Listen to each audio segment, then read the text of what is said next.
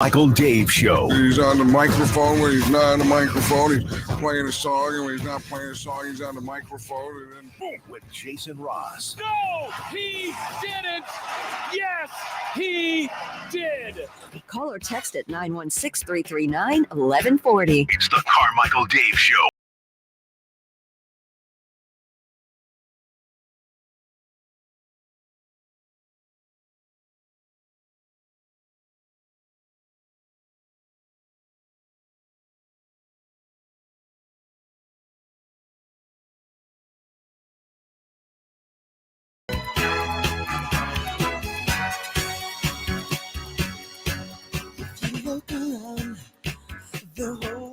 Good morning. Welcome in on this Thursday, February 22nd. It's almost Christmas. No, but yesterday walking around in the day in the sunshine, I'm like, oh yeah, almost springtime. Love it, love it, love it. It was cold, a little bit cold this morning, a little chilly, a little frost on the car. As we welcome into the show, Jason Ross, Chris Verlaud, Carmichael Dave will be back with us on Monday. Maybe. Yeah, maybe. As he and his family taking a trip to the East Coast. They moved from New York City, to Washington, D.C. How many people know what that is a reference to? Well, wait. Which reference do you think I'm talking about? The Pace Picante commercial. Yes, of course. I did think of you last night, Chris, because I was watching very rewatchable movie to me. It just was on, and I'm like, yeah, I'm on it, and so I just was watching for a while, and I was going to record the scene and then send it to you because this one that you and I do off air, just it's a random one, but oh gosh, now I've just forgotten the line, like the lead into it, but there's The Wedding Singer. Oh, I thought you were going to say Parenthood. Oh no, that's not on enough for me. I wish it was. It's on Netflix. What's that? It's on Netflix. Oh, okay. But I mean, Netflix. it was just I was flipping around the TV, and it was, for sticking your nose in other people's faces. The Wedding Singer, enjoyable. Billy Idol, random Billy Idol on the plane. John Lovitz. Even people are possessions to him. Yeah, he's looking around the plane, and Billy Idol gets it. I don't know. Very rewatchable movie. Julia Gulia. Hey, would you mind if I've never seen Las Vegas. No, but you can lean over me and look over the wing, when we get to the big city. Because the cart my elbows always get hit by the cart, the drink cart. And then she gets just. Anyway, enjoyed that. Very enjoyable, rewatchable movie. Welcome back into the show here today. That's a warm security blanket for me when I get to watch The Wedding Singer, if that's ever on. The Kings are back finally. All I want is for someone to hold me and say everything's going to be okay. Okay, everything is going to be okay. He's a good character, Robbie. I don't remember his last name. Robbie. I don't have it. But good cameo. Not even cameos. I love though that fact that do you know the story with Adam Sandler and all those people that are in just about every? Are those all high school buddies together? Or college. Okay, yeah. That's really cool. Like so many of those people, he's made wealthy, right? Yeah. I mean, which is cool in a sense. It's like it's given back to people he grew up with or connected with, and I mean they're not the featured players, but they all seem to have roles in these movies. If you ever listen to his old albums, his comedy albums, which is an insane thing to say, but they were all on those albums back in the day. With him, or he was talking about them? He was the different characters. They were the different characters gotcha. And everything like that. Yeah, but I mean there's consistently. Well, Steve Buscemi's in quite a few of his movies, and I think he met him a little bit later, if I'm not mistaken. He was in Wedding Singer. That might have been their first movie together. Yeah, I think so. Was that his first movie? Who? Adam Sandler? No, he did Billy Madison and Happy Gilmore before that. Oh, before that. Okay. Yeah, that's right. Because Wedding Singer was probably 90. I'm going to say 98. Okay. I'm going to say 90. You might be right. 90. Let me see. I'm going to say 90. I'll go with 96 so we can have a tie if it's 97. But I feel like you're right on that. 1998. Yeah. February 13th, 1998. Oh, We're almost on an anniversary, or we just missed an anniversary. Do you know when not Wedding Singer, Billy Madison and Happy Gilmore were? I'm going to say Billy Madison 1995 and Happy Gilmore 1996. Okay. I'll agree with you on those. Billy Madison might have even been 94, actually, now that I think about it. Billy Madison, February 10th, 1995. Uh-huh. Okay. Chris is on a run here. We're going for one more. Can he get the clean sweep? Happy Gilmore, February 16th, 1996. Wow, he's got something about movies in February. There's kind of a thought about movies in February. Like if you miss the those are like the throwaways. Yeah, the summer smash or the Christmas, like you don't have much of a movie, but those have all kind of become classics, I would say. I mean, for those that like that kind of silly comedy. But Mighty Ducks, 1992. Which Mighty Ducks? The original. Okay. I didn't say D2 No. or D3. I know you have a order of fast rankings, Fast and the Furious. Do you have an order of Mighty Ducks rankings? And 1, 2, 3. 1, 2, 3. Yeah. Karate Kid. Karate Kid is 3, 1, 2. Trying to think anything else you might have. Because Karate Kid with Jaden. No, with the silver. Oh, I forgot to throw in Next Karate Kid in there. Okay. That's the fourth one. Yeah. I don't consider Yeah. But the bad guy in 3 is one of the greatest villains ever. Oh, really? Yes. Who is it? I don't know. He's not like a like all I know him is Tony Silver. Okay. But he's like an insane person trying to destroy a high schooler's life. I'm looking him up. Karate Kid 3. Oh, okay. He looks like Terry Silver. Terry Silver. Terry Silver. Okay. Looks like a good villain. I mean, not in a good way, like he would play. Just showed up in the Cobra Kai series, and that just took it to a whole nother level. So that's what I would say that was my whole evening by any means. But that came on. I'm like, just enjoyable. Sometimes there's probably no value in rewatching movies because if you've seen them, you know it. I don't know, but it's comfortable. Because it's like, oh, this is a part where she leaves him. Yeah. And, oh, this is a part where the little kid calls her a name. Yeah. Just enjoyable. Adam Sandler there on the Wedding Singer there, getting kids to dance. There's a lot of likable, getting paid in meatballs to teach the old lady to sing. The best man, the better man. Good stuff. Today, we've got so much show for you today with the Kings being back in action. Here's our guest list for you today. We're going to be talking sports business. Good at business. At 7:30 with Kelly Brothers. At 8 o'clock, Sam Amick from The Athletic. He is going to join us. 8:30, Sean Cunningham. He will be joining us as well as we look forward to the last push here for the Sacramento Kings. And at 9, the radio voice of the San Antonio Spurs, Bill Schoening, will talk to us about the Spurs, about Victor Wembanyama, about tonight's matchup. So we've got Let's kick it. all of that coming up, and we are definitely going to kick it with you guys here today. You can reach us on the text line at 916-339-1140. Steve Buscemi was in Billy Madison. Oh, that's right. He was the kid that he used to make fun of. Yeah, and then it was his first movie Airheads?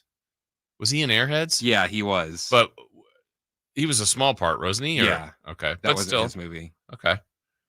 Good work, text line. We appreciate that. 916-339-1140.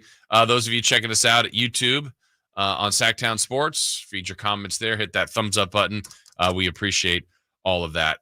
Speaking of other things, it was just the other day I'd heard this comedian say this, and it's so true. I had this on the way coming in grabbed a little bite before I left the house this morning.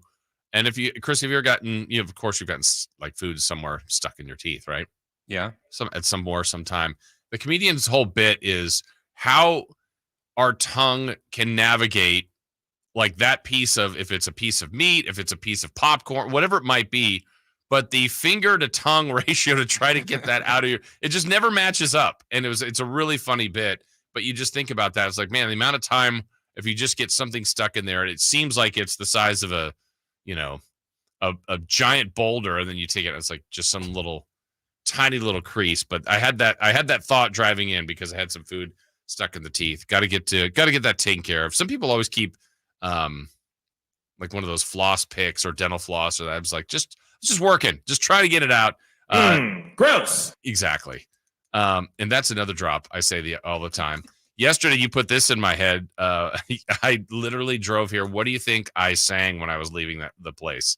Leaving what place? Here. Just there's no connection to the building, to the show even. It's something you said.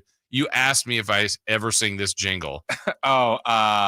Living places. Spaces. Yes, I don't know. I was halfway home and I just went, living spaces. Just made no sense. I don't think people realize working at a radio station, you get all of those. It takes things away from us. Like we forget things because these jingles are stuck in our heads all day. And they just happen randomly. I repeat them audibly, just out loud, and I get looks. My wife, a lot of times, sometimes it's worth explaining, sometimes it's not. She knows that commercial.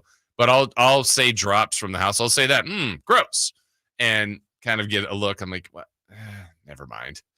And I think it's perfectly delivered. You know, when I say it, I try to say it right at the right time, like when you play them, and something will happen at the house, like, gross. Okay, weirdo, party of one. I've used that one too. I've got issues. I think we all know this. All right, we will get the show started. We've got Major League Baseball starting today, kind of, with spring training. And, of course, the Kings are back in action at G1C tonight against San Antonio. We've got all that to preview in Leading Off next. On the move? Got somewhere to be? Take Sacramento Kings basketball with you. The Sactown Sports app will let you stay connected to your passion. Never miss a moment of Sacramento Kings basketball with the Sactown Sports app. When accidents turn life upside down, AutoAccident.com is in your corner. Compassionate advice, loyal support, and the courage to fight for you. AutoAccident.com. That's AutoAccident.com. Are you ready for the deal of a lifetime? This week only during the President's Week sale, get ready to rev up your savings at Elk Grove Kia and ElkGroveKia.com. The doors swing wide open every day at 9 a.m., and we're unleashing the biggest selection of pre-owned and brand new vehicles you've ever seen. With so many options to choose from, you're sure to find the car of your dreams. But hold on to your seats, because here's the best part. Our prices are slashed to the bone, and they're so incredible that we can't broadcast them. You have to come down and see for yourself. Don't wait. This is a 1 week only event. And to make it even better, you can drive away with your dream car right on the spot. No waiting, no hassle. Just instant delivery right on site. Remember, the President's Week sale happens this week only at Elk Grove Kia and ElkGroveKia.com. Doors open at 9 a.m. sharp. Elk Grove Kia, where the biggest savings and the hottest wheels await during the President's Week sale, only at Elk Grove Kia. Capital Casino, conveniently located on 411 North 16th Street in downtown Sacramento. Let's do it. Leading off, the 3 top stories in the morning. Huge news. This is very important. Here's cut number 1. Fox against Sohan from Sabonis. Drives it, plants, reaches, scores. 41 points tonight, a season high for De'Aaron Fox. 125-118. That was the last time the San Antonio Spurs and the Sacramento Kings played. That was back in November, so it's been a while. Kings won in San Antonio 129-120 as the Kings had to do some work in that one to get the win. That was an in-season tournament game. Remember, the Spurs were in the Kings pool. Fox had a season-high 43 at the time. Victor Wembanyama scored 27, and the Kings ended up going 2-0 in in-season tournament Group C at that time. Sabonis 27 and 14. Malik Monk had 20. That was the Kings' 5th straight win at the time to get them to 7-4. The Spurs dropped to 3-9. So it's been a while since the Sacramento Kings, have played a game. It's been a while since the Sacramento Kings have played the San Antonio Spurs. When you look at the schedule, when you look at the standings, when you look at games ahead for the Sacramento Kings, this one would fall in line of one of the easier games on paper. Again, obviously, you don't play games on paper. We all should know this by now. We know the Kings should know this. This is something they've been talking about, trying to establish that consistency. But as far as records go in the West, nobody has a worse record than the Spurs. You're playing them on your home court. You're rested. You should be ready. Now, the same is in place for the Spurs. They're rested and ready. But this is a team that's won just 6 games on the road, 11 overall, but is more than capable of beating you. You have to have the appropriate amount of respect for your opponent. But when you start looking at what's ahead with the Clippers and then the Miami Heat, you got the Knicks a couple of times. You still go to Boston. You've got the T-Wolves, another game with the Thunder, Nuggets. I mean, just go all the way down the line. The Kings have far more difficult games on paper than the one they have tonight. So I feel like it's an important tone setter. There's a lot of games going on in the Western Conference tonight where teams are playing each other. So obviously someone's going to win. Another team's going to lose. You've got to take advantage of the teams that are going to lose tonight, move in the standings if you can win, and just get this going in the direction that the Kings think they can do. I mean, we heard and played reaction yesterday to Mike Brown, areas of emphasis that they're working on. Improve free throw shooting, defending the three, to go with what they've done well. I mean, sometimes we act like this season has been a total train wreck. It really hasn't been. It just hasn't been as enjoyable, I think, as everybody had it last year, right? Where it was the first time through. You were realizing they were definitely going to be a playoff team. Things also played out more in their favor. They played their starters and had a healthy lineup for the majority of the season. Other teams were experiencing injuries.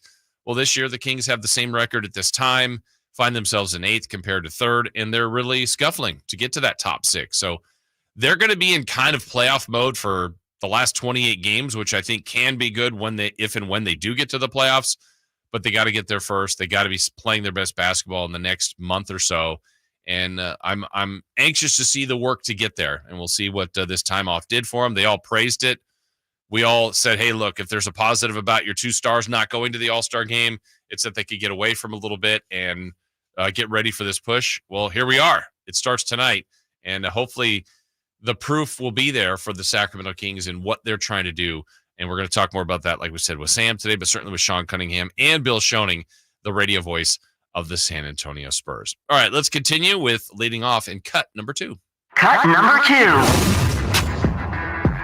Oh, he got another one! Get going! Ohtani has done it again! Santa Maria! Complete game shutout. Check. 2 homers in the nightcap. Check. I hope people are appreciating Shohei Ohtani enough. I don't think they are, obviously. I mean, I think right now with baseball's luster dimming amongst many, it's not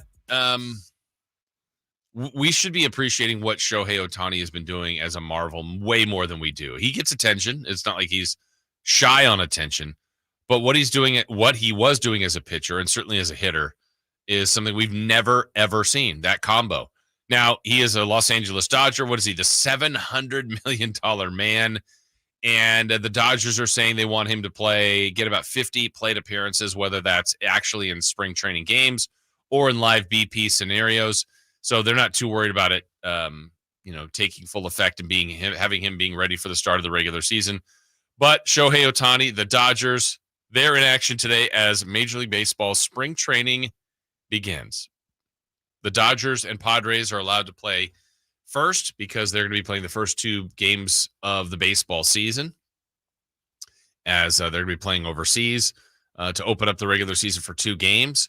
And Shohei Ohtani, again, I think probably bothers quite a few people that he went to the Dodgers. But if that allows him to get more attention, even though it's still the LA market, but I know that from being down there, it's different. Dodgers and 8 is just a different beast down there, even though they're separated by about 40 miles.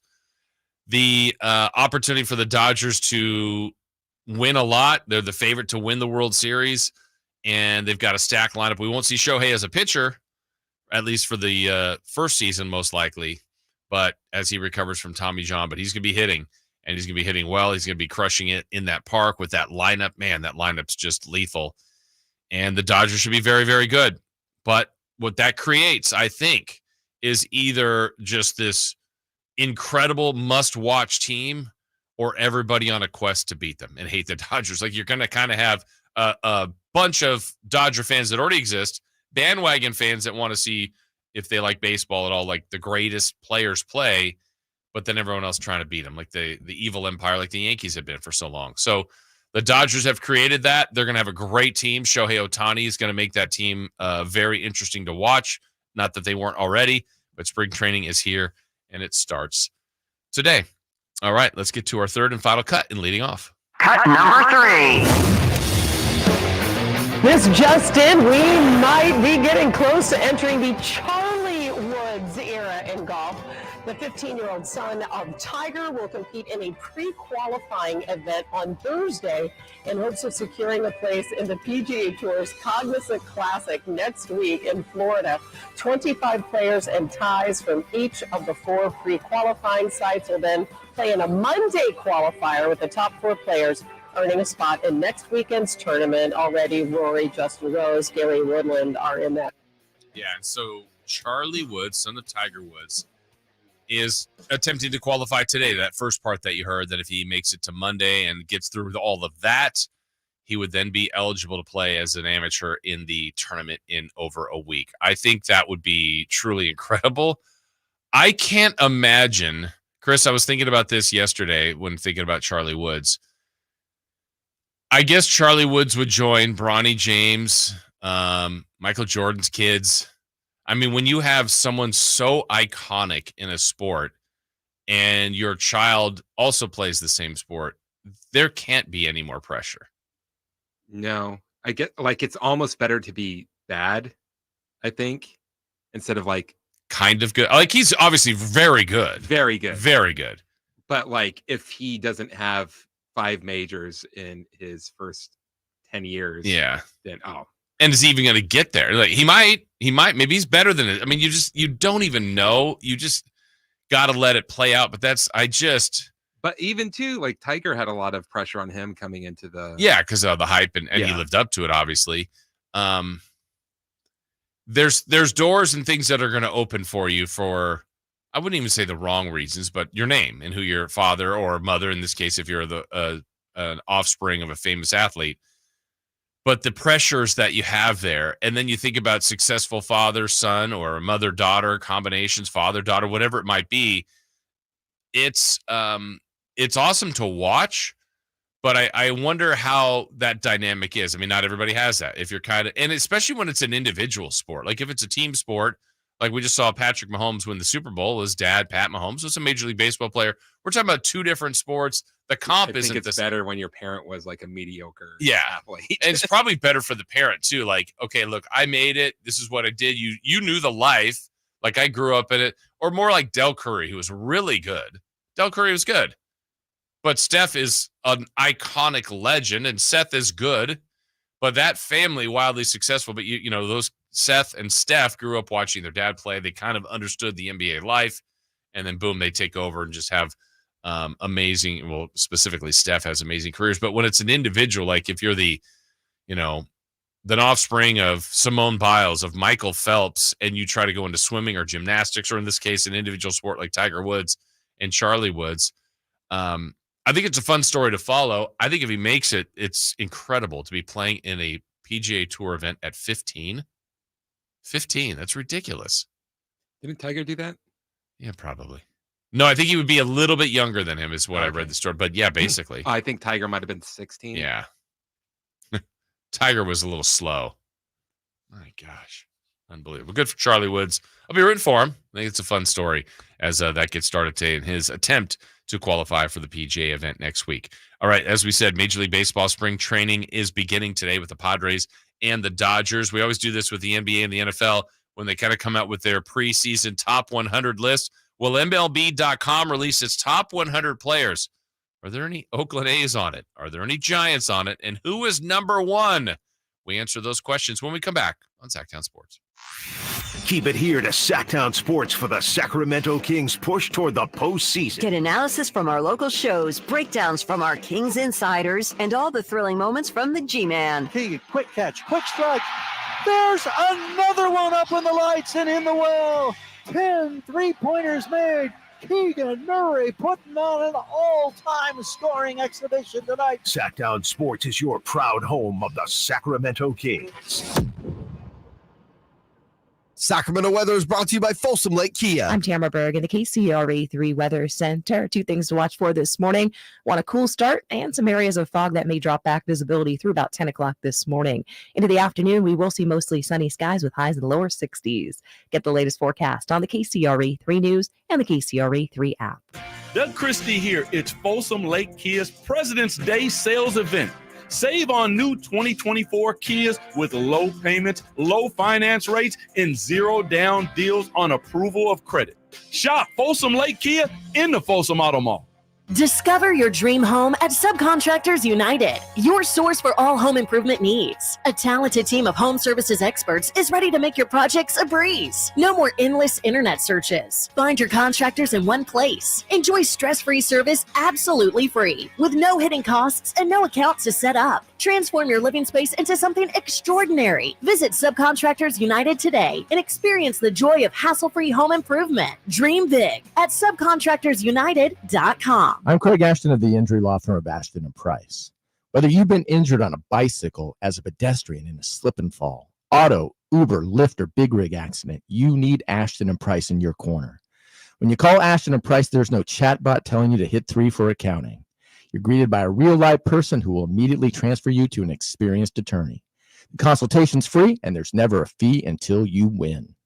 Remember, for the best advice, don't think twice. Call Ashton and Price. Carmichael Dave here for Jiffy Lube, your proud sponsor of the Drive of the Game. Listen to every Kings game for Gary Gerald's Drive of the Game call. Then listen to Jason and me the next morning for a chance to win a $100 Jiffy Lube certificate, courtesy of all the Jiffy Lube locations in the greater Sacramento area.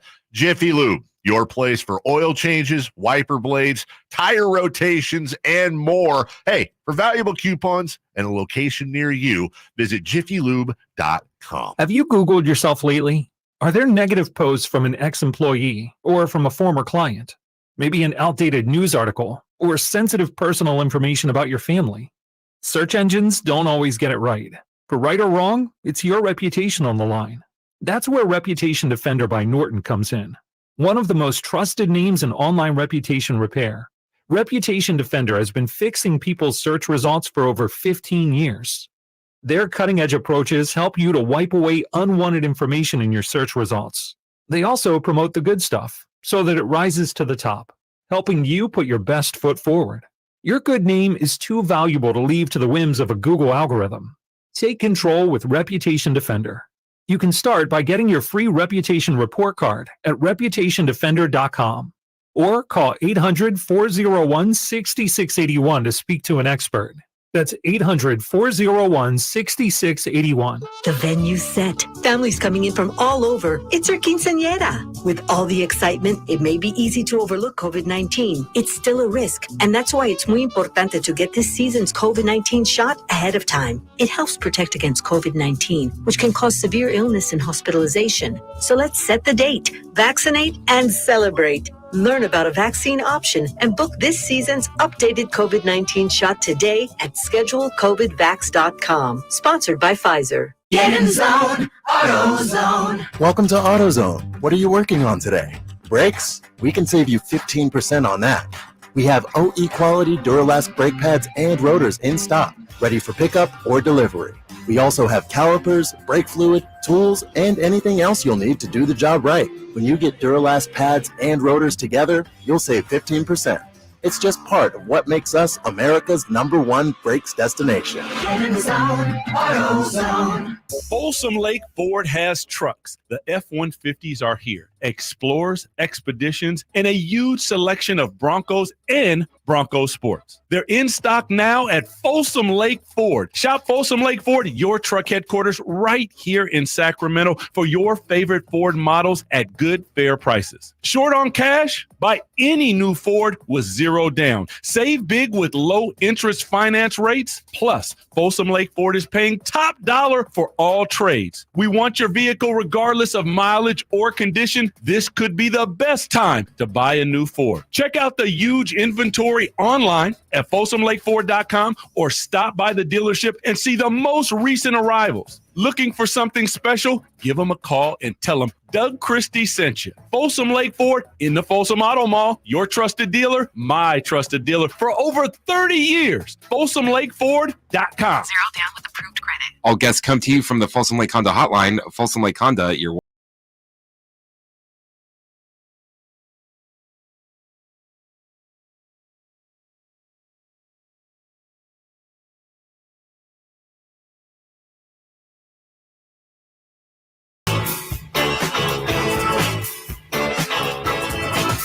Carmichael Dave Show with Jason Ross Call or text at 916-339-1140. on Sactown Sports.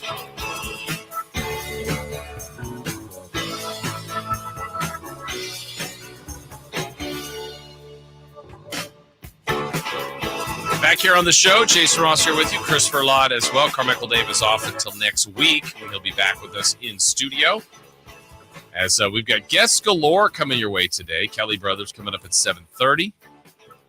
We'll talk sports business. Also, Sean Cunningham at Good business. 8:30. Sam Amick at 8. Bill Schoening, voice of the San Antonio Spurs.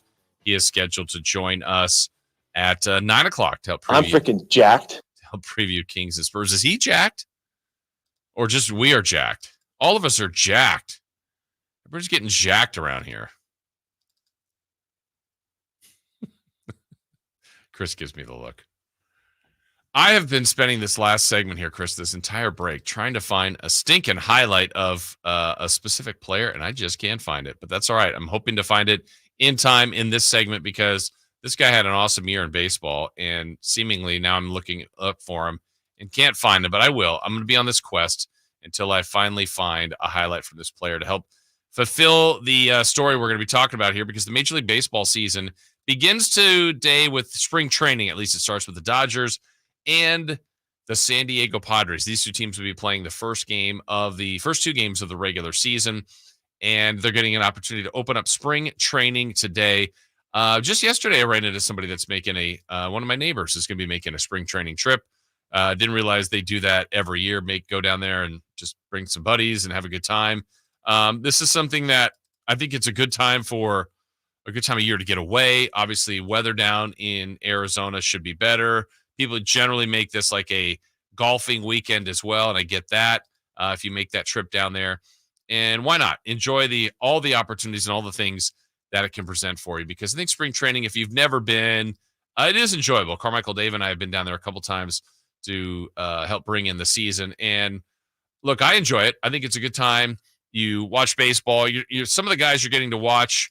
If you kind of follow it, it's nice to see some of the people at the beginning stages of their career. You can say, hey, I remember seeing that guy the first time. Wasn't sure he was going to become what he became. And then certainly you're going there to watch the people that you do know and appreciate and see what ultimately your team's season can be. So with that said, wanted to look at Major League Baseball and MLB.com and the MLB Network put together their top 100 list of the best players in baseball going into this calendar season. And this changes much like every other list in sports each year, because it's based on basically the year you had before and what the projections are for your year this season. And, I think you could figure out who the typical names would be near the top. But one of the things that caught my attention was the fact that there's still a few people on the top 100 list that are free agents. And that to me is a problem with baseball. Like if we were in the basketball season, anybody in the top 100 that was a free agent, I can't think of an exception, is scooped up and gone. Like day one of free agency, usually people are gone. Day two, the next big name. You might have a little bit of a weight on a few people, but for example, former Oakland A, Matt Chapman, former Toronto Blue Jay, he's still a free agent. Blake Snell, who's one of the good free agents in pitching. There's rumors for him on a lot of teams. He's still a free agent. I believe Cody Bellinger is still a free agent. These guys are all on the top 100 list, and that just doesn't seem right that you could have players of that quality,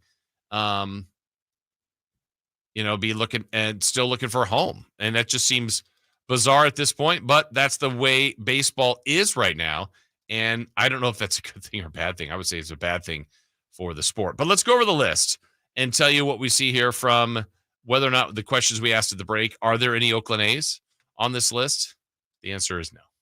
In the top 100, which I think was predictable to know that there wouldn't be an Oakland A, but there are former Oakland A's all over this list, and I just mentioned one right there in the fact that we don't see Matt Chapman on a team. So if we work our way from bottom to top 100, the 100th player, we're not going to do all in 100, is a phenom that I was infatuated with last year, was Elliot De La Cruz of the Cincinnati Reds. You move your way up through the top 100. We're going to see, let's pick a random number here. Let's go to 72, Christian Yelich, who used to rank really high in MLB baseball, but is down around the 70s. There is only one member of the San Francisco Giants, and it is noted Sacramento Kings fan, Logan Webb, who comes in at 42. Last year's rank was 97. So the Giants ace, and right above him, former Giants pitcher Kevin Gausman, is at 41. So we start getting into the top 20 of Major League Baseball, according to MLB.com top players. Bobby Witt, who got the big contract, paid handsomely for the Kansas City Royals. Adley Rutschman, catcher for the Orioles. We're at 18. Corbin Carroll had an incredible rookie season a year ago. Spencer Strider, the Braves ace. 17, Trey Turner of the Phillies. Austin Riley of the Braves. Jose Ramirez. There he is. Matt Olson at 13, former Oakland A. Mike Trout is number 12. Some still consider him one of the best, if not the best player in baseball, but they have dropped it to 12. Bryce Harper is number 11. And here's your top 10, according to MLB.com and Major League Baseball. And here's where I think the sport is in good shape. You got some young players and some familiar faces in the top 10. Julio Rodriguez, center fielder of the Mariners, they put at 10. Yankees pitcher Garrett Cole is at 9. Yordan Alvarez is number 8, according to MLB.com. Juan Soto, the new member of the New York Yankees, who was ranked 12th last year, is now number 7th. He'll play right field for the Yankees. Corey Seager, who had an incredible postseason and really has for the World Series champion Rangers. He is at 6. Freddie Freeman, the Dodgers first baseman, at 5. Number 4, dropping from number 1, Shohei Ohtani. All the way from number 1. Yeah. They drop him to number 4. Why wouldn't Shohei Ohtani still be number 1? Because he can't pitch. Because he can't pitch. Now he's just a boring old regular hitter. Mm-hmm. That's all he does. 10 years, $700 million to hit. Let's see. He drops to 4. Number 3. Let's pay him some respect and all rise. And the pitch swung on and hit in the air to deep center. That ball is high. That is far. That is gone. It's a grand slam to dead center. By Aaron Judge. Yes, Aaron Judge is number 3. I know there was some news about Aaron Judge yesterday when last year he got hurt in that game at Dodger Stadium, smashed his toe into that fence and that concrete lower portion of the wall there at Dodger Stadium. Says his toe is going to need constant care for the rest of his career. That ligament, that's not good because he's got many, many years left on that big contract. Number 2, Mookie Betts. Hey, he was a former Red Sox. There was a guy you had once, Chris, for your team. Mookie Betts at number 2. And number 1 on Major League Baseball's top 100 list, this guy. 1-2 pitch on the way. There's a fly ball to deep right field. Going back to the wall, Suzuki rattled into attack mode. It's a 2-run homer. From Ronald Acuna Jr. Acuna Jr. has been listed as the number 1 player in baseball last year. He's ranked number 25. Last year, just an amazing year on his MVP year. Hit that 40 and 70 mark, the 40-70 club. 40-plus homers, 73, I believe, stolen bases. And stolen bases were back in a bit last year. I don't know if that's for everybody on the years where now we have homer or nothing, launch angle and all that. Feels like it's a little bit of a transformation. We're finding a few more speedsters in baseball too. So I'm anxious to see if there's a little bit of a slow transformation, not in small ball, but because people still want home runs, but maybe a few more guys swiping bags, which I think will be good for the sport. I think get things in motion, get some activity, get people interested. If people chase records, I don't know if anybody's going to catch Ricky Henderson, but why not go for it? Because that's a pretty prestigious mark. All right, so we thought we'd take a look with Major League Baseball spring training beginning today with the Padres and Dodgers. But again, no A's on that top 100 list. We did see Logan Webb in the top 50 from the top 100, and your top 5 again in Major League Baseball, according to MLB.com. Freddie Freeman 5, Shohei Ohtani 4, Aaron Judge 3, Mookie Betts 2, and Ronald Acuna Jr. number 1. All right, the Kings are going to be back in action tonight. There's some question marks a little bit. I know Fox was listed as questionable. Domantas Sabonis missed practice with an illness. Let's hope he's able to go. We got some audio from Kings practice yesterday. We'll hear from Harrison Barnes, Malik Monk, Coach Mike Brown. We'll do all that as the Kings continue to discuss what was good for this team on the break and what other things we can expect going forward. We've got all that coming up here on Sactown Sports. Subscribe to Sactown Sports on YouTube and watch the Carmichael Dave Show with Jason Ross, Stiles and Watkins, and the Drive Guys. Live Monday through Friday from 6 to 6. Plus view archive shows and exclusive content. Subscribe at youtube.com/Sactown Sports. Hey, it's Carmichael Dave asking you, are you feeling the pain of paying more and more for your gas? PG&E has increased their rates 4 times in the last 5 years, and the new forecast says PG&E customers may see their bills increase 32% by 2026. The good thing is there are steps you can take to protect yourself from these rate hikes, and better yet, American Energy may be able to help you completely eliminate your gas bill with a new ultra-high efficiency comfort system. Did you know SMUD offers huge rebates to eliminate your old gas guzzler? They can help you guide through the whole process. Seriously, listen to me. You go to the SMUD website. There's tons of rebates available, but it is confusing on how to do it. Listen to these rebates. $2,500 from American Energy, $3,500 from SMUD, $1,000 from Caltech, $2,000 home system upgrades. That's $9,000 in rebates. Let American Energy help you out at 916-520-9990. Call 916-520-9990 now. For John's 60th birthday, his family planned to drive down Old Route 66. But the trip took a detour when his wife got sick with RSV. It's a highly contagious virus that can lead to breathing problems and hospitalizations. This year, we don't want to cancel our plans. We're protecting ourselves with Pfizer's RSV vaccine, Abrysvo, respiratory syncytial virus vaccine. Abrysvo, a vaccine to prevent lower respiratory disease from RSV in people 60 years and older. It's not for everyone and may not protect all who receive it. Don't get Abrysvo if you've had an allergic reaction to its ingredients. A weakened immune system may decrease your response. Most common side effects are tiredness, headache, injection site pain, and muscle pain. For full prescribing information, please call 1-844-989-7284 or visit abrysvo.com. So don't wait. Ask your pharmacist or doctor about Pfizer's RSV vaccine, Abrysvo, because every breath matters. Guys, want to lose weight, improve your performance, and increase your drive? Revive Men's Health Sacramento can help you address the root causes of weight gain, low energy, poor drive, and performance issues. And since your testosterone level has a direct impact on your weight and fitness, we'll give you a free T-check and free exam at Revive Sacramento. Imagine upping your game, losing weight, and getting in shape all at once. Revive can help you make it happen with our new cutting-edge weight loss medications, like your favorite athletes and celebrities use. They're affordable and available now. Weight gain and low T are treatable conditions. We know we can help you. Take that first step and book today. You're only one step away from getting in the best shape of your life. Call Revive Men's Health at 916-277-8599. That's 916-277-8599. Or visit ReviveMen'sHealth.com.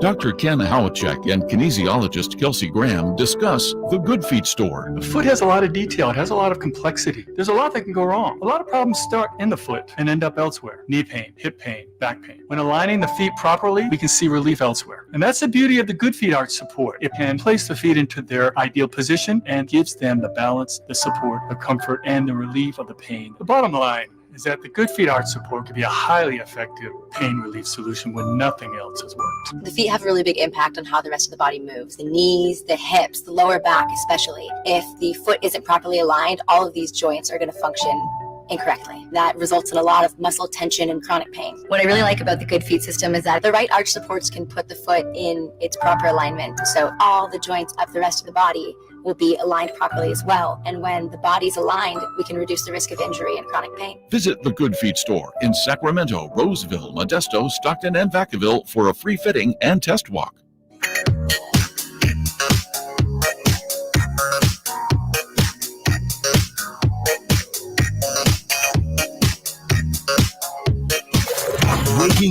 up with the best in local sports. They just make it interesting, you know? It's the Carmichael Dave Show with Jason Ross on Sactown Sports.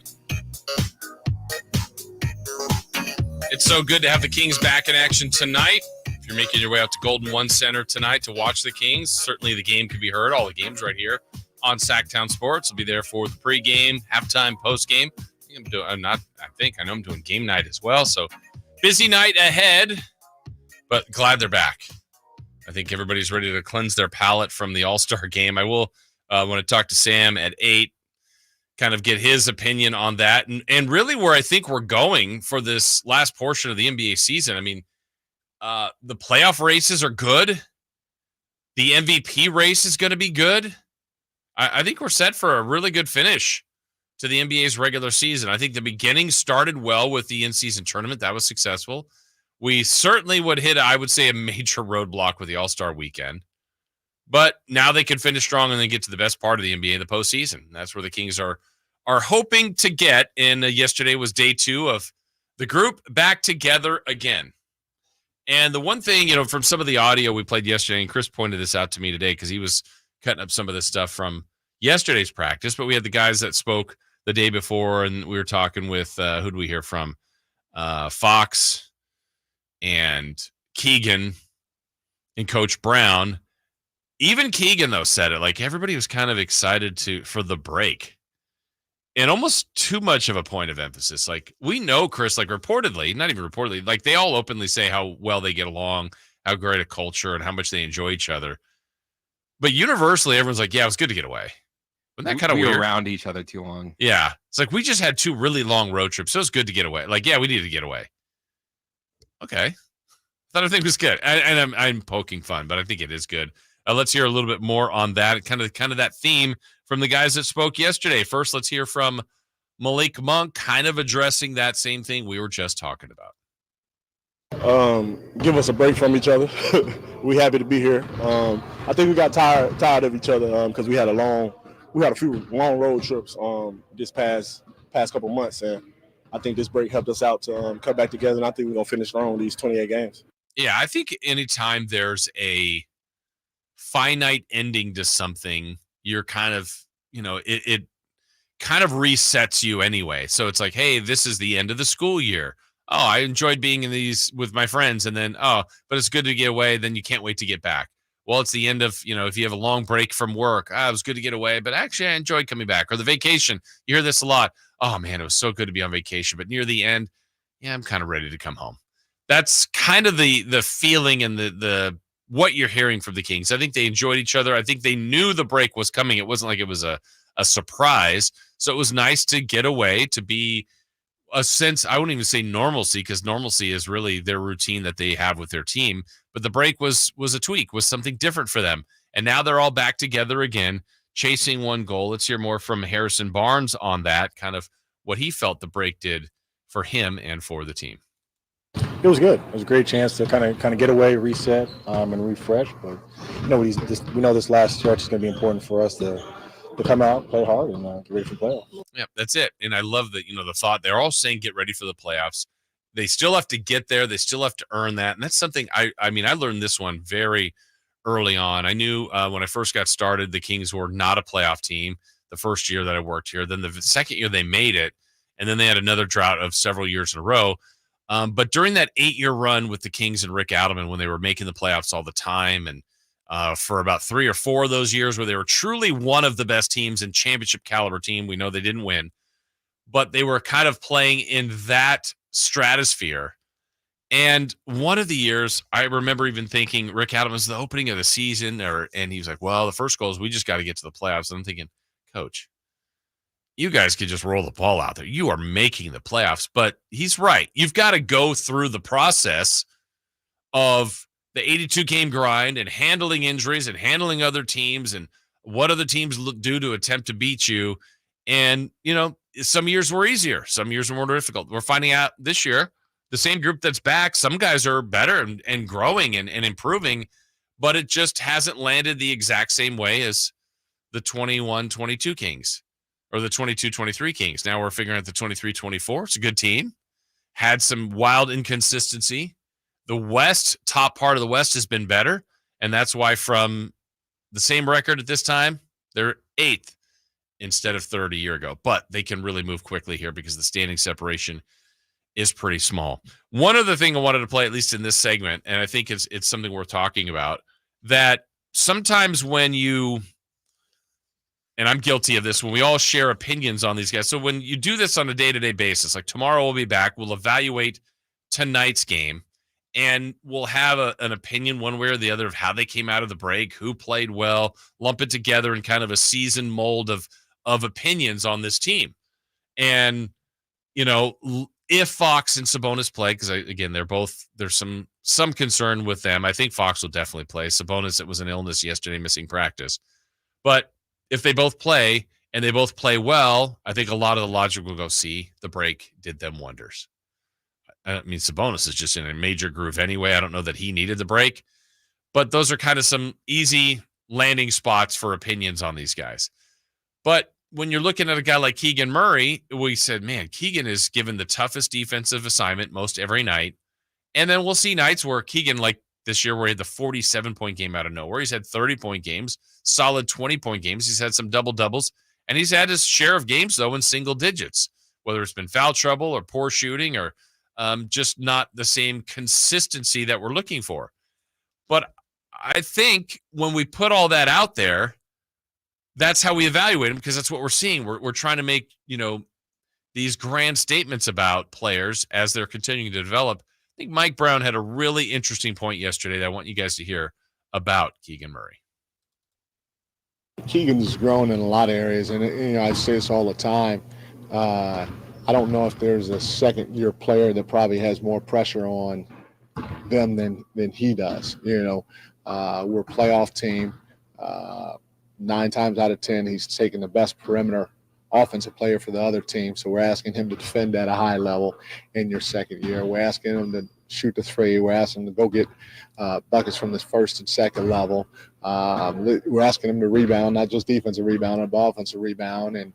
And the pressure's there for him to do it on every play while understanding that we're a playoff team. And again, if you look at the guys drafted around him, I'm not sure if any of them have been in the playoffs yet, let alone have the pressure of the things that I just mentioned that Keegan has. So he's grown in a lot of different areas, not just one specific area. And in my opinion, he's just going to continue to get better, which is a benefit for this organization and the city. He's so right on what he's being asked to do this early in his career. And if you do look at the people around him that have been drafted higher than him, if you look at that group of Jabari Smith, Chet Holmgren's going to get likely his first taste of the postseason. And Paolo Banchero, same situation. Keegan, though, was a starter on a playoff team in his rookie season. A starter. And asked to be a very important piece in the Golden State Warriors series. Comes back this year. Now is guarding people from LeBron to Kevin Durant to Shai Gilgeous-Alexander, Luka Doncic. He's guarding the opposing team's best player. And that's not being asked of a lot of these other guys, of Jaden Ivey, of Shaedon Sharpe, Dyson Daniels, Johnny Davis, working your way down the line, Benedict Mathurin, all important pieces to some of these teams.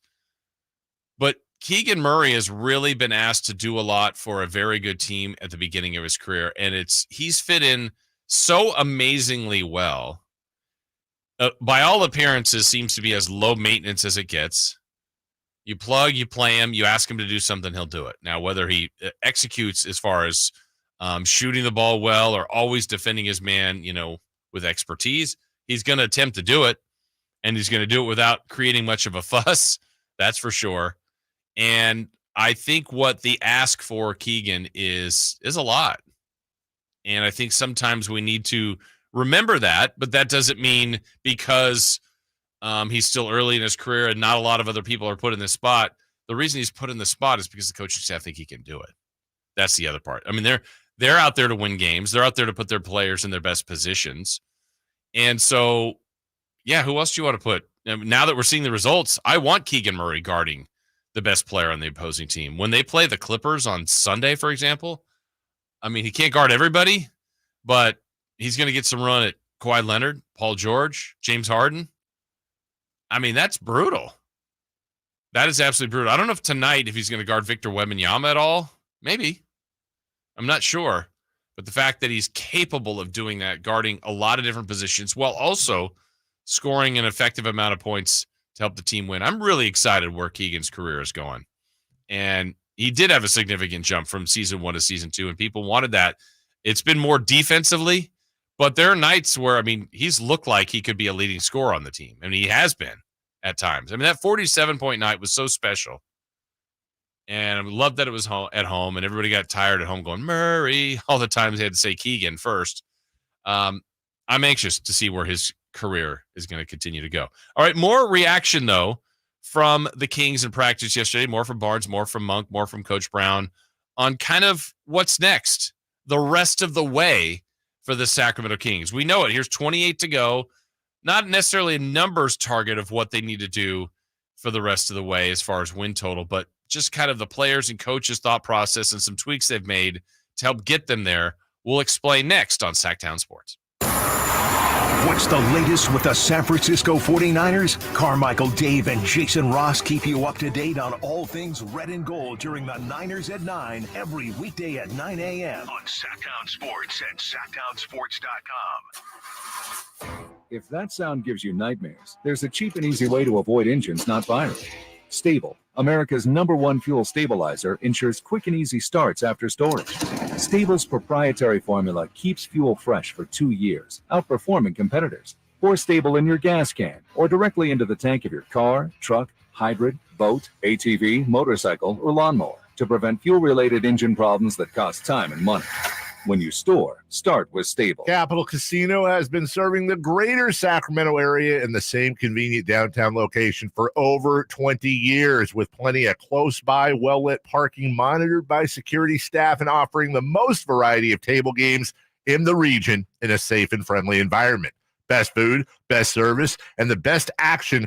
That's Capital Casino. For more information on tournaments and gaming, check out their website at capital-casino.com. And please remember to gamble responsibly. 1-800-GAMBLER. Discover your dream home at Subcontractors United, your source for all home improvement needs. A talented team of home services experts is ready to make your projects a breeze. No more endless internet searches. Find your contractors in one place. Enjoy stress-free service absolutely free, with no hidden costs and no accounts to set up. Transform your living space into something extraordinary. Visit Subcontractors United today and experience the joy of hassle-free home improvement. Dream big at subcontractorsunited.com. This year, Dell Technologies wants to help you do amazing things with their best tech. For a limited time only, save on select next-gen PCs like the XPS 13 Plus, powered by Intel Core processors, and more. Plus, curate your dream setup with great deals on select monitors, mice, and more must-have electronics and accessories. When you shop online at Dell.com/deals, you'll have access to leading-edge technology to match your forward-thinking spirit and free shipping on everything. Again, that's Dell.com/deals. Every day, Cintas service reps help businesses get ready for the workday. They provide freshly laundered workwear delivered every week. Mats, mops, restroom and cleaning supplies. First aid and safety products to help your employees stay safe. They even test and inspect fire extinguishers and emergency lights. Cintas helps keep your business running smoothly. See what Cintas can do for you. Visit Cintas.com. Oh, I'm ready! And get ready for the workday. I always wanted to learn Spanish, but I never thought I'd have the time. Then I discovered Babbel. Babbel's lessons are fun. They only take like 10 or 15 minutes, and in 3 weeks, presto, you're starting to speak another language. Like magic. I love that Babbel's lessons aren't just robots talking. They're voiced by native speakers, so you get the pronunciation just right. And they're designed by real language teachers, so you learn how to have real-world conversations, things you'll actually use. It's incredible. After using Babbel, I'm ready to start having real conversations in French. There's all kinds of ways to learn. Use Babbel's podcasts or games or videos. You can even join live classes with a language teacher. If you want to learn a language, there's no faster, easier, better way than Babbel. Babbel, Babbel. Babbel. Évidemment. Babbel. Language for life. Celebrating 10 million subscriptions sold. Go to Babbel.com and start learning a new language today. That's Babbel.com. Start learning a language today at Babbel.com. Country in the Park is back May 17th and 18th at Cal Expo with Brantley Gilbert, Dustin Lynch, Jay Cohen, Walker Hayes, and more.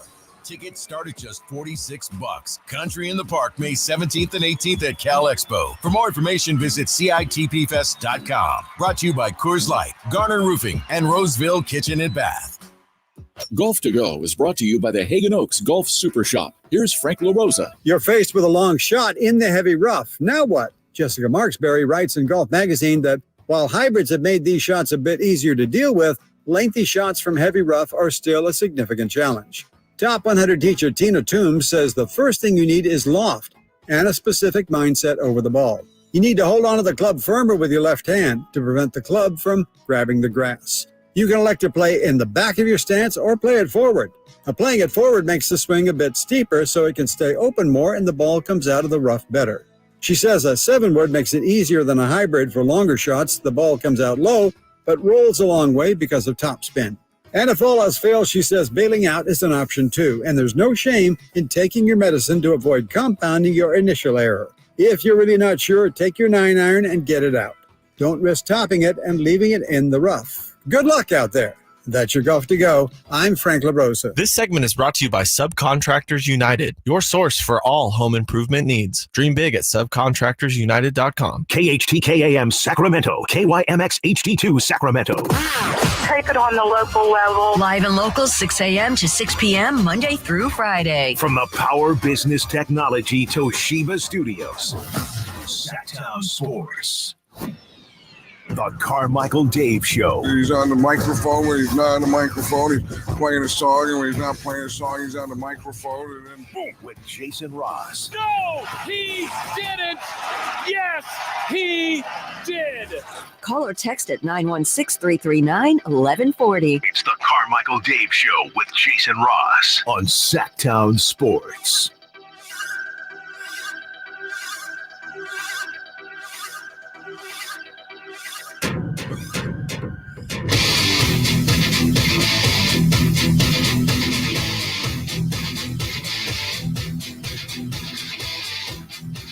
So we start the 7 o'clock hour here on the show. Jason Ross, Christopher Laudno, Carmichael Dave. He's back on Monday. Kelly Brothers later this hour. Sports Business. Sam Amick, Sean Cunningham, Bill Schoening, all to join us before 10 o'clock. Styles and Watkins will be in as we will have celebrity birthdays, a little crosstalk with them to wrap up the show. The number to start this 7 o'clock hour is 14. And the number attached to that is 14 million, because I could give you 14 million guesses as to what Christopher Laud told me during the break as what he's I hope you enjoy the game tonight. It's Kings Spurs, because they will be here again on March 7th. And if I gave somebody 14 million guesses as to what Chris was doing on March 7th, why he will not be able to see the Kings Spurs. But like, if you gave a list of different things happening that night, I'm pretty sure different. That would be like the first guess. The first? Yes. No. Okay. Well, I mean, because you could be talking about any kind of movie, anything. Yeah, that's true. So I would guess all the things. So Chris, no, because like this just pops off the page. Well, it'd be so random. I'd be like, well, you couldn't make that up. You must be going to this. So what are you doing on March 7th? It's called a Edgar Allan Poe speakeasy. Okay, please explain. So apparently it's people performing different poems from Edgar Allan Poe stories, and they make like craft cocktails to go along with that part you'll like. Each story. Yeah. Interesting. Yeah. Well, it will be a night you'll remember. Yes. Yeah. Okay. But I would have never guessed. Good for you. That's why I kind of paused as I was telling you. You're like, well, what are you doing? And I go, wow, you suddenly don't want to tell me. And I was like, no, it's not like I don't want to tell you. But then you just said, I'm like, I would have never guessed that. Where's that, by the way? It's a speakeasy, so I can't tell you. Oh. It will be in Midtown. Okay. Kings are in action tonight, taking on the San Antonio Spurs. We heard a little bit of reaction from the players and coach in our last segment. We got some more here for you as the Kings are working on some things here the last 28, right? The standings watch is going to happen every night. We're going to do that on the show. We'll keep you up to date on kind of what's going on with the Kings. Obviously, win as many games as possible. That's goal number one. Get yourself refined and tightened up as best as possible so that if you get to the playoffs, you're ready and you can handle whatever is presented to you, because it does become a different entity. It's way more physical.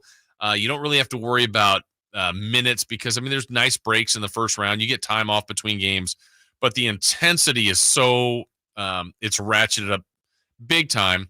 And then you're just locked in on one opponent, and you are finding the coaching detail in the postseason on film study, on angles that each team can have to benefit them is so amazing because, you guys saw it last year, and there's a reminder every year, but now once you lived it, and I said this story last year, I remember this so well. Game 1, Kings-Warriors, and it was maybe possession 1 or possession 2, and it's a play that you see all the time in the Kings game where Sabonis would get the ball at the top of the key, just turn, hand it off to Herter coming off the screen, and usually Herter's got a gap, he's open, can shoot or dribble, drive, create, but that's kind of an opening set in a half-court look for the Sacramento Kings. So they're playing game 1 of the playoffs, and Sabonis is already pushed off his spot, so now he's outside the arc by, I believe it was Looney or Draymond, but I think it was Looney.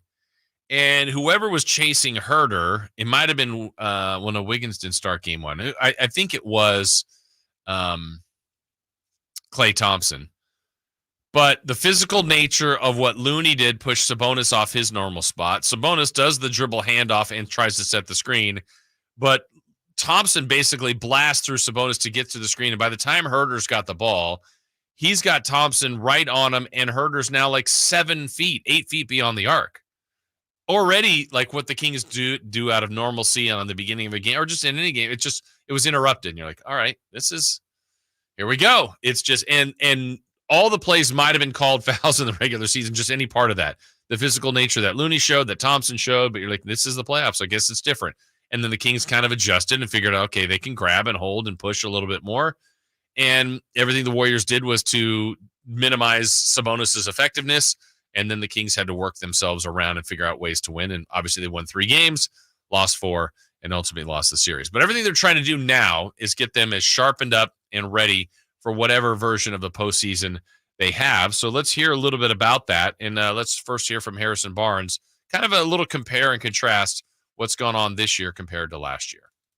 Everything's different, right? Last year, I think we were one of the healthiest teams in the league. I think our starting lineup played, more minutes than any other starting 5, out there, right? So I think for us, every year is going to be different, but just continuing to lock in our identity, trusting that shots are going to fall, trusting that, how long we take care of the basketball and, continue to move and rely on the ball movement to create shots as opposed to just individual guys. I think would be just fine. Yeah, I think, there's so much talk about the Kings' areas of weakness. So we've talked about free throw shooting yesterday with what Coach Brown said, improving the defense overall, but certainly the defense defending the perimeter. I still think the offense can be sharpened up. I really do. I think they've been good. Last year they were special. Now the rest of the league, though, it's kind of this revolution of offense and scoring where the Kings' all-time great offense a year ago is already, 10th, I think, this year. There would be that many teams that have passed what they've done last year. But the Kings, I still think, can be sharper. They live around 30 assists, which is great. If they get to 50% shooting, hit their threes, they are tough to beat. But that's where you want to have some defense, too, if you don't have those kind of nights where you can count on a few other things. So what is needed? How do they get there? Let's hear more from Harrison Barnes on kind of chasing that elusive consistency. It doesn't sound like a broken record, but I think it just comes down to consistency. I think we've shown in moments and small stretches of the season who we want to be, who we can be, and I think it's just a matter of replicating that. I don't think we have to necessarily go out and reinvent the wheel or do anything crazy different. It's just a matter of can we get that performance night in, night out, whether we're playing a top team in the league, a team that's out of the playoffs, a team that has their starters, a team that doesn't. I think that's our challenge moving forward is can we put forward the same effort every single day. And one of those games that falls into that is tonight. A top team or a bottom team. They're playing a bottom team. Now, they can't look at it that way. They know they're going against a special individual in Victor Wembanyama. But the Kings have lost to some of the bottom teams, Portland, Detroit, Charlotte. They can't let another one of those slip away based on knowing who's playing each other tonight, knowing that some teams in the West are going to lose. We're going to get a lot of these Western Conference matchups each night. So obviously someone's winning, someone's losing.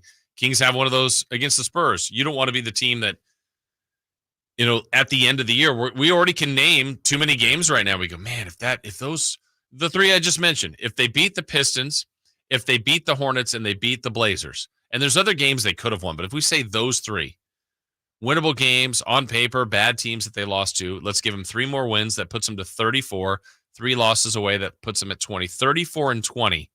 Right now they'd be in 5th place with a little bit of a cushion, a game and a half ahead of Phoenix, and right on the heels of the Denver Nuggets. We would be thinking a little bit differently of the Sacramento Kings on those 3 games. That's it. And we know there's more. The Bucks game could have gone their way. The Suns game that they blew the big lead. There's more. But it didn't work that way. And so now those have happened. You can't take them back. You can't worry about that. You've got to now make sure it doesn't happen again. And tonight's an opportunity to get yourself started in the right direction, pointed in the right direction, and keep it going with what really is going to be a difficult schedule ahead. All right, so now how are they working on it? What are they doing to get better at these things that Coach Brown addressed yesterday with free throw shooting, improved 3-point defense? Here he addresses some of those tweaks. If something's not working, you may have to change it up, and like we haven't shot the ball well from the free throw line. So we're shooting more free throws in practice than we ever have. And, defensively, we're not good defending the 3-point line.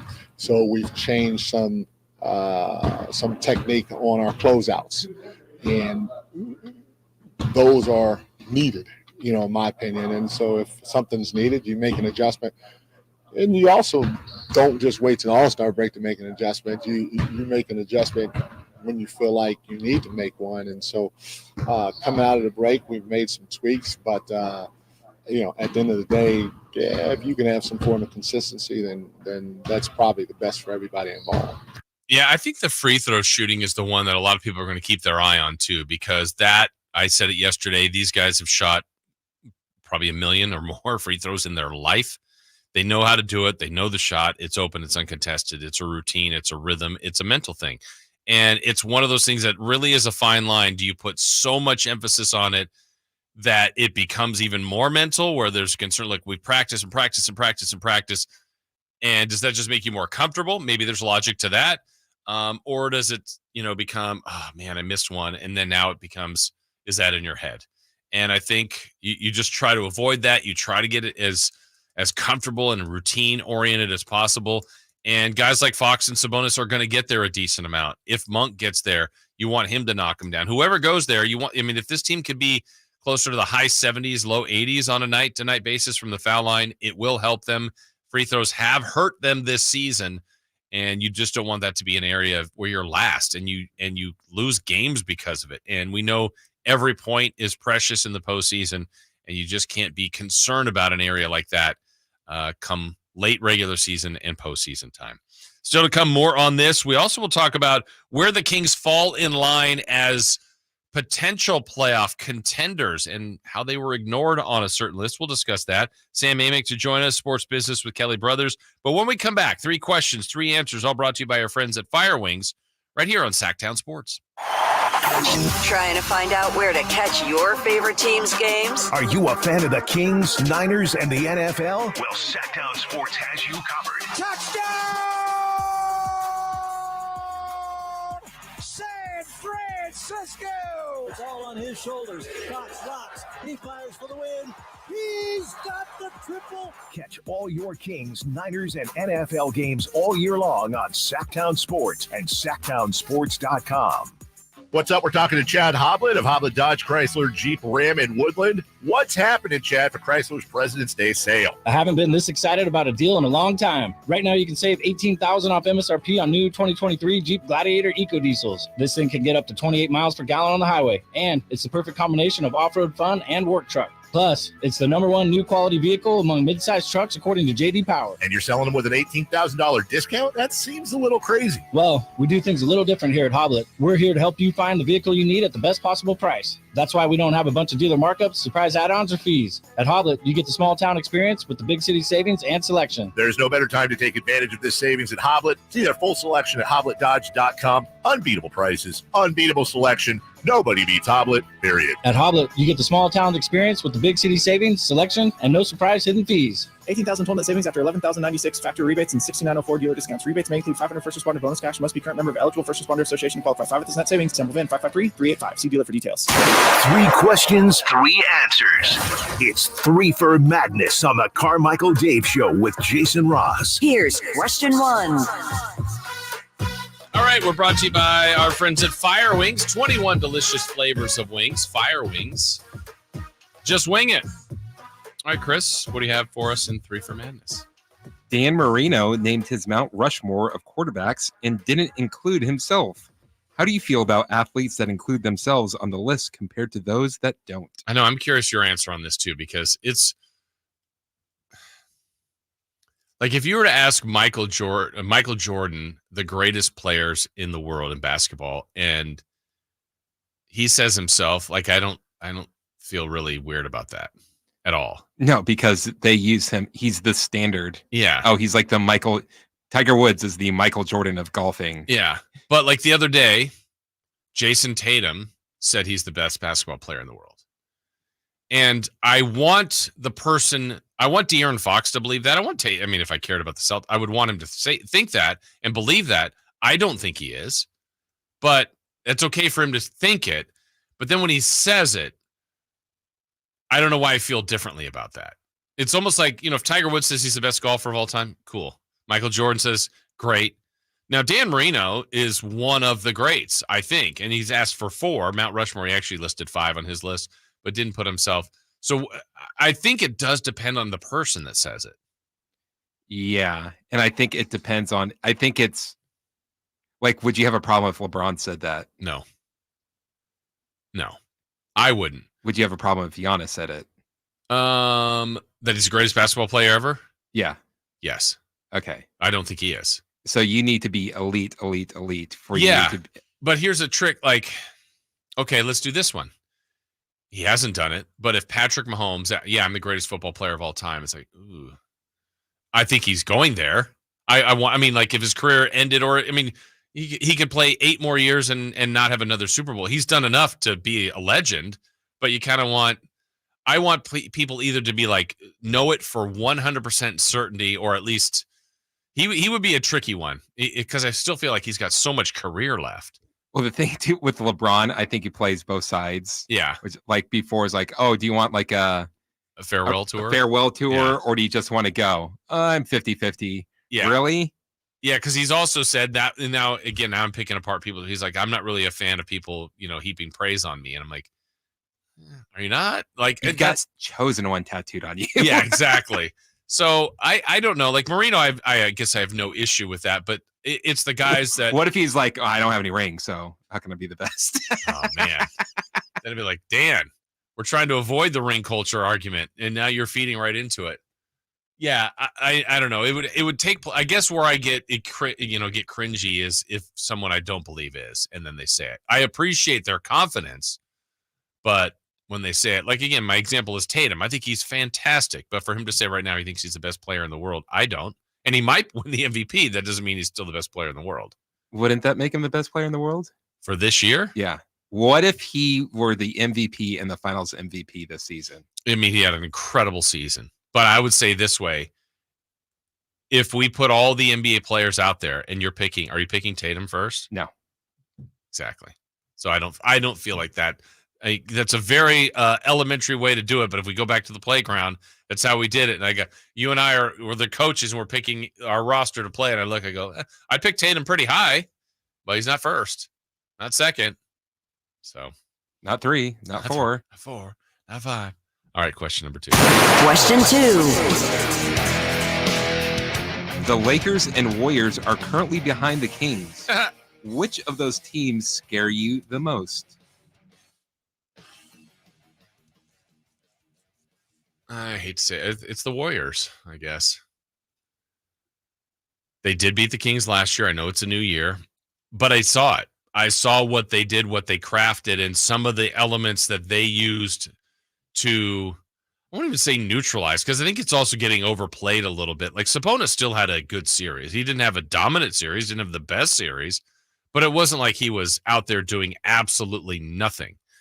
But Looney's still there. Draymond's still there. Some of the pieces, and obviously Steph Curry is still there. So some of the pieces that they found a way to, and they did it on the road. Like, a lot of things were against the Warriors, and not a lot. A few things were against the Warriors in that series. And Kings jumped out 2-0, so they had to win 4 of 5. Kings saved the season and won Game 6. Coming home to play Game 7, Steph scored 50. Obviously, if they met up with the Kings, they would play better in the second half, and they've been playing better lately. So I would say them, and it has to go along the same lines. Chris, I thought, like, if the Kings beat the Warriors last year, I think they would have beaten the Lakers. Now, I have no way to prove it. I had a few Laker fans like, you don't know that. I said, no, I don't. But if I was predicting, I think they would have.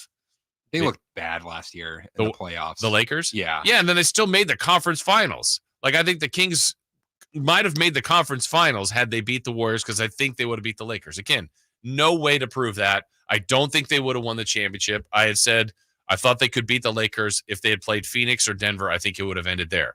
But how great would that have been? Now, none of that happened. So kind of on the same line of thinking, yeah, LeBron would be a problem, AD and all that, but the Kings have, I think, generally played the Lakers better than they've played the Warriors. They still have 2 more matchups with the Lakers, and maybe my mind will be changed after that. But given the option, I guess I'm more afraid of the Warriors than the Lakers. Do you have one for you that's more troublesome of the two? The Lakers. Oh, it's the Lakers. So why the Lakers? Because in the words of Charles Barkley, the Warriors are cooked. Okay. All right. Question 3. Question 3. On this date in 1980 was the Miracle on Ice, where the United States defeated Russia 4-3 and would later go on to win the gold medal. Many consider that the greatest sporting event of all time. Where would you rank it? I mean, again, now we're going back to rankings. On the list, near the top, I do remember it, not very well, but I do remember it. And I get the scope of it. I paid my taxes. What it meant. I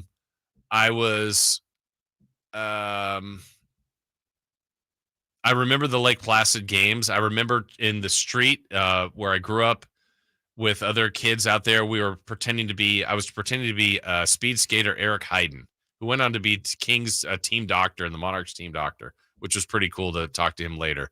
But people were skating in the streets like that. That was a thing that I do remember. But in the hockey team, I remember when they won. I don't remember the gold medal game. I probably would have ended up watching that if they had had this historic win in basically the semis to beat Russia.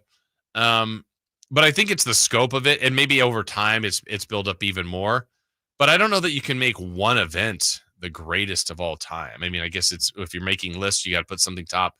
But Chris, for someone you weren't around, like, do you allow yourself to put that as something that high of something you didn't see or weren't around for? No. Yeah, that's a little bit of a tough one for me. I mean, it was around, remember it vaguely, but it's just, I like to include things that I've been a part of or been around. Doesn't mean that's the exact way to do it. That's the way I do things more so. And then is it so big because it was such an upset? Probably. So then are you thinking like biggest upset? Yeah. Does that make it different than greatest event? I mean, I think there's the patriotism of it. I was just going to say the Patriots and the Rams. That's significant. I mean, there's so many different things though, but it's like, that's the United States. So now it's country. You're rooting for these amateurs at the time too. I mean, it's great. It's amazing. I think Al Michaels' call is iconic. But man, 1980, that long ago, this day, that's pretty cool. And I don't know that is there anything else nowadays that could cause that kind of upset feel here in the States? Like, what was you'll know this better. I know that story was really big a few years ago, and forgive me for, I'm not remembering the soccer team that was like one of the biggest upsets ever. Leicester City or something? Oh, yeah. So what was the relevance of that? Like, why was that so amazing? They were like 5,000 to 1 odds of winning. They just got promoted a couple years before. They just like avoided getting relegated the year before. And so they got in and then they just got hot. And like not even like they won it with games to go. They just like ran away with it. Yeah. It wasn't even close. And have they done anything since? They're in Dave's league now. Really? Yes. Wow. So a comp in the NBA or NFL or baseball, what would that be? I mean, nobody's relegated, but of like that change to what they did. Yeah. Hmm. I mean, would it have been like the Kings last year winning it and then going back and being bad for 17 years again or something? Like winning it out of nowhere. Bad. Okay. But that was still pretty significant. Yeah. But I don't know if we could have something here in the States like that again, like Team USA had. I don't know. Like, I would think it would be the World Cup. It would be like the United States World Cup beating Argentina in the World Cup or Brazil. It would be United States beating Brazil in the semifinals. Because what's the farthest the men's group has made now? Is the 16 they've made. They made it to in 2002, they made it to the quarterfinals. Okay. And the women have won, and then this last time been upset, but yeah. Huh. Well, iconic moment, certainly one of the best in sports history on this date in 1980. All right, still to come on the show, let's talk about some business with Kelly Brothers, sports business with Kelly. Good business. Coming your way next on Sactown Sports. Our first year as the radio home of the San Francisco 49ers is one we will never forget. Going deep down the sideline for Are You? He's got it, and he's gone. 10, 5, touchdown! San Francisco! Ayuk is on fire! Congratulations to the 49ers on a terrific year. And thank you for so many wonderful memories. Sacramento weather is brought to you by Bonnie. I'm Tamara Berg in the KCRA 3 Weather Center. 2 things to watch for this morning. Want a cool start and some areas of fog that may drop back visibility through about 10 o'clock this morning. Into the afternoon, we will see mostly sunny skies with highs in the lower 60s. Get the latest forecast on the KCRA 3 News and the KCRA 3 app.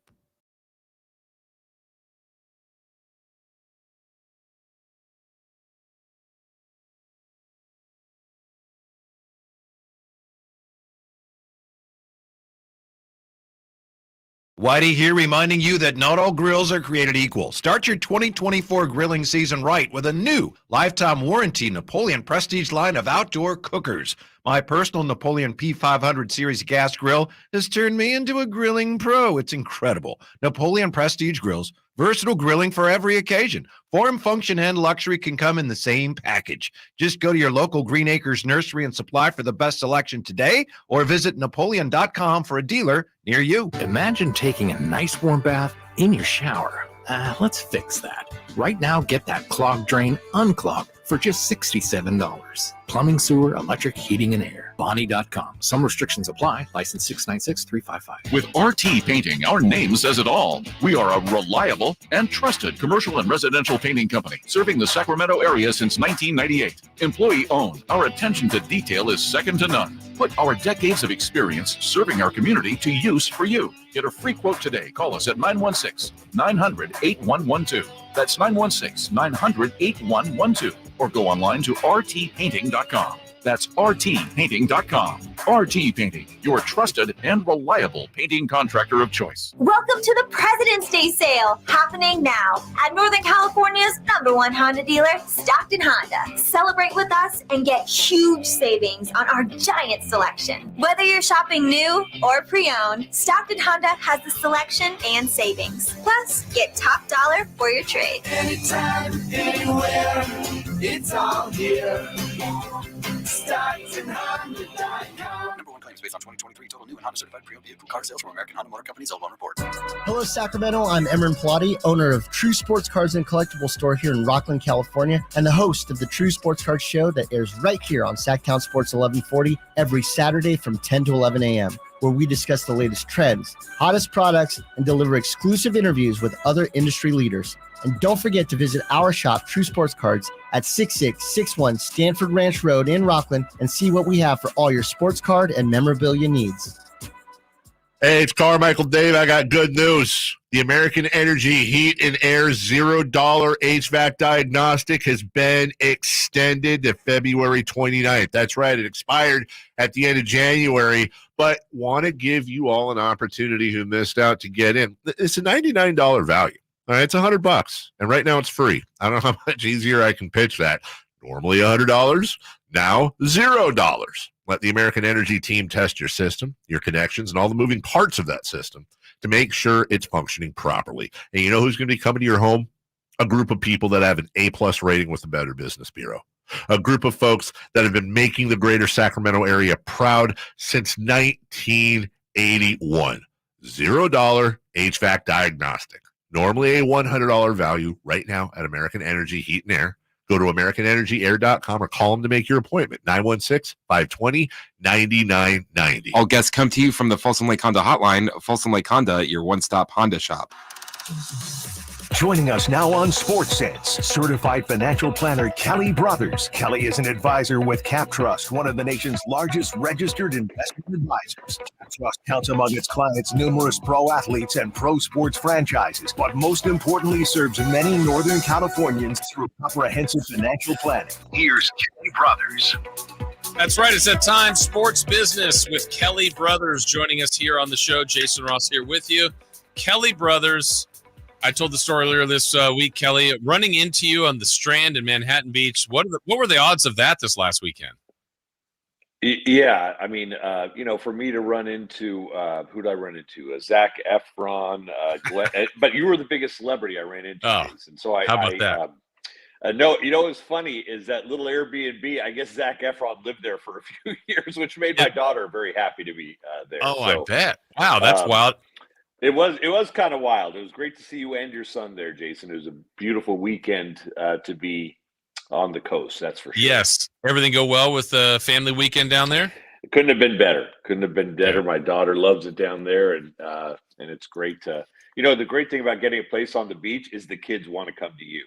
It's not like you're saying, "What are we going to do today?" They're saying, "Let's just go and hang out at the beach." So yeah, it's to me. I'm not a huge LA fan, but that whole, Manhattan, Hermosa Beach area, that doesn't feel like LA to me. That it's like that beach. Yeah, that one is tough to beat. Well, Kelly, here in sports business, I know for years, once the Kings kind of were deciding to stay, ultimately get Golden One Center, a brand new, shiny, beautiful building. It's lived beyond expectations. The thought was, hey, then now they got this new arena. Generally, the NBA rewards teams. They get an all-star game. We'd always heard about, not enough hotels, and can they do this? Now it sounds like it might even be more difficult for the Kings to host an all-star game. What's the latest on that? Yeah, well, they keep the NBA keeps kind of changing the metrics for what it takes to get an all-star game. But I started wondering about it mainly because, let's face it, Indy is Sacramento in the middle of the country. It really is. It's a very nice city. They've done very well to attract sports business there, especially through the NCAA. Of course, they have an NFL team as well. That makes a big difference. But so I looked into it, and the requirements for hosting an All-Star weekend for the NBA are 7,200 hotel rooms with a minimum of 3 5-star hotels. Okay. So we're out there. Sacramento has about 4,000 hotel rooms within 3 miles of downtown, about 6,200 overall. That includes Auburn Boulevard. That's every hotel room in the place. And we still don't come up to the 7,250. As far as I know, and I'm not trying to disparage anyone, I don't think we have a 5-star hotel in Sacramento. Okay. I think they're all 4 stars. You got some really good 4-star hotels, but you don't have any 5 stars. The convention center they want must have 650,000 square feet. Our convention center has 400,000 total. If you take every little square foot in the place, we're still short on the convention center space. And then they also want you to have 75 nonstop domestic flights and 20 international flights. We'd probably hit the domestic number, but not the international one. So we're still coming up short. I also looked up, just in case you were wondering, Sacramento with 4,000 hotel rooms within 3 miles. Vegas has 150,000 hotel rooms. Wow. In their downtown area. So, so in other words, I don't think we're close to getting one yet. It's not a matter of, I guess, if they built, 3 5-star hotels downtown with maybe, but that's obviously not in the cards. So I think we're barking up a unrealistic tree to think we're going to get an all-star game anytime soon. And it's too bad. I think the other boxes that aren't on that list, as far as when California, the weather, you never know. I mean, we might have rain, but it probably would be good. And then, fan base and support. Like, I think we would check those boxes, 10 times over, but those other ones the leagues wants looks like Sacramento short. Yeah, you're thinking, why do they need 7,200 hotel rooms? Well, because I don't think the fan base matters as much, Jason. I just don't know how many local people actually go to the game. True. Most of the people going to the All-Star game are coming from somewhere. Yeah. And that's the way they want it, and that's fine. And if the game is as bad as last week's game, who cares if we get it or not, really? Yeah. What can you tell? Especially since you left off Domantas Sabonis, which I know, true crime. Everyone, but that's the way it absolutely. Kelly, what can you tell us about this Apple app, the sports app they've got going? Yeah, this was real interesting this week. Apple came out with a new sports app. It's free. It's available to you now. Look in your news app, your Apple News app, and you'll find a direct link to it, or you can go on the App Store. It looks like it does scores really well, although we haven't had any scores since it came out. Mm-hmm. But first of all, it kind of reminded me, oh yeah, Apple doesn't have a sports app. They have a weather app. They have a financial app. They have a news app. They did not have they have a map app, but now they have a sports app. And of course, this is not just about getting you your scores, Jason, because you can get that on any number of different apps. This is about Apple's desire to be more involved in sports, and the fact that they have now, purchased their way into Major League Baseball, into the MLS. Think Lionel Messi with Apple Plus. We know they bid on the NFL. They didn't get it. We know they want to bid on the NBA as that contract comes due here in the next year or so. But this will be the link through which you're going to get a lot of Apple sports, and they want to be a major player, and they will be, because they have exceptionally deep pockets and with a lot of cash. And so if Tim Cook wants to get a property, he will get a property. It's amazing how this revolution, our transformation of, the phones, we're all connected so well to them. But the fact that we can watch highlights, games, anything just on our phone, we don't need to be in front of a television. If you have a laptop or a computer or an iPad or whatever it might be, we can get all this stuff anywhere, anytime. It truly is amazing, the access we can now get. Now, you have to pay for some of this, but it's still pretty amazing that we get this. It is, and the price is going up. The price is going up because sports is valuable, because there's very few things that people will not sit through advertisements anymore, Jason. They don't have to. They can click forward. They can, pull it off a streaming service where they don't have to watch the ads. Live sports is it. Even news is diminishing in that regard, but live sports is where people have to sit through the ads, and in the case of the Super Bowl, look forward to the ads. Yeah. So that's why it's so valuable, plus the fact that you have these very deep-pocketed bidders now on sporting events that you did not have in the game 5 years ago. I'm talking about Amazon and Apple especially. Yeah. So, Amazon just, I think they plopped down $150 million for a playoff game in the NFL next year. That was up like almost 40% over what they paid this year.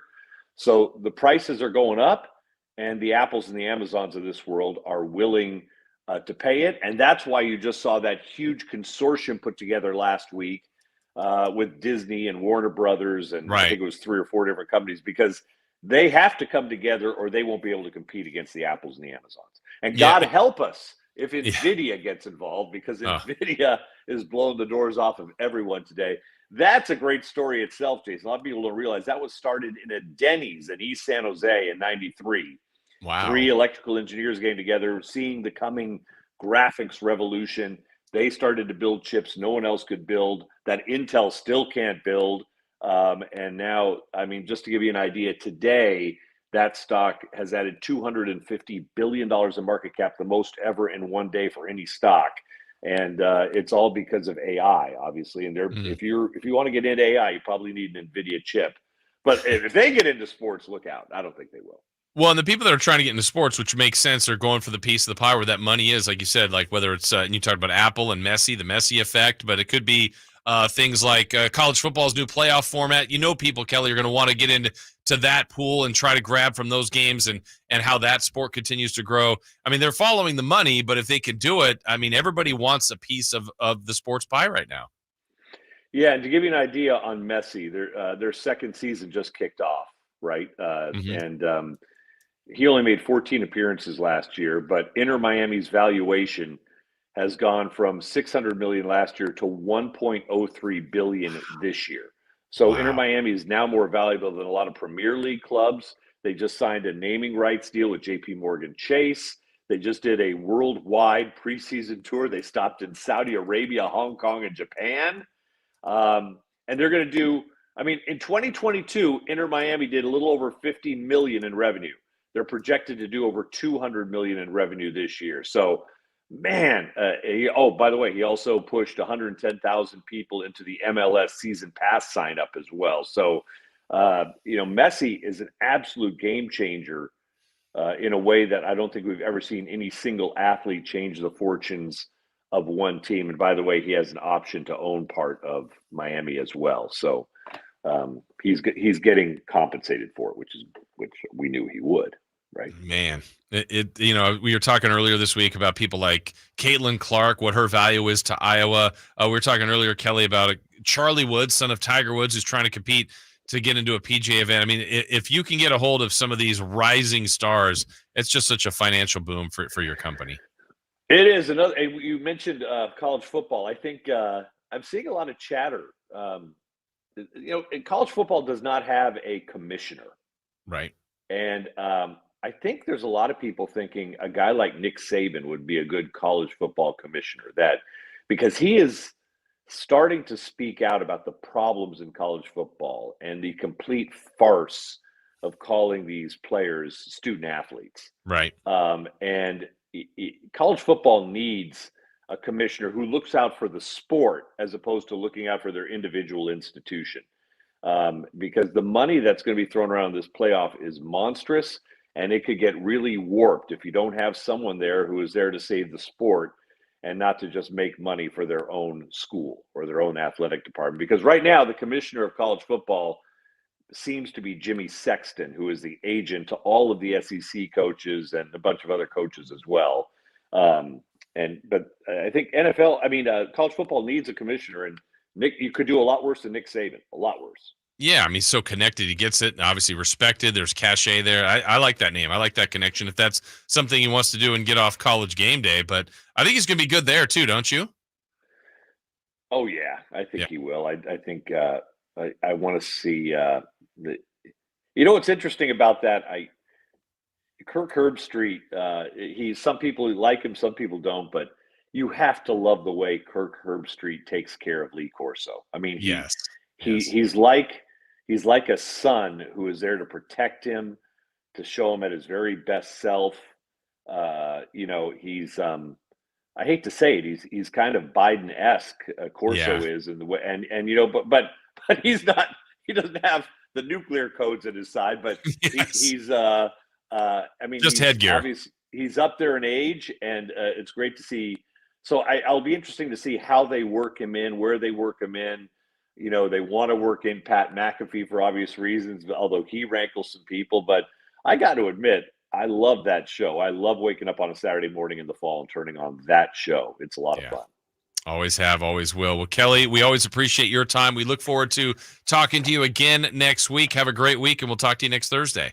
Where are you going this weekend? Where should I go, Jason? I got to bump into you again. It's a mystery. I don't want it to be predictable. We didn't see it coming last week. Sounds good, Jason. Great to see you. Have a good show. Take care. All right, thank you. Appreciate it. That's Kelly Brothers, Cap Trust, Sports, Business. We always appreciate his time, his insight. And again, follow the money. It's always important there to do so in sports. When we come back, where do the Kings rank on contenders list in the NBA as we push for the postseason? We've got that story and more straight ahead. Did you miss any part of our live local shows? Don't worry, you never have to miss them again. Check out SactownSports.com and search our podcast page and play our shows when you want. The Carmichael Dave Show with Jason Ross, Stiles and Watkins, and the Drive Guys. Plus, other podcasts like Return of the Empire, Return of the Roar, the Stingers Up podcast, and Golf to Go with Frank LaRosa. They're all available right now on SactownSports.com. It's Carmichael Day with a Fire Wings announcement. The Floor and Road location now serves pizza, and oh my goodness, it's so good. Don't forget the Wednesday lineup, 88-cent wings every Wednesday. You got 21 delicious flavors to choose from and the perfect fast casual eating establishment for the entire family. Save time and order online. Go to firewings.com or download the app. Find a location near you, order online, and earn rewards. Fire Wings. Just wing it. The venue's set. Families coming in from all over. It's our quinceañera. With all the excitement, it may be easy to overlook COVID-19. It's still a risk, and that's why it's muy importante to get this season's COVID-19 shot ahead of time. It helps protect against COVID-19, which can cause severe illness and hospitalization. So let's set the date, vaccinate, and celebrate. Learn about a vaccine option and book this season's updated COVID-19 shot today at schedulecovidvax.com. Sponsored by Pfizer. I lock up my Old Spice Fiji aluminum-free dry spray to keep that 24/7 lasting freshness safe for myself. Fresh coconuts, palm trees in the wind. It's like catching waves in Fiji. Actually, I just talked myself into a refreshing spritz of Fiji. My Old Spice is missing! No! At Ashton & Price, over the last 25 years, we've won just about every injury case you can think of. Slip and fall, falling merchandise, fell through rotted decking, we won those. Dangerous stairs, falls into holes, dog bites, won them. Injured while pedestrian or on a bicycle, auto, motorcycle, big rig, company vehicle, Uber, or Lyft accident, we've won them all. And the best news is there's no fee until you win. So no matter how you got injured, remember, for the best advice, don't think twice. Call Ashton & Price. What's up? We're talking to Chad Hoblet of Hoblet Dodge Chrysler Jeep Ram in Woodland. What's happening, Chad, for Chrysler's President's Day sale? I haven't been this excited about a deal in a long time. Right now, you can save $18,000 off MSRP on new 2023 Jeep Gladiator EcoDiesels. This thing can get up to 28 miles per gallon on the highway, and it's the perfect combination of off-road fun and work truck. Plus, it's the #1 new quality vehicle among midsize trucks, according to J.D. Power. And you're selling them with an $18,000 discount? That seems a little crazy. Well, we do things a little different here at Hoblet. We're here to help you find the vehicle you need at the best possible price. That's why we don't have a bunch of dealer markups, surprise add-ons, or fees. At Hoblet, you get the small town experience with the big city savings and selection. There's no better time to take advantage of this savings at Hoblet. See their full selection at HobletDodge.com. Unbeatable prices, unbeatable selection. Nobody beats Hoblet, period. At Hoblet, you get the small town experience with the big city savings, selection, and no surprise hidden fees. 18,000 total net savings after 11,096 factory rebates and 6904 dealer discounts. Rebates may include 500 first responder bonus cash. Must be current member of eligible first responder association. Qualify 5 with this net savings. Temple VIN 553-385. See dealer for details. This segment is brought to you by Subcontractors United, your source for all home improvement needs. Dream big at subcontractorsunited.com.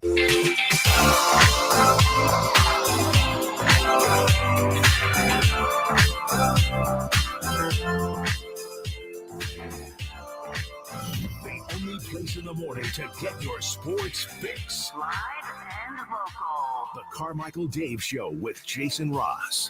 Carmichael Dave back next week. Thanks again to Kelly Brothers for joining us talking sports business in our last segment. Coming up, we're going to visit with Sam Amick from The Athletic, our weekly visit with Sam.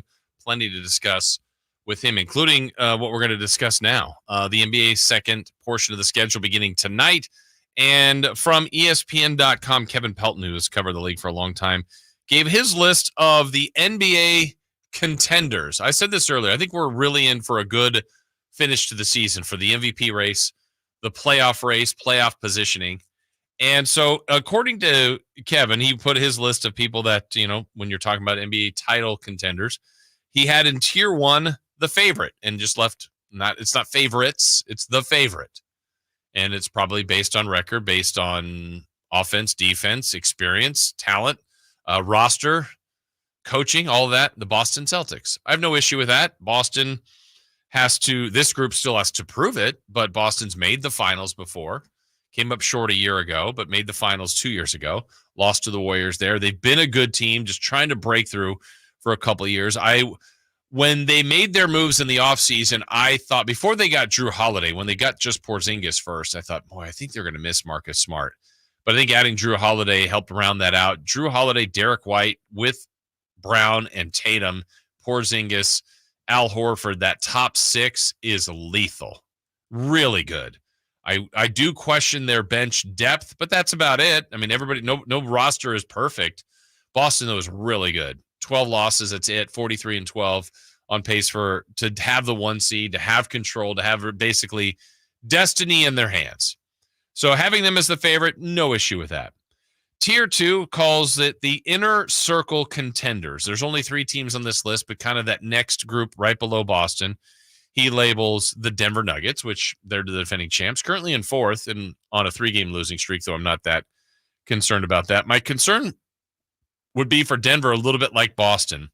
That starting 5, as good as it gets. They complement each other. I think Jokic is still the best plus-minus in the league. That starting 5 is probably the best plus-minus in the league, along with Boston. But once you start to get a little deeper into the bench, the minutes without Jokic, it changes, though, in the playoffs. You play your starters more. You can protect them a little bit more with longer breaks and breaks between games. But losing just a few veterans in the offseason, Jeff Green, Bruce Brown, I think thins them out a little bit. So like any team, if they get injuries, I would change it. But again, got to put a little respect on the defending champs in this inner circle contenders. They also have the Los Angeles Clippers, who I believe, if right, are very, very good. And they've been right for a long time now. The funny thing is the Clippers do not want to face the Nuggets. That's a matchup so far we've seen a couple times with the Clippers, constructed as they are.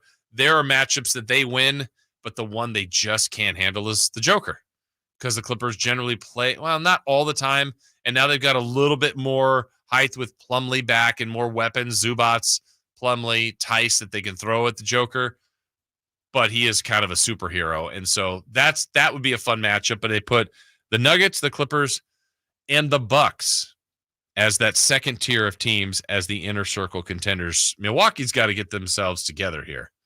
They've not played well since they made the coaching change, and there's time. It's a very good team. Kings still face them one more time. That'll be at G1C. Tier 3, he calls the hopefuls. And on this list, you've got 6 teams, as these are kind of in that hopeful group of contenders, including the Cleveland Cavaliers, are currently been playing great basketball, the second seed in the East, and let's see, the 4th best record overall in the league. The Timberwolves, who have the best record in the West, the Thunder, the 76ers, the Suns, and the Knicks. Of that group, I think the Cavs are very intriguing. I think the Knicks are a team to really watch out for. I really do. This is the first time I've kind of believed in the Knicks in a while. They have the DNA of Tom Thibodeau, which can be bad to some people's belief, but in this case, the way Brunson plays, the way they play at home, if Randall can come back to full health, what they added in Burks and Bogdanovich, to go with just what they already have in DiVincenzo and Hart. It's a well-constructed team that does legitimately play defense, but also scores. They're a good combination of offense and defense. They've got a lot of different ways to beat you. I think the Knicks are a legit threat. The Suns, I think, can be, though I don't love their overall depth. Philly, I'm not believing unless Embiid comes back, and even to what extent. And I think the T-Wolves and the Thunder are interesting. I don't know if he's putting them there based on just what their record is now, because they also have to check that very important box of, which is what the Kings had to go through last year. Are you ready? Are you experienced enough? And a lot of times you don't just get there and then get all the way to the finals or win a title. That's very, very rare, and I don't see that happening with the T-Wolves or the Thunder, but they have had great seasons, and maybe that opinion will change as the year goes along. The last tier are the long shots. So we haven't mentioned the Kings yet. The long shots in his tier. 5 teams on this list. The Mavericks, the Heat, the Pelicans, the Warriors, and the Lakers. So the 2 teams with the best record that he doesn't have included on any of his lists are the Sacramento Kings and the Indiana Pacers. And I think in his write-up, some of the concern about the Kings was their scoring differential, which I think is a lot of people's indicator of whether or not you're where you are in contention. The Kings are at just plus 0.5. So that's how much are you winning by? How much do you lose by? And the Kings have had a couple of blowout losses that have hurt that number, but they used to be negative. So that number has shifted more so in favor of the Kings and could still move. I mean, that to me isn't the full indicator. I could see some red flags for the Kings, but I can also see some things of what they went through, how they're seasoned, how it's the same group too. You could look at that as a negative, but you can also look at that as a positive. I just find it interesting that they're not in the long shot list. And I feel like the Lakers and Warriors are there because of what? You've seen them do it before? That's probably why. They're further down in the standings. I think the Pelicans might be a little bit more dangerous than he's even given credit for. Dallas, I think if Kyrie and Luka are right and have I don't love that roster overall. I think the upgrades will help. But the point is that that's a pretty decent amount of list of people that I think could cause enough problems in either conference. And that's what makes it good. That's what makes it competitive. And that's what makes, I think, the second portion, I don't even know what we're calling it, the post-All-Star break portion of the schedule, very, very intriguing. And that's something we're going to discuss with Sam Amick. Are we in a good position here in the MVP race in this post-All-Star break portion of the schedule? And how can Sam fix the All-Star game? We'll discuss all of that and more when we come back here as we visit with our weekly guest with Sam Amick from The Athletic. That is straight ahead here on Sactown Sports. Harrison Barnes plays here. Harrison Barnes drives it, hammers it. The Black Falcon soaring into the night sky on a Monday evening in Northern California. Sactown Sports is your proud home of the Sacramento Kings.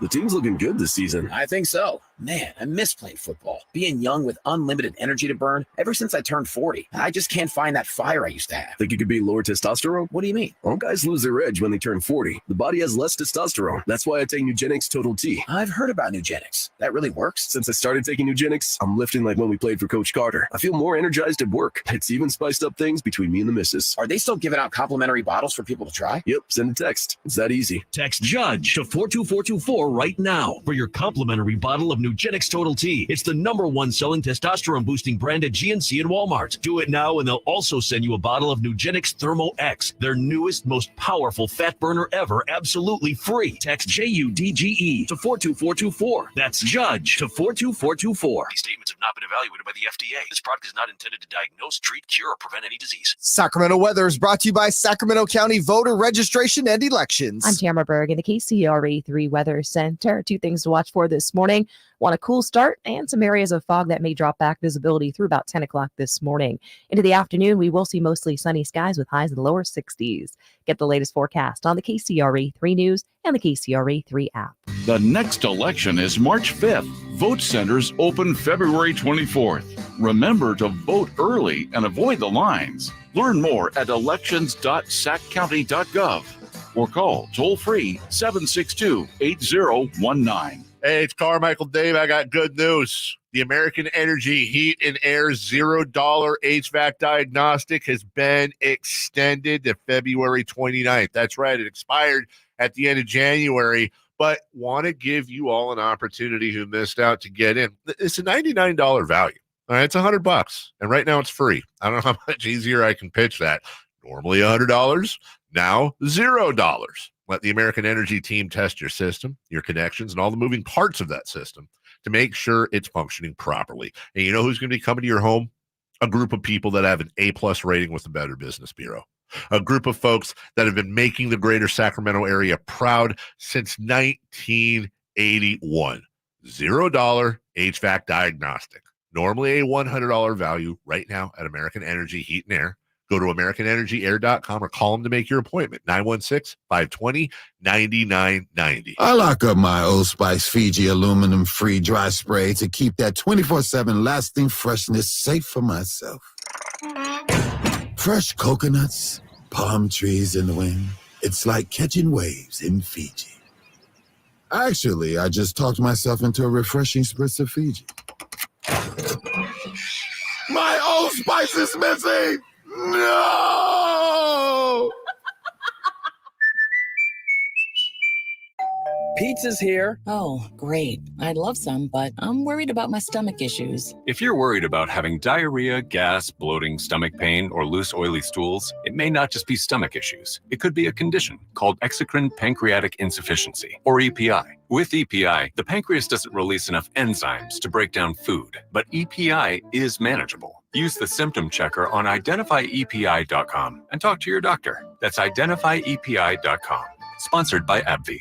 Dr. Ken Howachek and kinesiologist Kelsey Graham discuss the Good Feet store. The foot has a lot of detail. It has a lot of complexity. There's a lot that can go wrong. A lot of problems start in the foot and end up elsewhere. Knee pain, hip pain, back pain. When aligning the feet properly, we can see relief elsewhere. And that's the beauty of the Good Feet arch support. It can place the feet into their ideal position and gives them the balance, the support, the comfort, and the relief of the pain. The bottom line is that the Good Feet arch support can be a highly effective pain relief solution when nothing else has worked. The feet have a really big impact on how the rest of the body moves. The knees, the hips, the lower back especially. If the foot isn't properly aligned, all of these joints are going to function incorrectly. That results in a lot of muscle tension and chronic pain. What I really like about the Good Feet system is that the right arch supports can put the foot in its proper alignment. So all the joints of the rest of the body will be aligned properly as well. And when the body's aligned, we can reduce the risk of injury and chronic pain. Visit the Good Feet store in Sacramento, Roseville, Modesto, Stockton, and Vacaville for a free fitting and test walk. KHTKAM Sacramento, KYMX HD2 Sacramento. From the Power Business Technology Toshiba Studios, your flagship station for the Beam Team. Should we light the beam? Light the beam, baby. Sactown Sports. The Carmichael Dave Show. He's on the microphone when he's not on the microphone. He's playing a song, and when he's not playing a song, he's on the microphone. And then boom. With Jason Ross. No, he didn't. Yes, he did. Call or text at 916-339-1140. It's the Carmichael Dave Show with Jason Ross on Sactown Sports. 8 o'clock hour underway.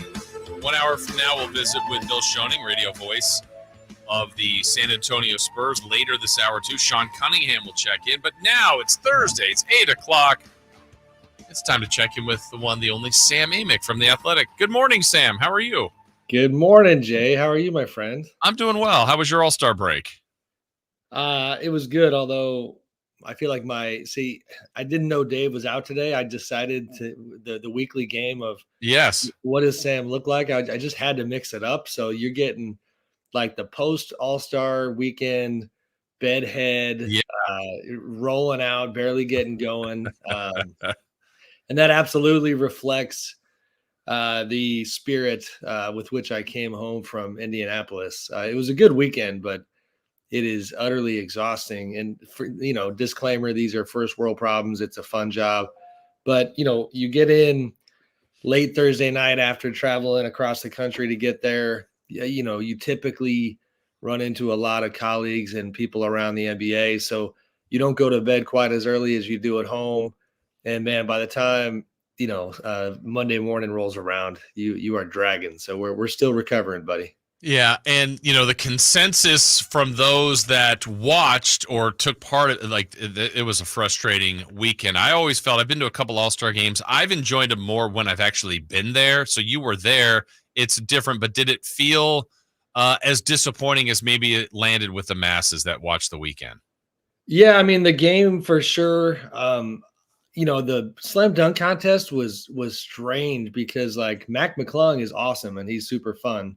The Jaylen Brown thing, I understand he didn't perform very well, but some kind of uncomfortable booing from the fans. And we were trying to figure out, is this just like a Pacers Celtics thing? What is happening here? Now, I don't know if you saw this on TV, but they actually put the Celtics court on that LED court at one point. So for the locals, that's not going to go well. Right. The slam dunk contest was kind of mixed results. 3-point was fun. The highlight of the weekend basketball wise was Steph Curry and Sabrina Ionescu.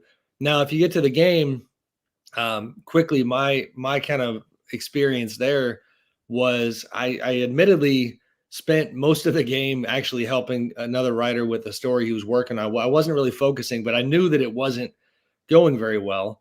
So by the time the game ends, I hadn't even, I'm looking at the score and I'm rolling my eyes like, God, these guys did not get the message. And I wasn't planning on writing anything, but what ended up compelling me to write, kind of a cutting column was getting down into the locker room, running into some front office people who couldn't believe what had just happened, running into league officials who were frustrated.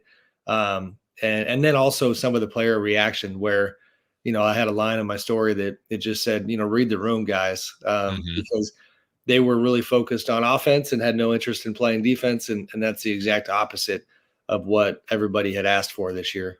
Yeah, which I find a little weird. I read your piece and I thought it was interesting too, because what do we want? Like, everybody seemed to be frustrated. We go years back, Sam, to the Heat and the Pacers or whatever Eastern Conference, playoffs, so that would give us 94-89 to now where the overcorrect is. I mean, we're getting regular season games comfortably in the 130s at a pretty regular time. Now, 200 is ridiculous, but, we kind of want all-stars. We want highlights, but we want competition. We're a little bit all over the place. And even the players, I felt you addressed it, that, maybe the players would like to see, even a bigger financial payout for those guys. We do know this, though. One thing's for sure. I think Adam Silver's very aware. They're very proactive.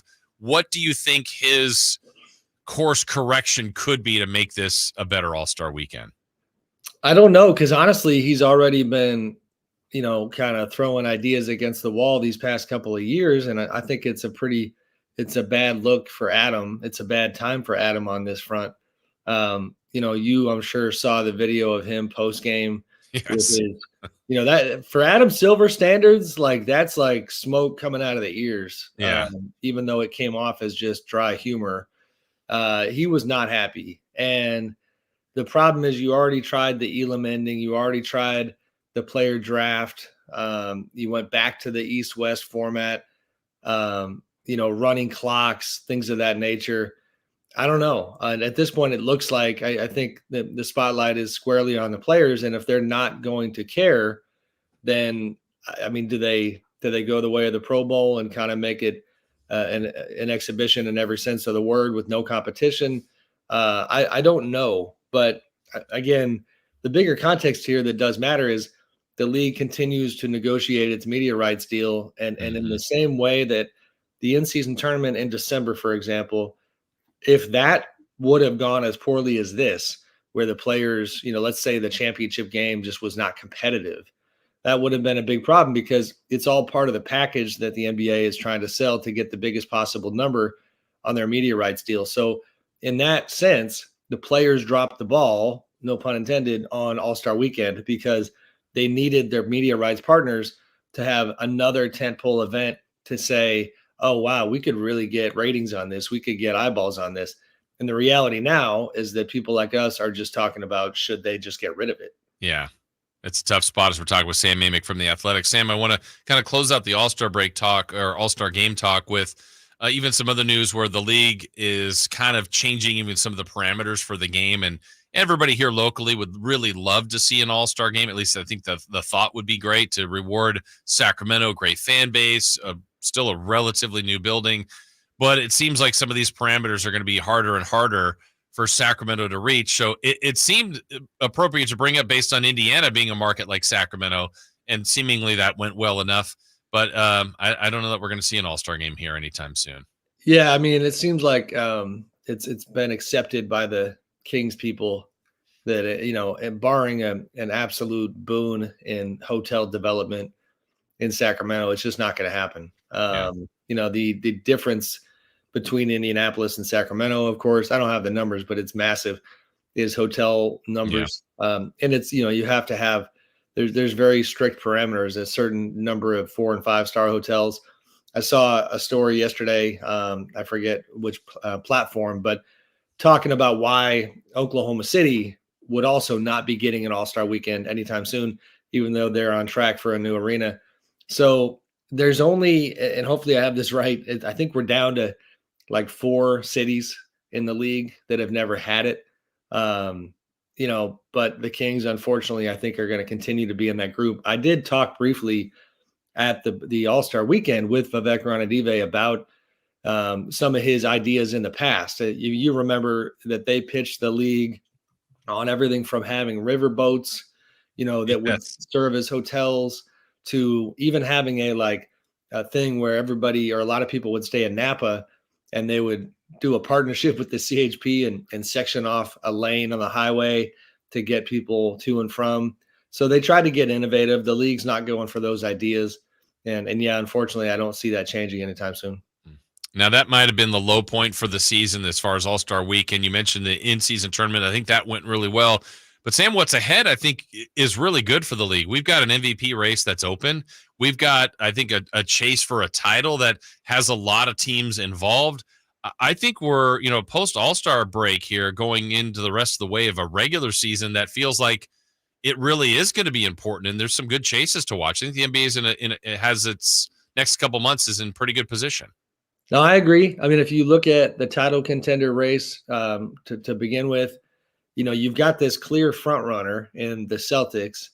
But what I kind of love about it is that it's a Celtics team that a couple years back, because they fell short in the finals, I feel like there still is some skepticism about their ability to get it over the finish line. Now, if you're a Vegas type, Boston's got to be your odds-on winner without question, because the Kristaps Porzingis addition has been fantastic.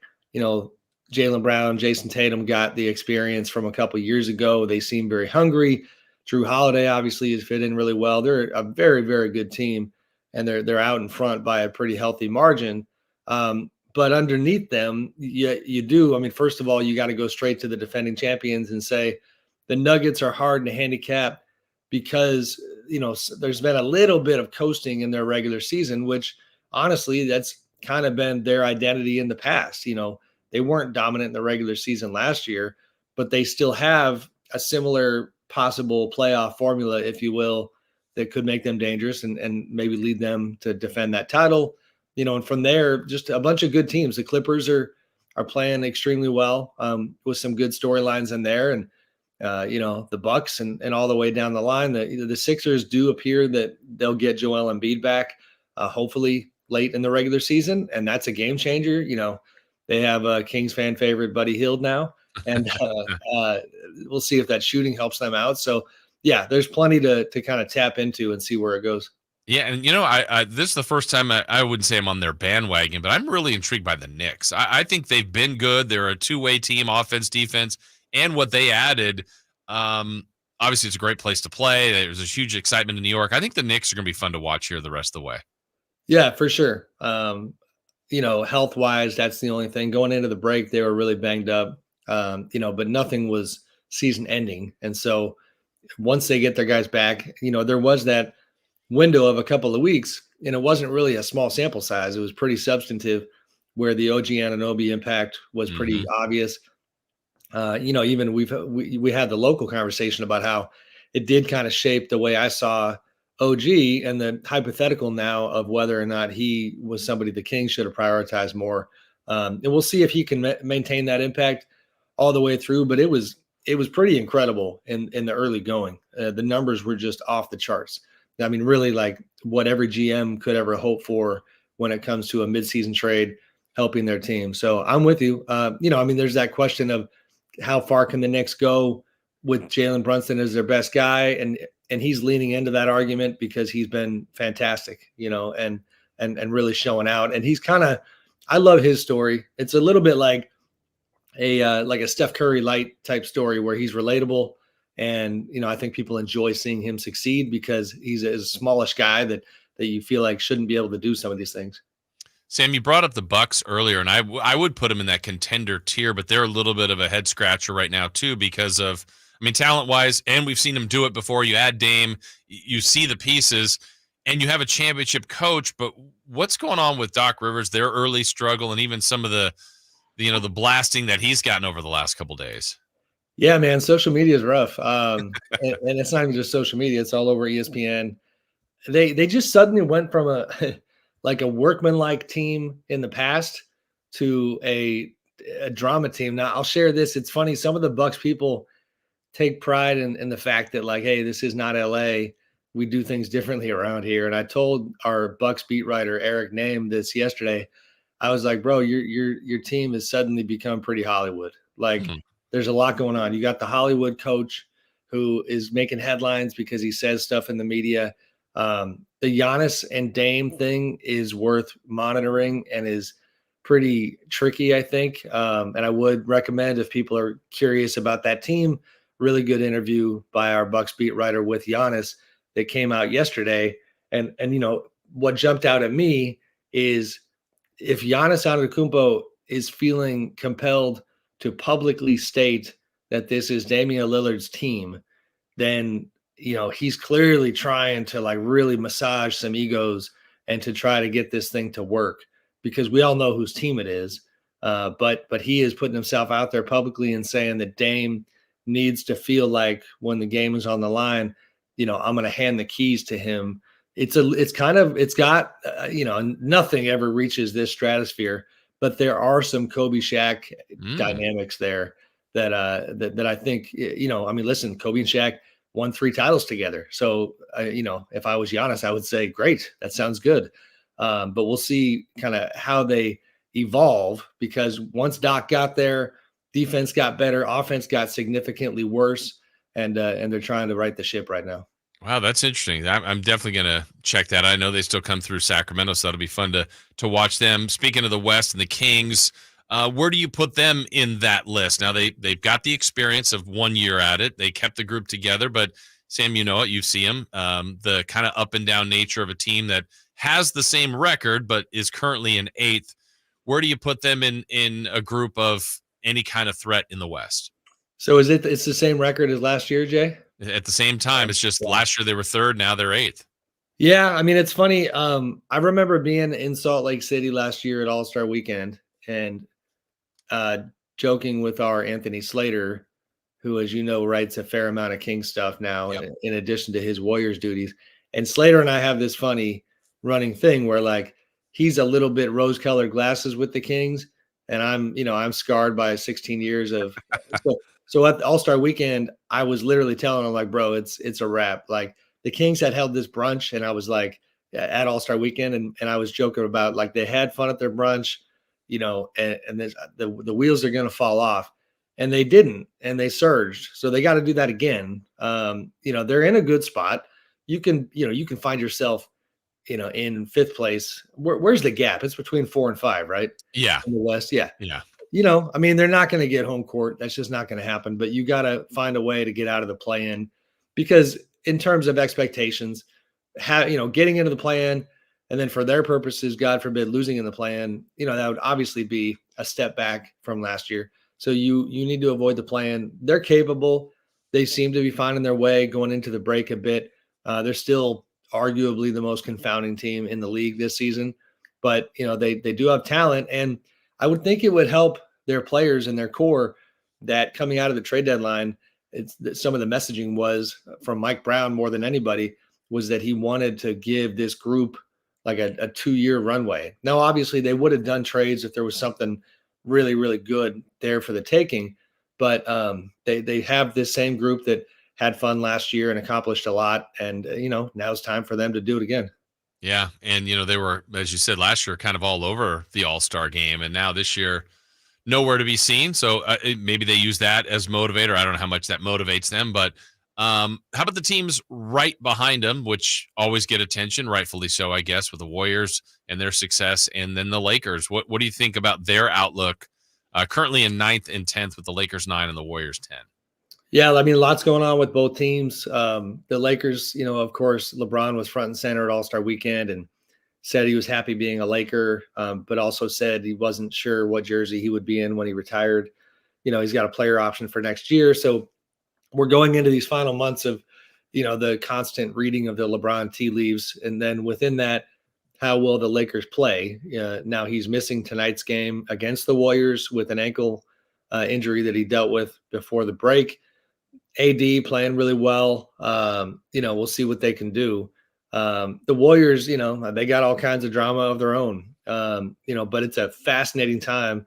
I don't know what percentage chance I would put it at, but the idea that they might be able to thread this needle and find something good with, it's wild to me that Klay Thompson is coming off the bench.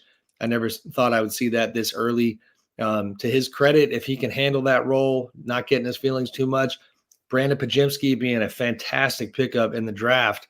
And I know I'm always shouting out The Athletic, but Slater wrote a really good Pajemski piece the other day that people should check out. Just a really good player who fits in with what they're doing. And then Draymond being back, Steph being Steph, Wiggins coming to life a little bit, Kuminga being a rising star. Like they found something before the break, and I'm really curious to see if they can keep it going. What are you working on, Sam? What's kind of catching your attention over the next couple of weeks?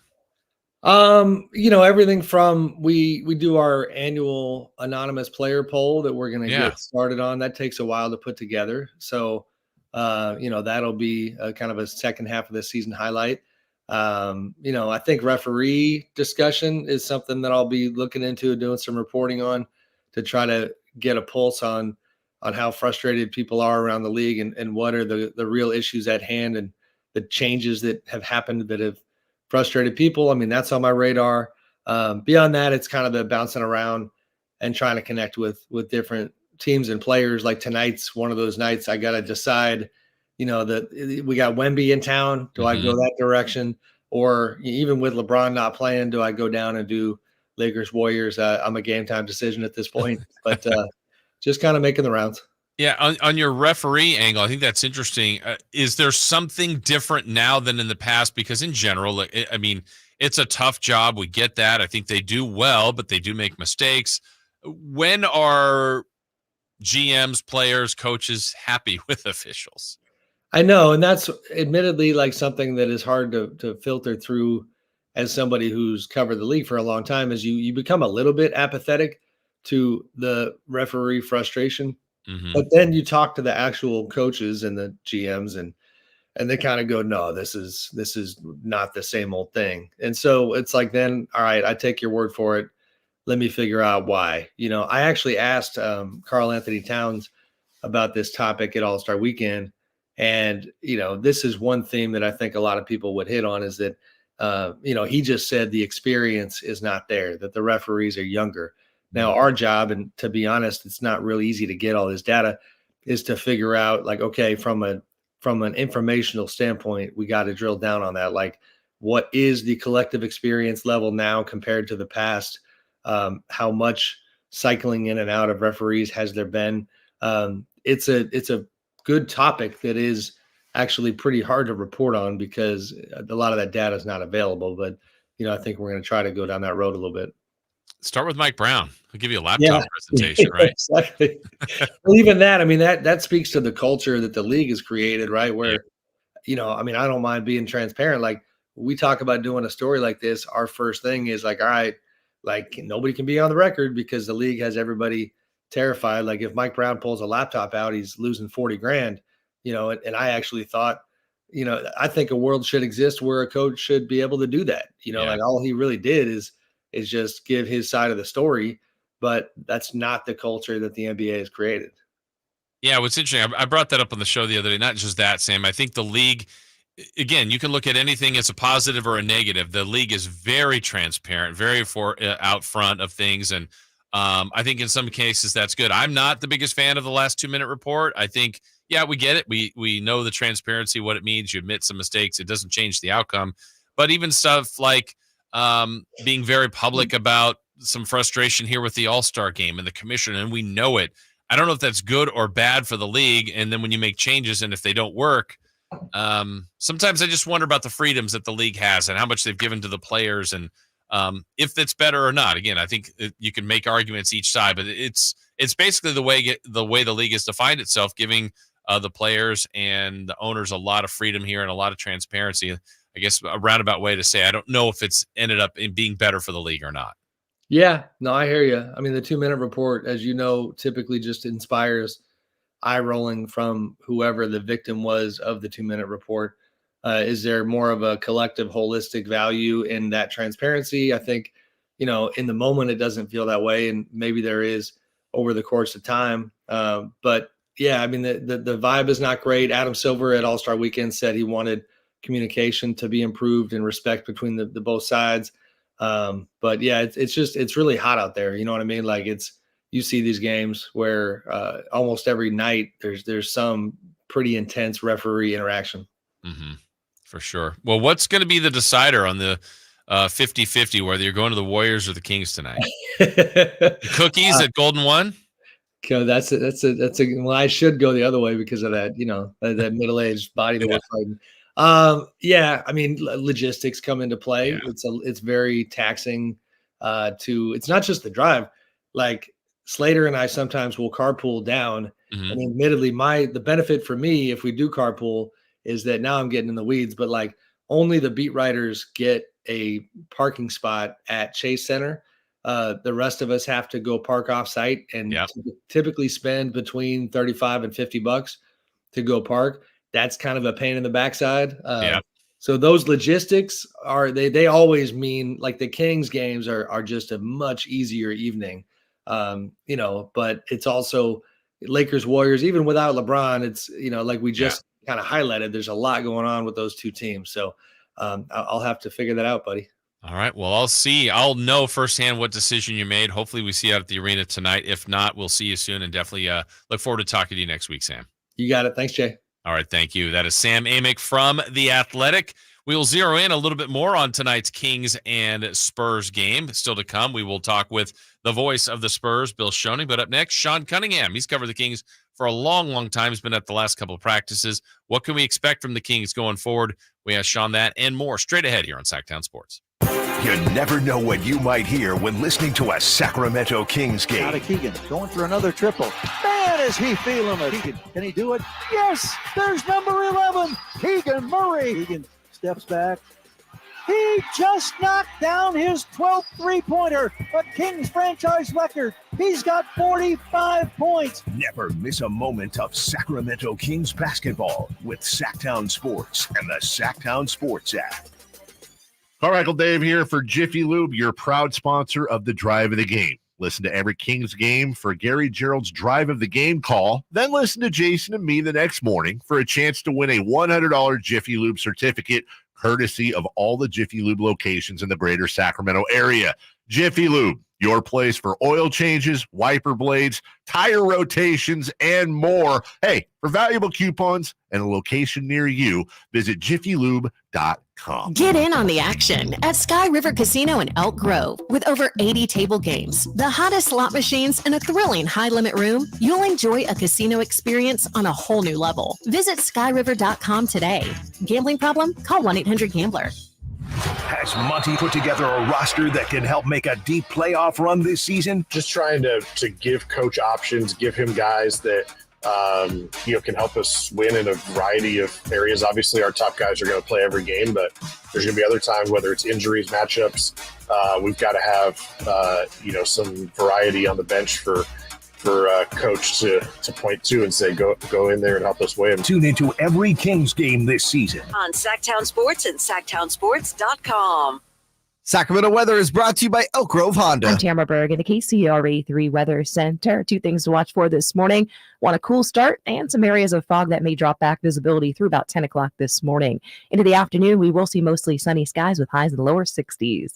Get the latest forecast on the KCRA 3 News and the KCRA 3 app. The 2024 Accord is once again a winner of the 2024 Car and Driver's 10 Best Cars, making Honda the winningest brand in car and driver award history. Come drive it. We're Elk Grove Honda in the Elk Grove Auto Mall, Highway 99 at Elk Grove Boulevard. I gotta get an Elk Grove Honda.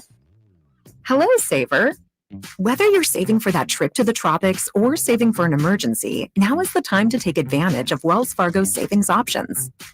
Wells Fargo offers savings accounts that can help you save towards your goals. So, what are you saving for? Visit a Wells Fargo branch or wellsfargo.com/save to open a savings account today. Wells Fargo Bank, N.A., member FDIC. Big savings are back at Folsom Lake Honda, your one-stop Honda shop. Looking to own or lease? We have options for everyone. Plus, lower interest rates at Folsom Lake Honda make for lower payments. It's no wonder Folsom Lake Honda is your one-stop Honda shop. Get an instant cash offer for your trade at FolsomLakeHonda.com. We'll buy your car whether you buy from us or not. Visit us today at FolsomLakeHonda.com. Folsom Lake Honda, yeah, your one-stop Honda shop. When the unexpected happens, trust AutoAccident.com. Loyalty and compassion set them apart. They're with you every step of the way. AutoAccident.com. That's AutoAccident.com.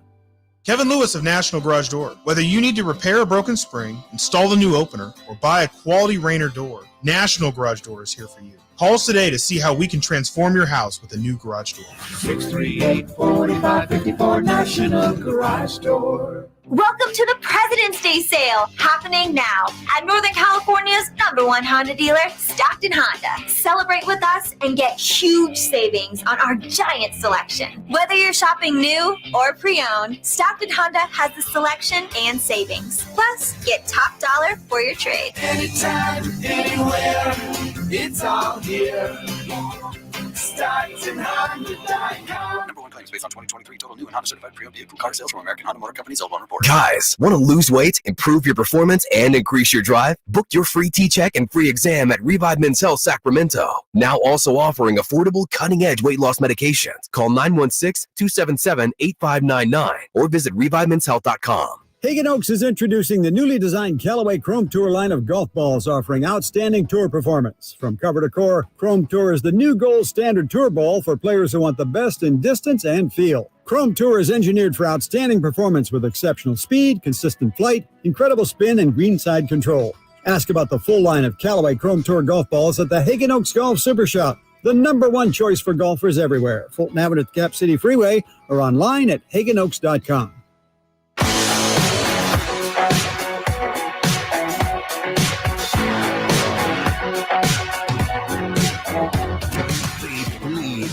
And purple. It's the Carmichael Dave Show with Jason Ross on your local sports leader, Sactown Sports. Light the beam, baby. We'll see if the Kings are able to light the beam tonight when they take on the Spurs. As the post-All-Star break portion of the schedule getting ready to go tonight. Of course, the game can be heard. All the games right here on Sactown Sports. For those of you checking us out on YouTube, there he is. You can see our guy, Sean Cunningham, reporter for Fox 40, joining us here on the show. Sean, good morning. How are you? I am here. I'm good. You are here. Shout out our old friend Brian Wheeler. Yes. I am doing fine. I got a chance to look at the movie going on in downtown Sacramento. The Leonardo DiCaprio one?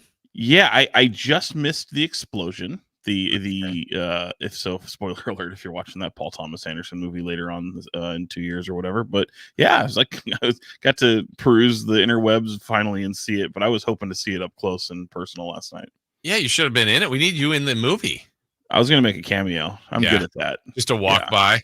Just to walk by and make eye contact with the camera and break that. Is it the fourth wall? The third wall? I don't know.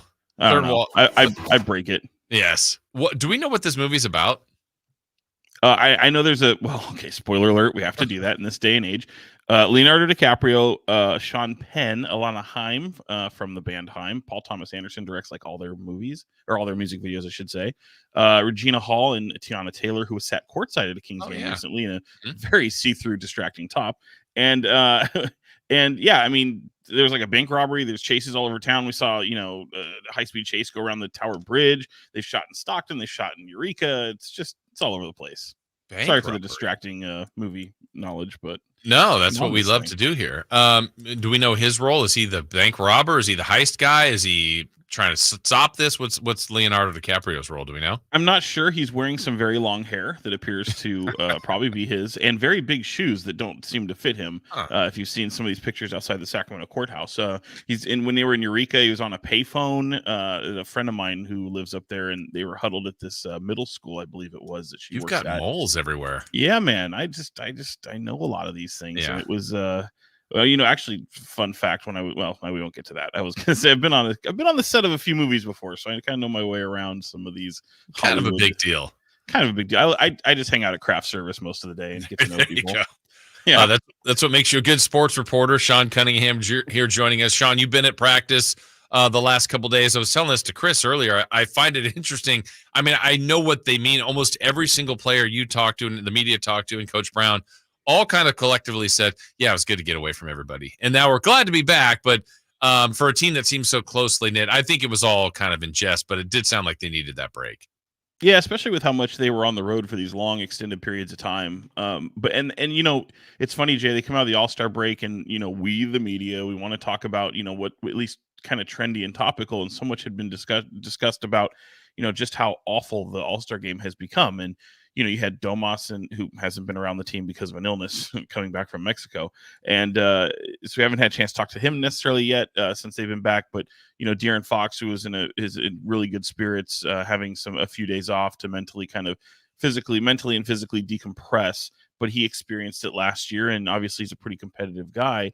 And then Keegan Murray, of course, who was out there for the past 2 years representing Sacramento in the Rising Stars Challenge. So interesting to kind of not only get their perspective, especially with Harrison Barnes, who's on the NBA Players Union Committee as a representative, as their treasurer and secretary. So just reelected. So it's interesting to see these different perspectives of how do you make the All-Star game better? No one seems to really have the answer to that. Some would say it's financial. I sit back and go, you really only have 5 days off if you don't go to the All-Star site. And if you do, as it was kind of outlaid, De'Aaron Fox kind of outed Keegan Murray, saying the fact that he was fortunate to lose early in that Rising Stars so he could get the hell out of town a lot quicker. And we're talking mere minutes, really, but it's still got to jump on some of the other guys who had to stay a little bit longer. And so he gets 2 days. So what's the All-Star break really? Does it need to be longer? And I am arguing, oh God, it's got to be a lot longer. Fox pushes back and he's like, well, no, you're more creatures of habit. 5 days away does kind of take you away from your day-to-day routine and rhythm and your wind and all that. And if you've got guys like, let's face it, JaVale McGee, who's longer in the tooth and, running up and down the floor on a fast-paced team can be a bit of a challenge for him at times.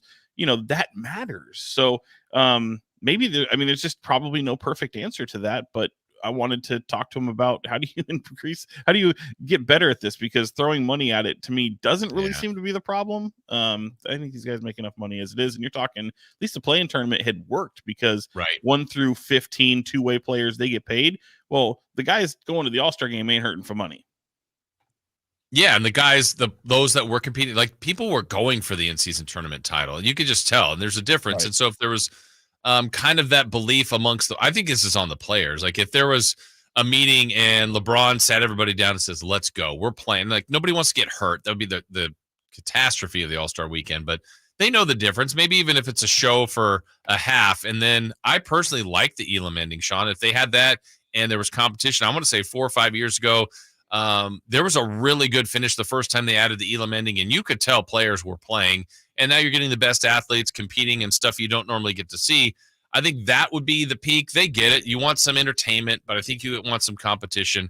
I don't think it has to be anything like crazy rules implemented. It's just see if you can get the players on board. That's, to me, is where they need to go. Yeah, and you could tell, look, I know you just had Sam Amick on a minute ago and how coaches and players voicing their frustrations, at the league and the officials and all that. And to that point, it was interesting to see Adam Silver pissed off after a game. Yes. That guy was severely bothered, and it was because, he goes out there, before the game and says how great this All-Star weekend is going to be, going back to a traditional format, East versus West, all these things. And I agree with you. I think the Elam ending could have be a recipe for this, could be an ingredient to actually fix the game. And maybe you keep it East-West, but you have an ending like that. But the interesting thing is to see him just go, great, you scored a lot of points. Congratulations, in a year where we needed this going into a contract season with negotiations for a network and all this. And you could tell he was upset. And I was like, well, do you get it now? Because your product can sometimes suffer from night in and night out. Yeah, as we're talking with Sean Cunningham, you mentioned Domantas Sabonis, Sean, being under the weather, out with an illness for practice. What do you think, Sabonis? And I know Fox addressed his shoulder, talked about it with you guys the other day too. What do you think about their chances of? Are we expecting those guys playing tonight, Sabonis and Fox? Yeah, obviously Sabonis is listed as doubtful. I think seeing what they do at shoot around here coming up in the next a little over an hour or so. I'm not really expecting to see him, to be honest. It sounds like it's really just you come out of All-Star weekend. I know he was out of the country. I think, the whole don't drink the water, I think, might apply here. And it's just one of those things. I see how he feels. But with Fox, the shoulder has been an issue and he's not missing games. And that was kind of a topic of discussion with Mike Brown last night, which was, for all the things that are talked about comparing last season to this season, and rightfully so, because they are so similar, even right down to the record through 54 games. The one thing that's kind of glaring is the fact that your offense has kind of dipped a little bit, but you've had really, for the most part, the good fortune of health and availability. And you can argue, they will push back. Last year, if you say, "Oh, you were healthy," they will push back and say, "No, we were available." We made it, and I would argue one is the same thing, but yes, okay, you were available. Well, this year you are available. Guys are, especially within the core, for large part available to play, and I think that they've been able to reap the benefits of that. And clearly, they've had losses on their docket that are just really head scratchers and disappointing, and certainly the same flaws last year apply this year. So it's natural to talk about where this team is at this point in the All-Star break, because you take a step back and look at the whole landscape of the NBA, how competitive it is, being a game and a half out of 5 and being a game and a half out of 10, so, or even below. So it's a little bit of a head scratcher to see what this team is, but I think it's also kind of, that you want to use continuity. This is part of it. You are a little bit of the same. What if you had to do your best guess looking at the next 28, and we don't have to break down every game, but just where do you envision this team finishing, assuming they're going to be relatively healthy, or at least the same kind of availability that they've had? Yeah. I kind of go back to the beginning of the season, not to, pat myself on the shoulder, because I don't know, but I argued that I felt this team was going to be rather capable of taking a few steps back. I mean, they finished 3rd in the West last year, and I think that they would avoid the play-in tournament, and I think they'd be better set to make an extended playoff run, i.e. getting out of the first round, even if they finish 5th, 6th, wherever it may be in the standings. And I kind of think that's going to largely be true of this year, because for the most part, they've kept their head above water. They've stayed in that 5-6 range to avoid the numbers that are in the playoff tournament or the play-in tournament. People who don't know, that's 7, 8, 9, and 10. And I think that they're more than capable of doing that. And you're seeing that separation 1 through 4 in the Western Conference, but it is really, really difficult right now, because every time the Kings play and they win, so does everyone else. I mean, it was weird to see 1 through 10 going into the break, where only Denver had lost, and some of those losses come at the hands of Sacramento. So everybody had won in the West, and even when they don't play, everyone wins in the West. So teams are starting, those Phoenixes, the Golden States, the Lakers are starting to play some of their best basketball right now. I think the Kings are capable, and you can throw them into the mix as well. Obviously not many home games in February. You're going to have a ton of home games in March. How does that bode well for this Kings team when they've played so well on the road usually? So, I still think if I had gun to the head, I still think that they stay out of the play-in picture. I think they end up right around 5th or 6th. And then there's probably about 4 teams, in my estimation, that might finish in the playoffs that they'd have a good chance of beating in a playoff series. Is there one that, if you could create a perfect map for the Kings, and let's put them in your scenario, 5 or 6, so that you'd want them to play? Well, let's put it this way. You look at Denver, right? And they're 3-0 against Denver in this season so far. I ain't picking them in the playoff series, the Kings, that is. So I still roll with the defending champs. For some reason, I still think they give the Clippers some problems. And I think there's a little bit of, I have to see it first. Like they've had some great success being 2 games out of 500, or two games out of the first place, and locked into the third here. But all of a sudden you've got a Kawhi abductor injury. Now, obviously played in the All-Star weekend, but I don't think people are betting them they're going to have 100% health going into the playoffs. So we'll see how that rolls out. I actually would pick the Kings over the Clippers. Some people would probably push back there. I would take the Kings over the Thunder, just because I don't think they have that experience, and they've played them really well this year as well. I don't like their chances against the Timberwolves at all. I think it's a bad matchup. They're much like the Pelicans, who just give them fits with that length and physicality. Phoenix, I don't think is deep enough, but I'd probably still pick Phoenix. I think they can, but I think the Kings can beat Dallas, the Lakers. The Warriors would be interesting. But yeah, to me, there's like 4 teams there that they can probably beat in a playoff series. So if you're asking me, go with somehow maybe play a Clipper Thunder team. I think that might be the path, or so even I think the Mavericks will probably stay below Sacramento. All right, Sean, last thought for you about tonight. Victor Wembanyama, our first chance to see him in person, at least. I know the Kings, a lot of them were talking about him. What are you excited to see him tonight?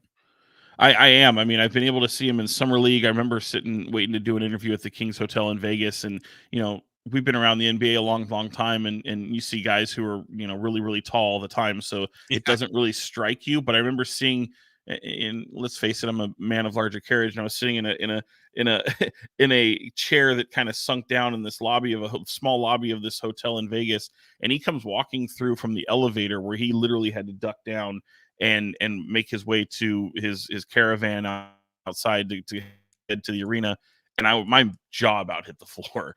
I mean, and then you watch him play, and it's incredible because you don't really see anybody like him. And that was kind of a fun topic at Kings practice even yesterday, which is like asking guys like Malik Monk, Harrison Barnes, and even Mike Brown. It's like, does he remind you of anybody? Thinking like, oh, you guys know basketball. You've probably seen somebody like him before with that tall, slender build, that dexterity, being able to shoot and have put it on the deck, all these things. And they're just like, no, one of one unicorn. I mean, even Mike Brown, who's just like, there is nobody, we've never seen anybody like him. And I say that all the time, and I just go, to me, he's must see TV, despite how awful San Antonio is. Yeah. And if the Kings don't have Sabonis, man, they're going to need McGee, Len, you and I on top of a chair to guard. I mean, this is gonna be a problem tonight.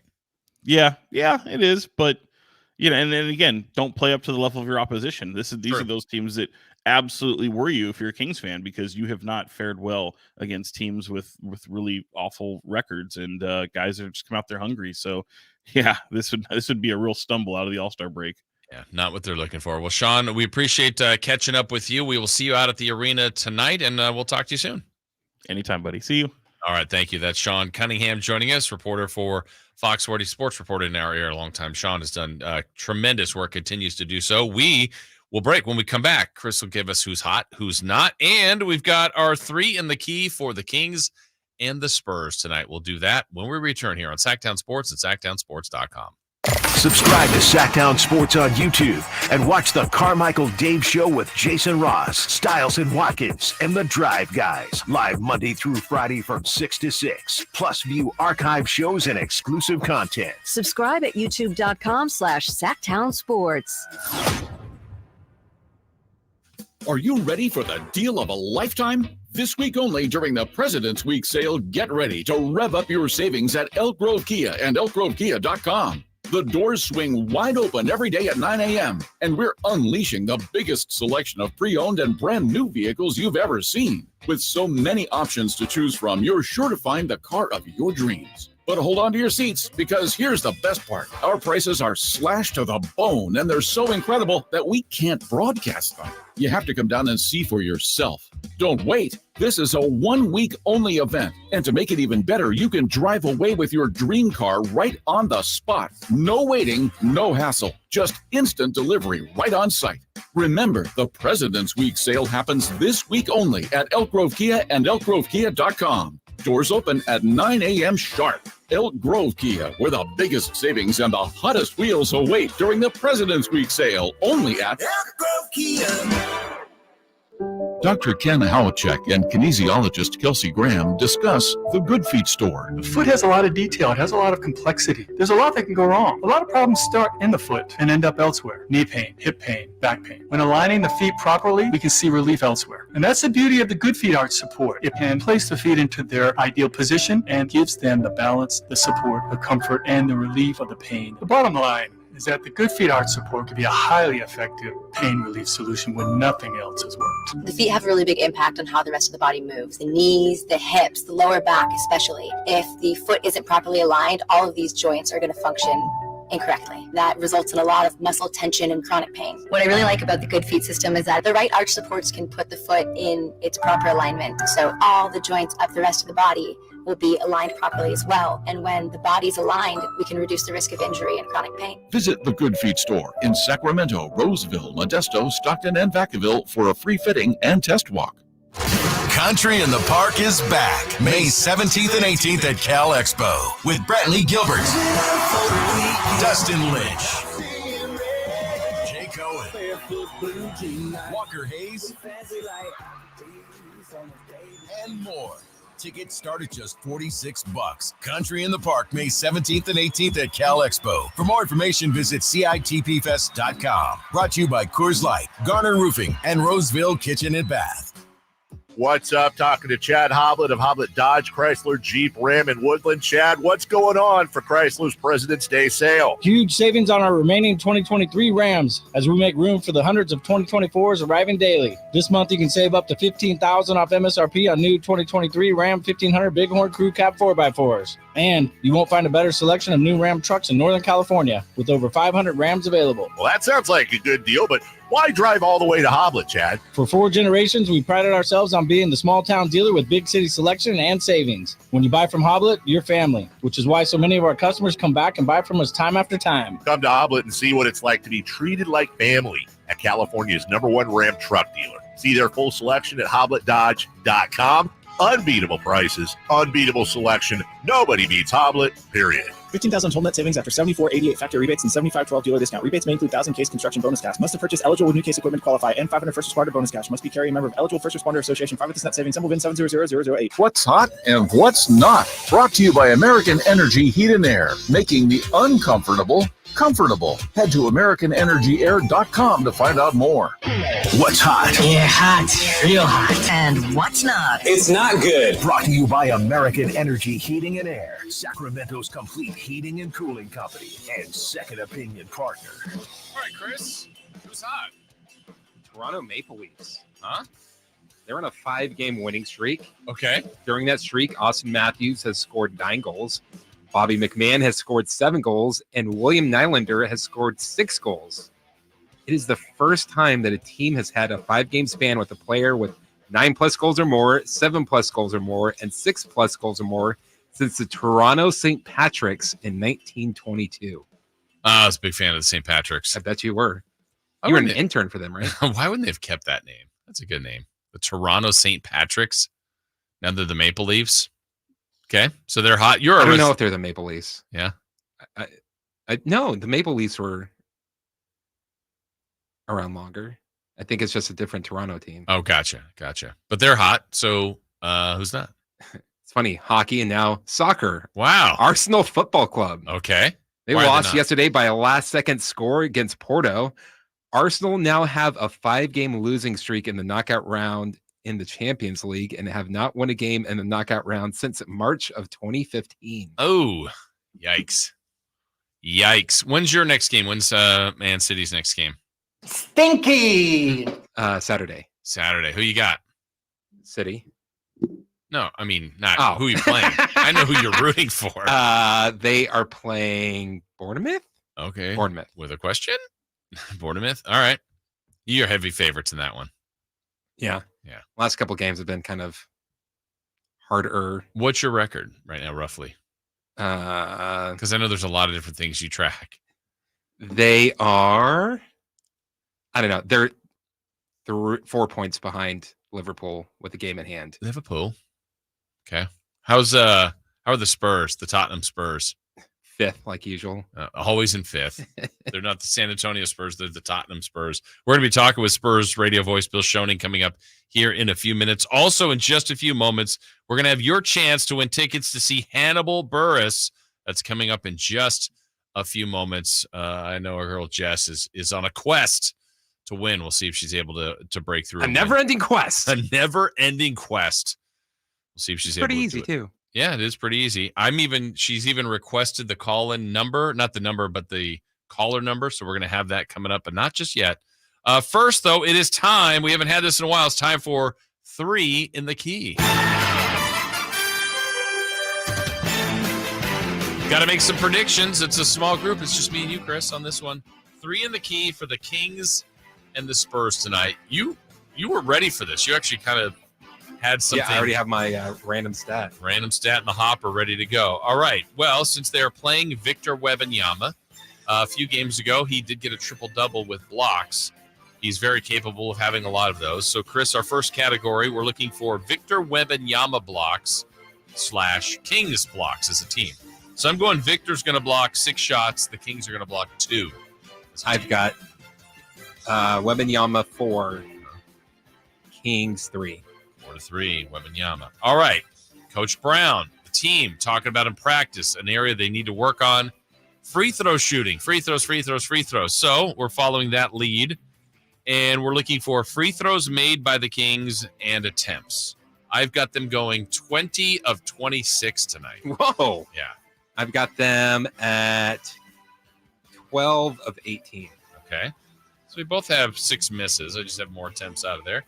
And last but not least, the random stat. Something Chris has been sitting on. He is ready for. I'm going to go with Kevin Huerter is going to have 4 or more 3-pointers tonight. Ooh. For Kevin Huerter. Red Velvet. What do you got? Malik Monk is going to catch a body. Oh, is it Victor? Specifically, Victor Wembanyama. Okay, I haven't even seen this yet, but I can't. Well, there is scenarios, but if he gets Victor, I mean, it's already an 8 or above, right? Yes. I mean, the only way it's not like maybe it's not totally clean. He's partially blocked, but he still dunks it. But if it's like clean, oh man, I want him to just dunk on him 2 hands and then grab him and like slide down him like a pole.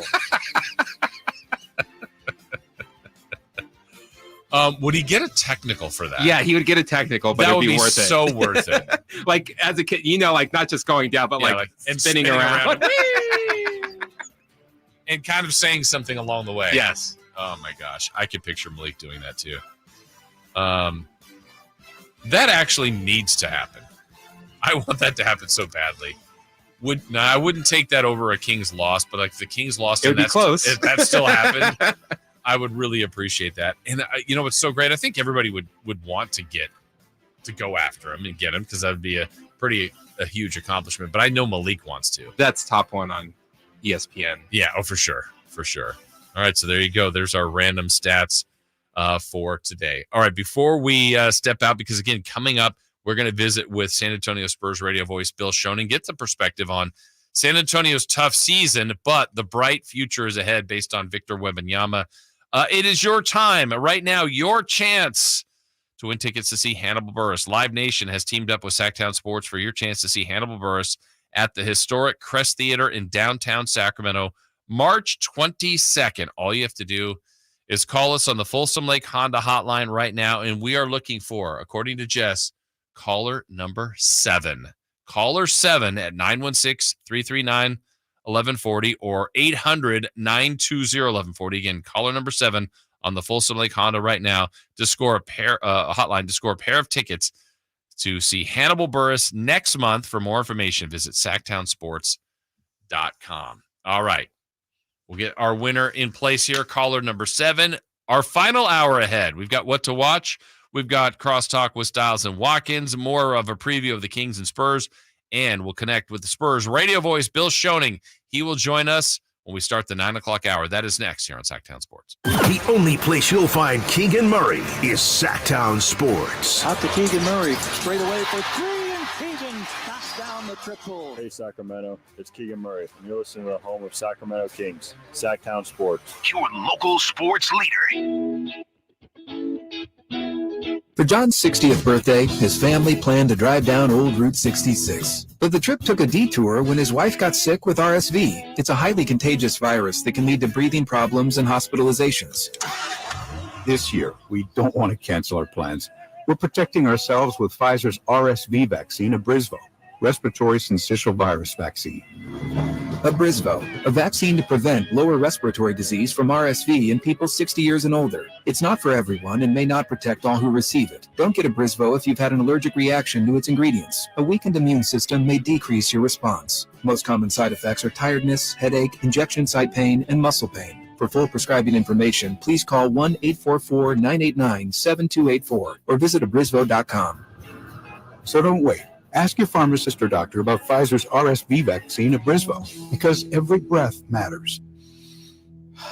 Folsom Lake Ford has trucks. The F-150s are here. Explorers, Expeditions, and a huge selection of Broncos and Bronco Sports. They're in stock now at Folsom Lake Ford. Shop Folsom Lake Ford, your truck headquarters, right here in Sacramento for your favorite Ford models at good, fair prices. Short on cash? Buy any new Ford with 0 down. Save big with low interest finance rates. Plus, Folsom Lake Ford is paying top dollar for all trades. We want your vehicle regardless of mileage or condition. This could be the best time to buy a new Ford. Check out the huge inventory online at FolsomLakeFord.com or stop by the dealership and see the most recent arrivals. Looking for something special? Give them a call and tell them Doug Christie sent you. Folsom Lake Ford in the Folsom Auto Mall. Your trusted dealer, my trusted dealer for over 30 years. FolsomLakeFord.com. 0 down with approved credit. At Ashton & Price, we get injury victims to yes. Experience, yes. Ashton & Price has been around for over 25 years. No more insurance companies? Yes. Our clients focus on getting better, and we handle all the rest. Results? Yes. We've collected over $100 million for injury victims. No fee until we win? Yes. Our clients pay nothing until we win. Ashton & Price, the best at getting to yes. Remember, for the best advice, don't think twice. Call Ashton & Price. Welcome to a brand new year filled with limitless possibilities at Kia of Vacaville. Prepare yourself for an extraordinary driving adventure as we present our impressive 2024 vehicle lineup. Step into the future with state-of-the-art technology, groundbreaking features, and the sleek design that has become synonymous with Kia. Immerse yourself in the dynamic performance of the all-new Kia Sportage, where captivating design meets exhilarating power. Experience the fuel efficiency of the Kia Niro, a hybrid marvel that extends your journey with every mile. Indulge in the sophistication of the Kia Telluride, seamlessly blending luxury and versatility. Don't overlook our eco-friendly Kia hybrid options, ideal for those who prioritize efficiency without sacrificing style. If you're in search of the EV9, Kia of Vacaville has it in stock or available for delivery. Visit Kia of Vacaville today and cruise into 2024 with confidence and style. Kia of Vacaville, where innovation meets the road. Elevate your drive. Elevate your year. Model availability and features may vary. Please see the dealership for details. From the Power Business Technology Toshiba Studios, KHTKAM Sacramento, KYMX HD2 Sacramento, Sacramento's official home for the San Francisco 49ers. Touchdown! San Francisco! Sactown Sports. The Carmichael Dave Show. He's on the microphone when he's not on the microphone. He's playing a song, and when he's not playing a song, he's on the microphone. And then boom, with Jason Ross. No, he didn't. Yes, he did. Call or text at 916-339-1140. It's the Carmichael Dave Show with Jason Ross on Sactown Sports. Sacramento working hard with Johnson defensively, turns him twice. Deacon gets to the free throw line, ball's poked away, blindside pick. Another turnover. Spurs on the run. Champagny sets up the alley-oop. Easy spike. Thrown down by Wembanyama. He has 8 points, and the Kings trail by 12 for a second time in this first quarter. It's 17-5. That was the G-Man on the first time the Kings and Spurs battled. That was in San Antonio. Kings have come back to win that game. Spurs in town tonight to start the post-All-Star break portion of the schedule, and that means the first visit to Sacramento for Victor Wembanyama and those San Antonio Spurs. But let's learn a little bit more about how it's gone this year. We know the schedule or the record has been tough for the Spurs, but the future certainly does look bright with Victor Wembanyama, their longtime radio voice. Bill Schoening joining me, Jason Ross, here on the show this morning. Bill, how are you? Very good, Jason. Good to be with you. I see you all the time. I follow you, of course. You're doing a good job. Still at Sac State, right? Yep, absolutely.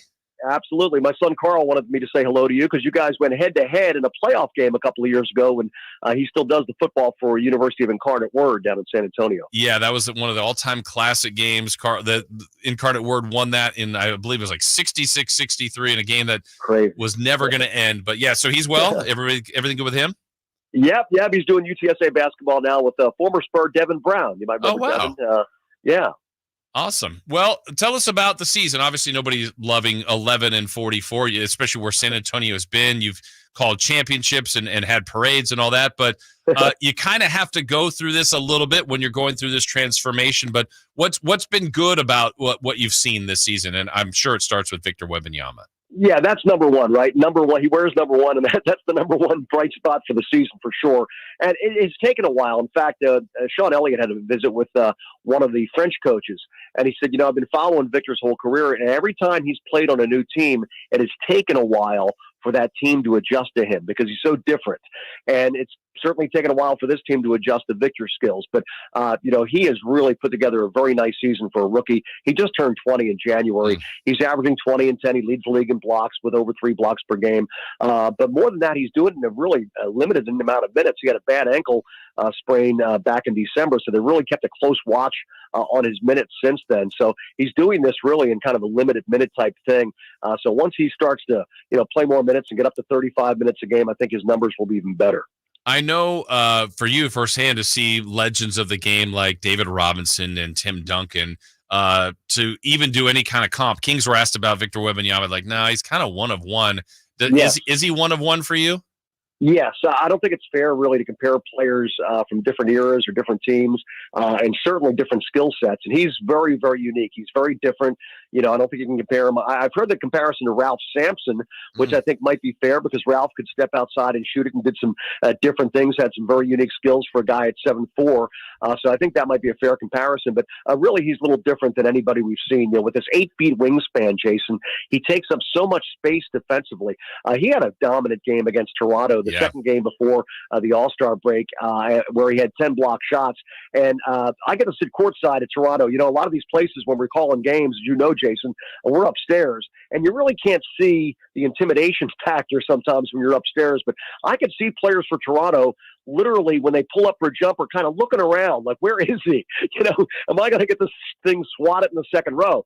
So I think there is a mindset there where, he's got that length and he can take up so much ground in a quick amount of time that players are conscious of where he is on the floor. I know you know this too, Bill. The league is kind of transformed. It's less about positions, but as he grows, as he continues to develop, how do you think Pop would want to best utilize him? Maybe we're talking year 4, year 5, when you really look at his game. What do you think he will be defined as offensively? He's so young still, but he's still very skilled. And I can see him developing some shots where, I don't know if anybody's going to teach him a sky hook, but can you imagine if he could do something similar with Kareem? I mean, there's no way to stop it, right? But he's got a nice turnaround jumper. He's got a nice touch on his shot. But obviously, he can work around the basket a little bit more. He probably would admit that he needs to get a little bit stronger. He goes up against guys like Joel Embiid, who's 285 pounds. There's a 50-pound difference there. So there's a big difference. And of course, he's still young and has time to put on some of that weight, but he's very different. I mean, obviously, I guess he'll be a center. I guess he'll be a 5, but he'll be a very unique 5, and then he'll play all over the floor. Yeah. Is he still growing too? I mean, at the age, he still might be, right? Well, 7'3.5" is what they've got him listed at right now. He just turned 20 in January, so I would imagine they'll measure him again at some point. But it's not just his height. Like I said, it's his length. It's his wingspan that really kind of sets him apart.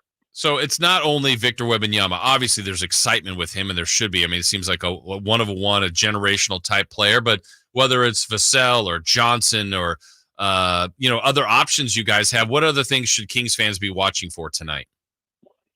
Couple of players to really watch. One is Devin Vassell, who obviously has really come on this year. He's averaging 19 a game. He's the second leading scorer. And I think that he's a player that certainly would be a big part of the future moving forward. The Spurs also have a very interesting player named Jeremy Sohan. He's a second-year player from Baylor. He's a very unique story, Jason. His mother is from Poland and his father is from Britain. So he speaks with this Cockney accent, but he's a member of the Polish national team. He always dyes his hair different colors. He's a very unique kind of guy, but he's a really good athlete, still learning how to play the game, but he's averaging, about 12 and 6 a game, plays very good defense. He got a very, very excellent defensive game against Scotty Barnes from Toronto. That night we were talking about Wembanyama having 10 blocks, but, Scotty's an all-star, and he held Scotty Barnes at 3 of 15 from the floor that night. So we see how he can be a good defensive player, and he's really plugged in on the defensive side. But again, very young. He's only 20 years of age. So they've got some good young talent to build around Wembanyama. And they've also got a lot of flexibility. They got a lot of draft picks in the future drafts. They've got some salary cap space. So I would imagine they're going to be very active in the offseason trying to get a couple of veteran players and some outside shooting. The team is dead last right now in three-point shooting. So they need some outside shooters to help Victor and give him a little bit more space. So sometimes when you get to the lottery, you stay there for a while. Kings fans know that. But this sounds like it could be a relative, I say quick, but if things are done right in the offseason, Victor continues to expand his game. You guys could be a playoff team fairly soon, don't you think?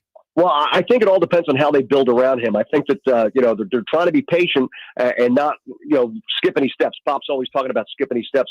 But I really liked a quote that I heard from Victor over the weekend during the All-Star festivities. And by the way, the NBA paraded him all over the place. Mm-hmm.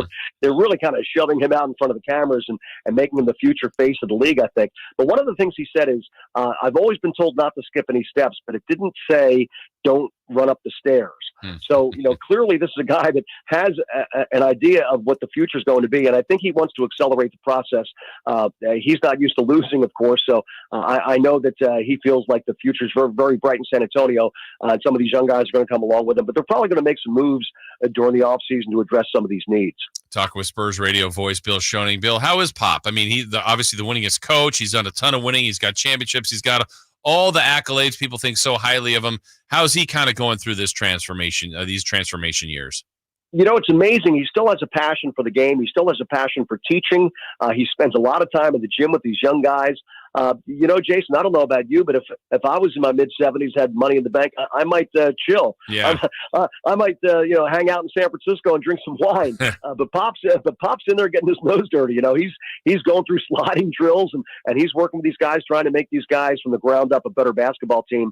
It's a challenge for any coach, really. But for a guy that's been around as long as Pop has, to get in there with these young guys and really work on fundamentals and things like that, some guys come to the NBA, they don't have those skills, especially guys that only had maybe 1 year of college. So it certainly is a work of love, a labor of love for Pop, but he loves being around these guys, and that's quite apparent. Bill, I'd love to get your opinion on the West. Obviously, it's tough this year. We've documented here the Kings have the same record they did at this time a year ago. Last year at this time they were third. Now they're in eighth. It shows just how difficult it is, and even talent like Victor Wembanyama at the bottom. The Spurs can beat anybody on any night. But what do you think of the West overall, and kind of just you see all these teams? What's your opinion on the Kings? I like the Kings a lot. Obviously, I think that they've got to. They're not playing as well offensively, it seems like to me, Jason, as they were last year. Their offensive numbers aren't quite as what they were. And I know there's an effort, and I know Mike Brown very well. Of course, he was assistant with us and won a championship with the Spurs. And I know that he's always going to emphasize defense. And he feels, and I've heard him, I've heard quotes from him saying that the Kings will only go as far in the playoffs as their defense takes them. But there's a mix there. Obviously, you got to be able to outscore people too. And in the league, it's tough. Let's be honest. The league is set up right now where it's tough for defenders to stop guys. They allow carrying the basketball more. They allow guys to do an up fake and create contact, and they end up going to the free throw line. So being a defender in the NBA is tough these days. But I think as far as the Kings are concerned, I really like the team. I think they're well coached. It's just a matter of them getting into a positive groove and getting back in. Because I think I'm with you. I think it's kind of wide open in the West. I think that there could very well be some upsets come playoff time. Yeah, it's going to be fun to see this push here at the end. I know a lot of people are excited to see Victor and the Spurs tonight. Bill, we look forward to seeing you out there. Always appreciate you joining us. We'll say hi out there. Say hi to Carl, too, next time you see him. I will do, Jason. Thank you very much. Appreciate you having me on. All right, appreciate it. That is Bill Schoening, radio voice of the San Antonio Spurs, will be on the call tonight. Of course, the G-Man will be on the call tonight right here on Sactown Sports. All right, still to come, more on this game. What are the Kings saying about Victor Wembanyama? Yeah, he truly is one of one. We'll get some of their reaction to their matchup tonight. That is next. The NFL's leading rusher plays here. The handoff to McCaffrey, walks in the end zone. Handoff to McCaffrey, takes it right out of the goal line. He does his thing again. McCaffrey goes in motion right. Backwards pass led by Juszczyk. A block there. Hurdles a man. 10-5. Touchdown! CMC! You can hear all of Christian McCaffrey's touchdowns on your home for 49ers football. Sactown Sports. For John's 60th birthday, his family planned to drive down Old Route 66. But the trip took a detour when his wife got sick with RSV. It's a highly contagious virus that can lead to breathing problems and hospitalizations.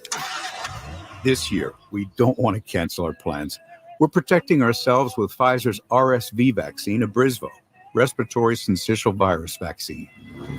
Abrysvo, a vaccine to prevent lower respiratory disease from RSV in people 60 years and older. It's not for everyone and may not protect all who receive it. Don't get Abrysvo if you've had an allergic reaction to its ingredients. A weakened immune system may decrease your response. Most common side effects are tiredness, headache, injection site pain, and muscle pain. For full prescribing information, please call 1-844-989-7284 or visit abrysvo.com.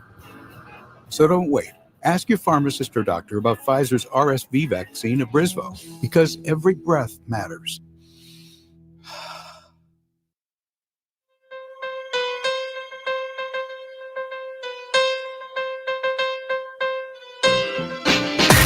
Carmichael Dave. He has very good sources, and he just kind of tells it as it is and gets to the point. Jason Ross. He has a lot of pretty smart things to say. He's good at what he does. On Sactown Sports. Thanks to Bill Schoening, all our guests today, Sean Cunningham, Sam Amick, Kelly Brothers, all of you that have been listening, watching. Congrats to Jess, by the way. Jess came through as the big winner. She was on a quest, and it happened. She asked for the lucky number, or asked her for the lucky number. She said it's going to be 7. It's my day. She won.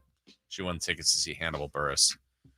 Chris, was she thrilled on that? On the other end, you had it. Oh, yeah, she was. She was fired up. She was fired up. I'm freaking jacked. She's jacked. Just fill out your paperwork. I just sent it to you. Oh, Simone's on it. Like, Jess, we're going to get you to the show early. Woo! Let's go. Let's go. Congrats. I'm happy she won. She's fired up. She won. Good for her. We'll have one more pair of tickets tomorrow, so another opportunity. Sorry, Jess, can't win those. You got today's. Again, thanks to all of our guests that have joined us. Again, we say it all the time, but anything you ever miss on the show, just you really don't have to miss a thing because you can go back once the show is podcast. You can check it out and listen to any element, all the elements, the entirety of the show on your time, whenever you'd like. So we appreciate all of you out there. Kings basketball tonight, Kings and Spurs. Again, there's still a question about whether or not Domantas Sabonis will be able to play. That is a concern. He has been a monster for the Kings. He's been a bit under the weather since returning from the All-Star break. But the rest of the Kings should be ready to go.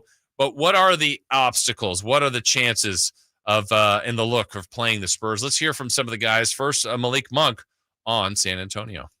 A crazy young team, unpredictable, with a lot of really good players, man. A lot of young players that can go get it, play well together, and they coached by Pop too. So they'll be ready. But I think we'll be ready too. Yeah, again, I played the highlight earlier. Like the Kings got down big in San Antonio. They came back and won. And then really I was impressed the Spurs kind of that second comeback after the Kings established kind of the terms of the game in that game in San Antonio. San Antonio came right back and really pushed the Kings all the way to the end. So it was a challenge in the first matchup. They only have 11 wins. We know better. You can't worry about just that stat.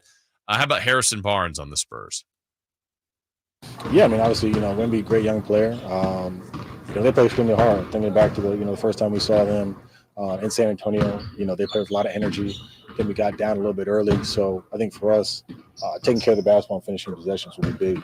The challenge that they present. Yeah, and then also want to see the things that have been worked on. That Coach Brown said, look, they've made point of emphasis 3-point defense. They've been dead last in that. Bill Schoening just told us the Spurs are the worst 3-point shooting team. And I do remember the last time that they played, that stat was still kind of intact. San Antonio wasn't a very good 3-point shooting team. And guess what happened that night? You got to let them, you try to play to your strengths and their weaknesses. And the Spurs were not a good 3-point shooting team. I'm going to go back to see. I know they got off to a hot start. Yeah, Spurs hit 15 of 36 of that night. That's 42%, but a bunch of them early and established a lead. And the Kings were trying to catch up. It took a 43-point effort from Fox, 27 from Sabonis, 20 off the bench from Monk. Nobody else was in double figures in that win. It was 129-20, 120. The Spurs had a big night from Zach Collins. He had 28. Wemby had 27 with 9 boards, 21 for Keldon Johnson. And then, a group that was trying to get it done all the way through. But the Kings won that game 129-120. But when you're thinking San Antonio, the name you are talking about is Victor Wembanyama. I mean, truly a unique physical specimen, right? Just the metrics, the numbers, the height, the wingspan, the problem. Like there was a shot in the game. I want to say it might have been Davion or somebody took a jumper with what appeared to be so much space, like a normal, comfortable enough space to get the shot off. And Wembanyama's closeout or just extension of his arm and length block the shot. And you just go, man, that's someone you have to think differently of when you challenge him, when you attack him. Malik Monk was asked about Victor Wembanyama. No, yeah, it's just crazy to watch, man. It's fun. It's fun to watch. Going against him, seeing it on TV, Instagram, it's fun to see how big he is and how freely he moves. So yeah, man, hats off to Victor. Yeah, again, a special type of athlete. I think in the past we've seen really, really tall players. I mean, we're going back 20, 30 years when sometimes you were literally just looking for size. And a lot of times those guys just couldn't move. And in the present day NBA with so much floor spacing, so much athletic ability out there and speed, you have to be able to move. Well, Wembanyama can move. He can handle the ball. He obviously is a defensive presence, and he can score. I mean, he's very dangerous. Let's hear Harrison Barnes talk about Victor. No, I mean, I think he's a one-on-one player. I don't think there's a specific player you say, oh, we've seen this before in this guy or that guy. I think he's a mix of a bunch of different people, but at the end of the day, like I said, he's a young player, still developing into who he is. I think he'll continue to kind of navigate his own lane. Yeah, and I think comparisons generally are unfair. It's always been done. I don't always like them. I know draft time, they'll be like, oh, this player is like a left-handed version of this guy or a younger version of this guy. Just let them become their own player, and Victor Wembanyama clearly is unique. Again, like we said, right now, some of his averages, what he's doing at 20 points per game, shoots it well at the foul line, 10 boards, 3 assists, 3 blocks, a steal.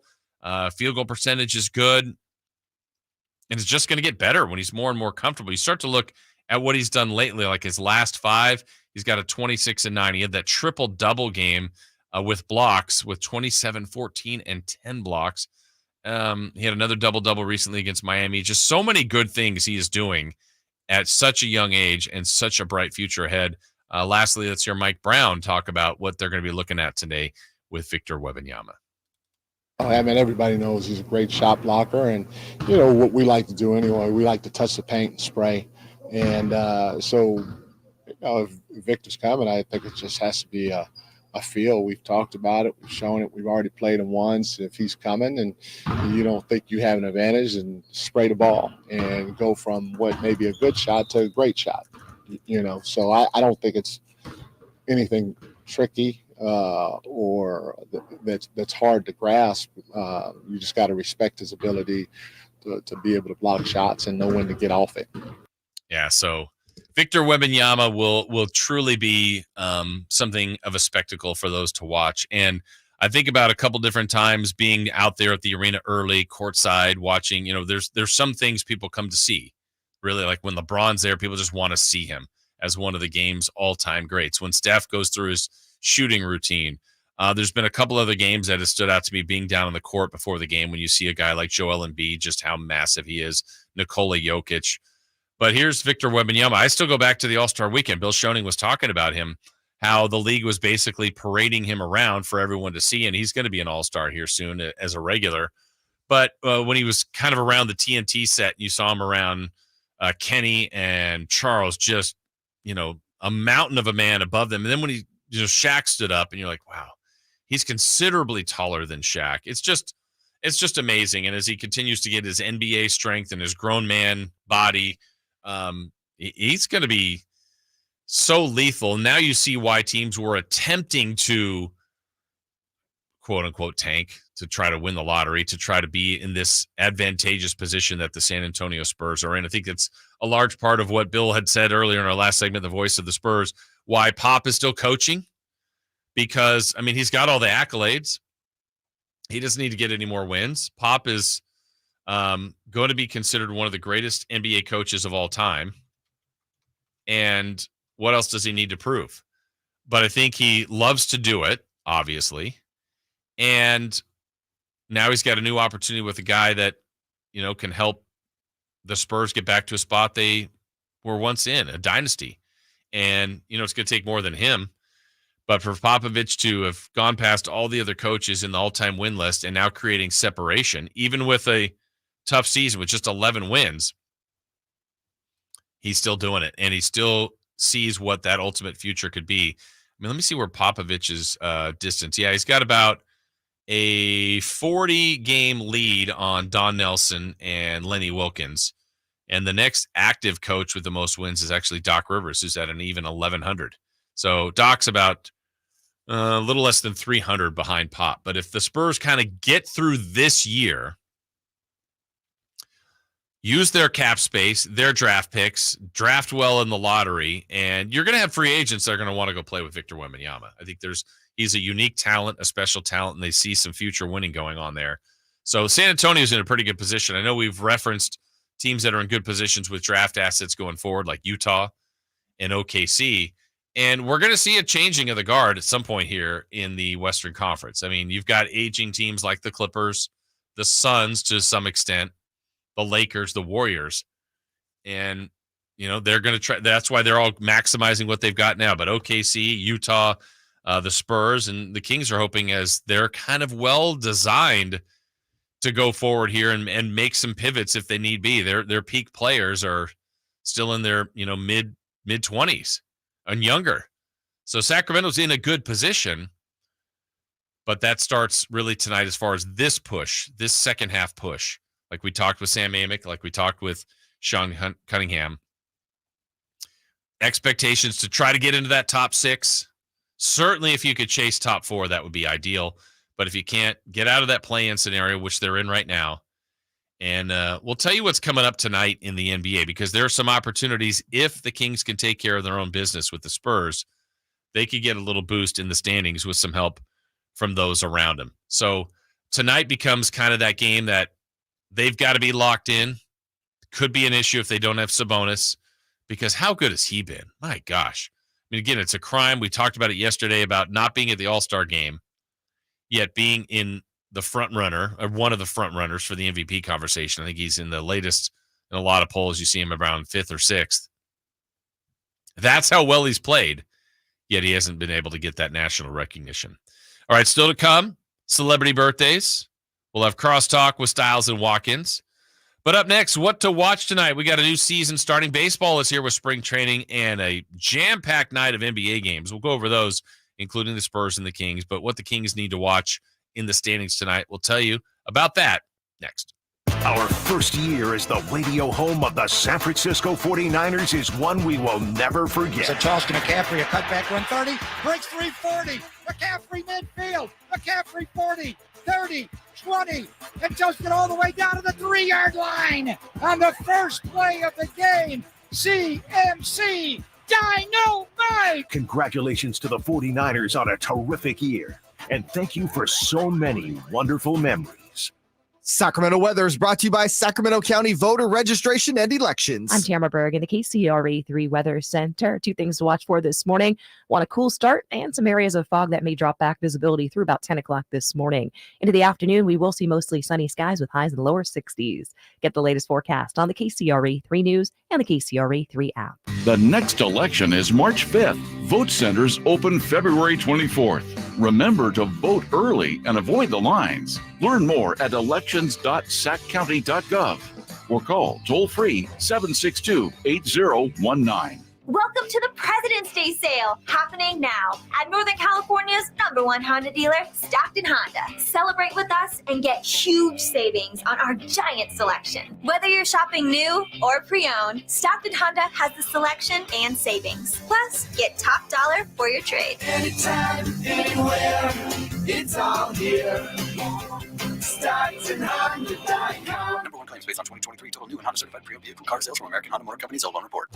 Country in the Park is back May 17th and 18th at Cal Expo with Brantley Gilbert, Dustin Lynch, Jay Cohen, Walker Hayes, and more. Tickets start at just $46. Country in the Park, May 17th and 18th at Cal Expo. For more information, visit CITPFest.com. Brought to you by Coors Light, Garner Roofing, and Roseville Kitchen and Bath.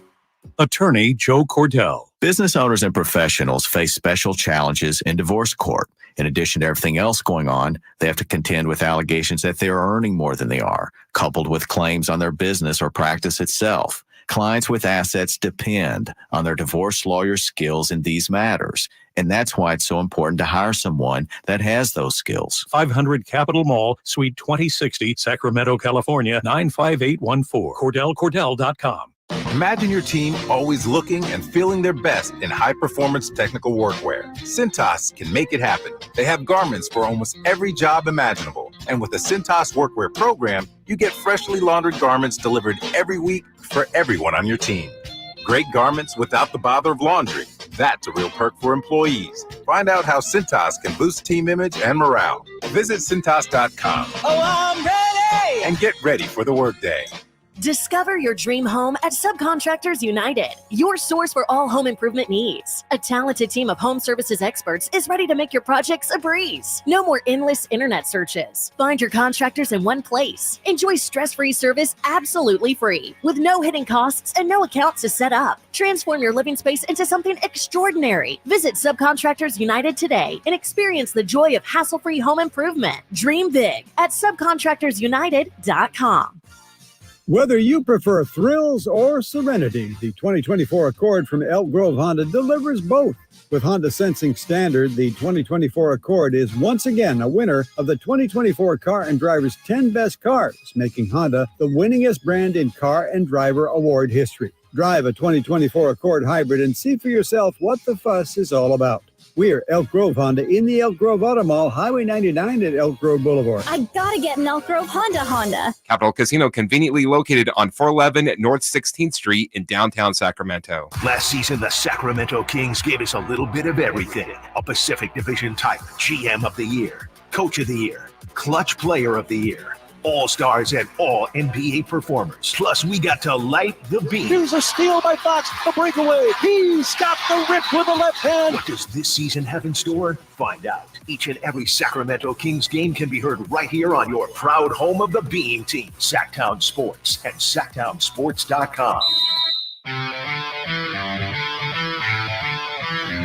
Reggie Jackson will put the ball in play. Ball fakes to the left, inbounds pass to Holiday. Back to Jackson. Rocket pick by Fox. Breakaway coming up. The Aaron spikes it with the left-hand grip. And the Kings have scored 9 straight. Here come the Nuggets right back. A run to the rim. Shot missed by Holiday. Rebound Sabonis. Gives it up to Malik Monk. 1:10 to go in this one. Sacramento leading 98-93. Now they space the floor. Spread things out now. Try to milk a little bit of clock. We hit the 1 minute mark. It's Fox into the paint. Circles to the left. Goes high glass. He scores again. And the Kings have hit the century mark. And they lead by 7 with 58.7 seconds to go. Denver takes another timeout.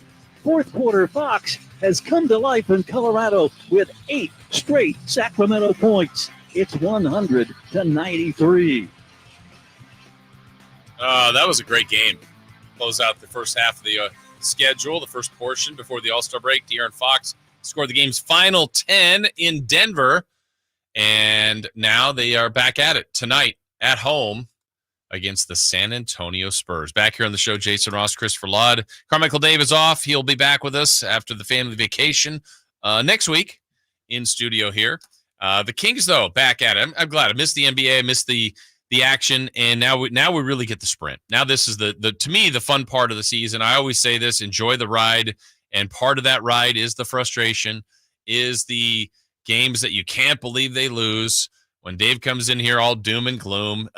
But you have to go through that to enjoy the wins like they did, maybe the unexpected wins against Denver, the last second shot or the closing second shot win against the Golden State Warriors, the night where Keegan goes for 47. Sabonis and his triple doubles. It's all part of the entirety. I mean, it's never always going to be always clean. And I find that interesting when, the Kings will have a game where they actually play well and someone will go, yeah, but imagine if Barnes was good tonight or if Monk was also good. It's really difficult to get every single player Read the room, dude. having an amazing night. But when they have 3, 4, 5 players playing well, especially if it's Fox and Sabonis, mix in Monk, Barnes, Herter, Murray, whoever it might be, Lyles, that's when you get the Sacramento Kings playing at a pretty elite level. And so they've shown us that ability. They've shown us the other way as well. And so now what will they decide the team they're going to look like? I think for the better part here, they have been better. Not like this most dominant, amazing sense, but I'm looking back here for the last month or so. So if we go about a month ago today, it was a month ago today, the Kings were hosting Atlanta. They came into that game 23-18. So since then, they've gone 8-5. That's not, out of this world. But if they do that the rest of the way, that'd be 16-10 with 2 extra games to go. Let's say they split those. 17-11. Is that a fair projection? If they go 17-11 the rest of the way, that gets them to the exact same number of wins as last year. It's 48. Now, 48 is not going to be the 3 seed. The question is, where would that place them if they get to 48? 49 is going to jump them probably a number 50. I mean, we're going to be talking about standings watch, tiebreakers. I remember last year, as far as the things that helped the Kings, their own health, other teams' injuries. But honestly, a lot of the nights when they didn't play, just watching critical losses across the league would help them considerably. And so tonight, it kind of begins that process. First and foremost, take care of their own business. The Spurs in town at the Kings. Kings need to win that game. We know where the Kings begin the night in the standings, currently in 8th. But this can move because the Kings are just a half game back of the Dallas Mavericks. So let's check in on the Mavericks. The Mavericks are hosting the Phoenix Suns. This is a tough one because when you're a Kings fan, you go, can they both lose? I'm more concerned about Phoenix than I am Dallas. I don't know how you guys feel about that. The Kings still play Dallas 2 more times. They do have 1 more matchup with the Suns. But I think I would prefer, honestly, Dallas to win, believe it or not. You got sausage arms and cankles. Yeah, go, Luka, go. If Dallas won, the Kings couldn't leapfrog them. But Phoenix would get a loss, and that would pull you a little bit closer to Phoenix. You'd actually be in the same spot in the loss column with the Phoenix Suns. So I could see the argument either way. If you want the Mavs to lose and the Kings to win and the Kings move to 7th, no issue with that. But I think if I'm picking tonight, I would rather have the Mavericks beat the Suns. Plus, that's the Mavericks at home. A Suns road win, just all of that looks a little bit better for Phoenix. The next one to keep our eye on, this would be more of an upset, the Rockets at the Pelicans. Well, that's an easy one who you root for. The Rockets are behind the Kings and considerably behind the Kings, and they have started to fall. They've not only fallen from that top 6 to that play-in group to out of the play-in group to a spot out of the play, 2 spots out. They're 24-30, currently in 12th. And I think they've got some things to build upon, but it's not going to happen this year likely for the Rockets. So you want the Rockets to upset the Pelicans in New Orleans. Not sure that's going to happen. New Orleans has won 3 straight. I still think that's a sleeper team that not enough people have been talking about, but there they are at 33-22.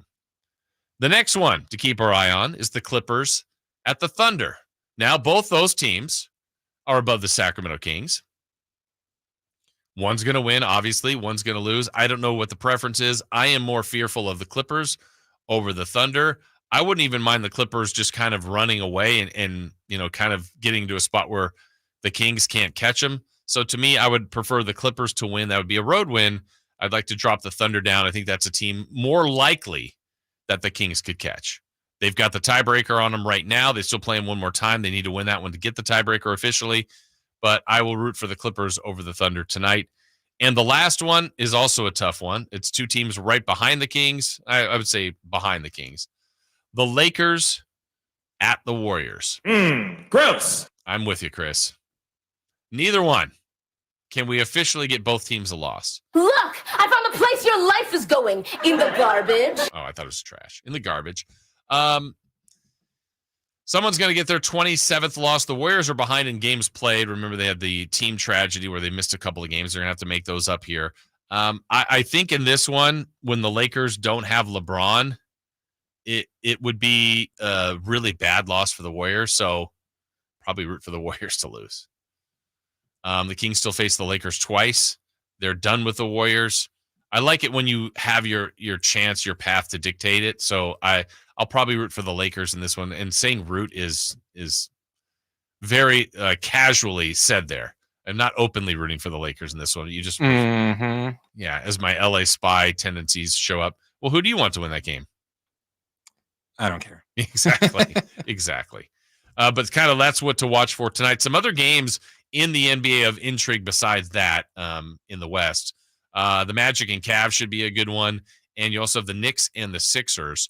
I think we'll have some intrigue there as well. So the league is back tonight. A lot of teams in action. I didn't mention the Wizards at the Nuggets. I guess technically the Nuggets could lose that one, but what is the point spread even? Wow, 15.5. I think Vegas doesn't think it'll happen. I don't think it'll happen, and I expect Denver to be back in the win column and picking up a W there. Also today, what to watch for the first time, we have baseball. For those of you interested, maybe not spring training, but it does start. Spring training has the Dodgers and the Padres. Dodgers made it official. No Shohei Ohtani in this one. They're kind of protecting him. He's going to be up for about 50 preseason spring training at bats.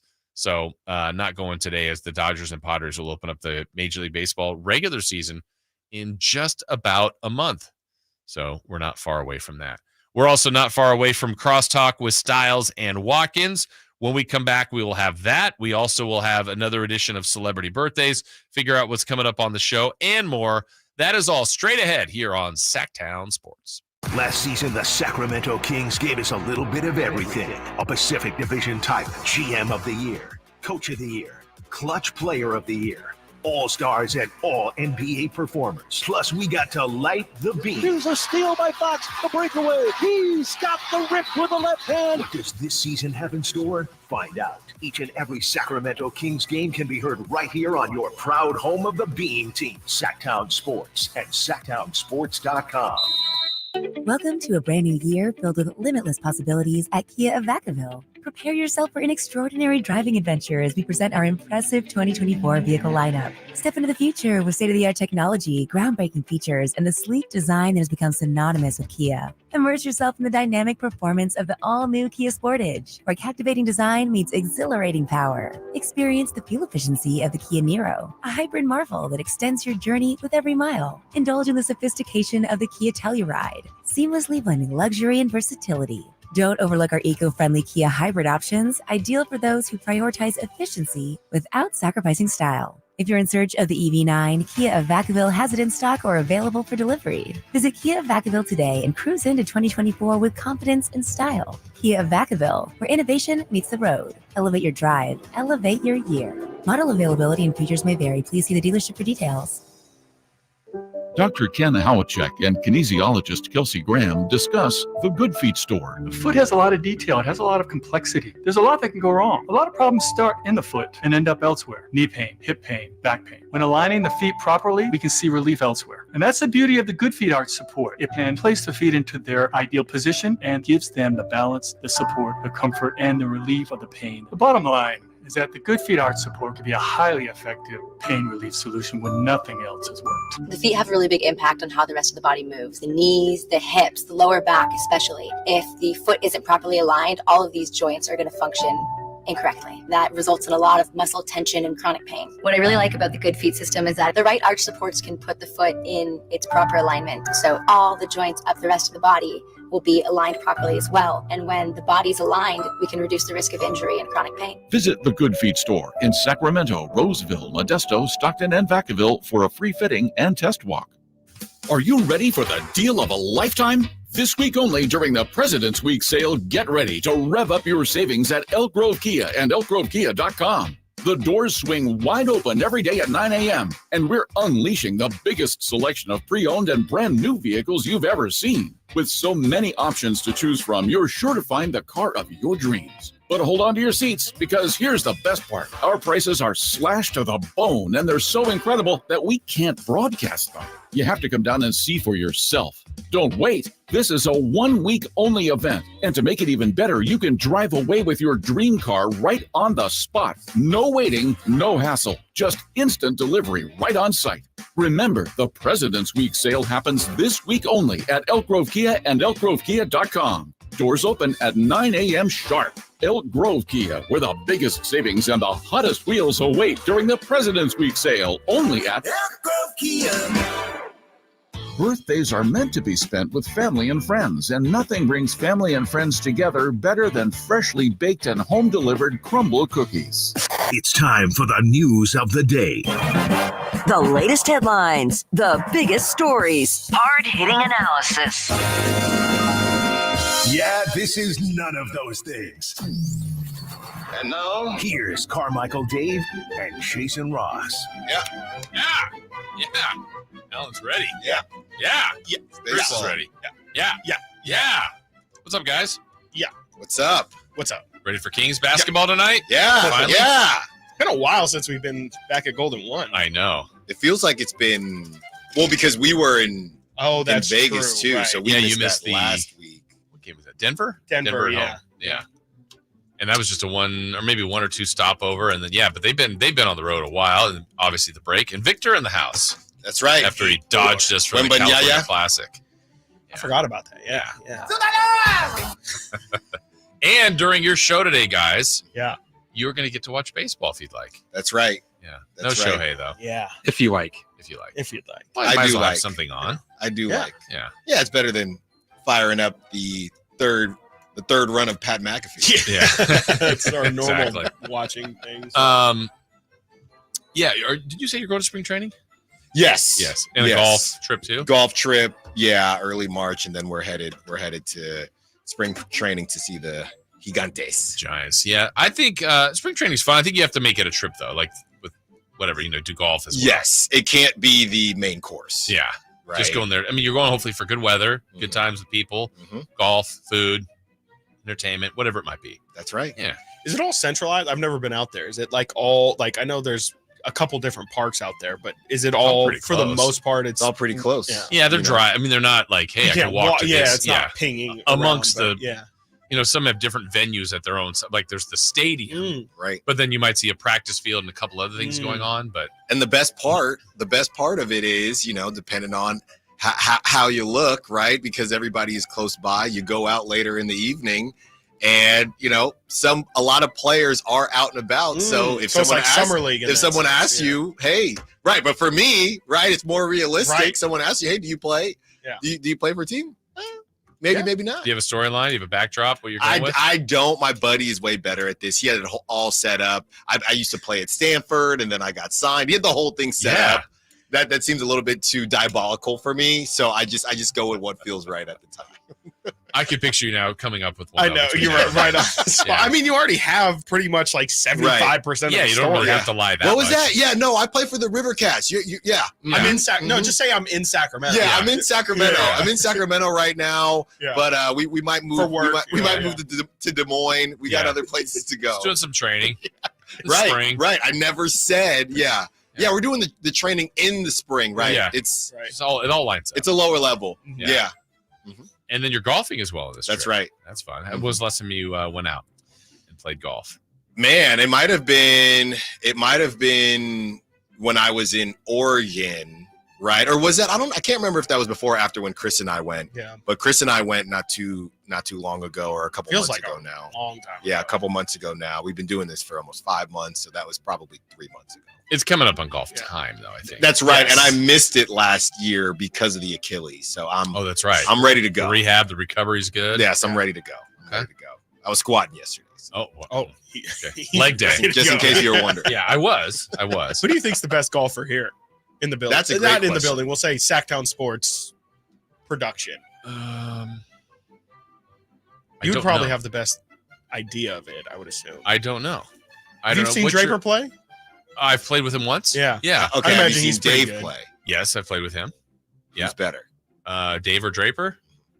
I think Draper. Okay, so I Dave's out. think. Have you played with Whitey? I've been in. We had a tournament years ago at the station, so he was there. I wasn't in his group. I have not. Whitey's pretty good at a lot of things. Right. When Doug was here, it was probably Doug. Doug. I mean, I saw him play once, and it was. That was with me, It right? was, yeah, it was pretty enlightening. I think it's between the three of you, Draper, you, and Whitey. Yeah. That'd be my guess. Yeah, Doug was unfair.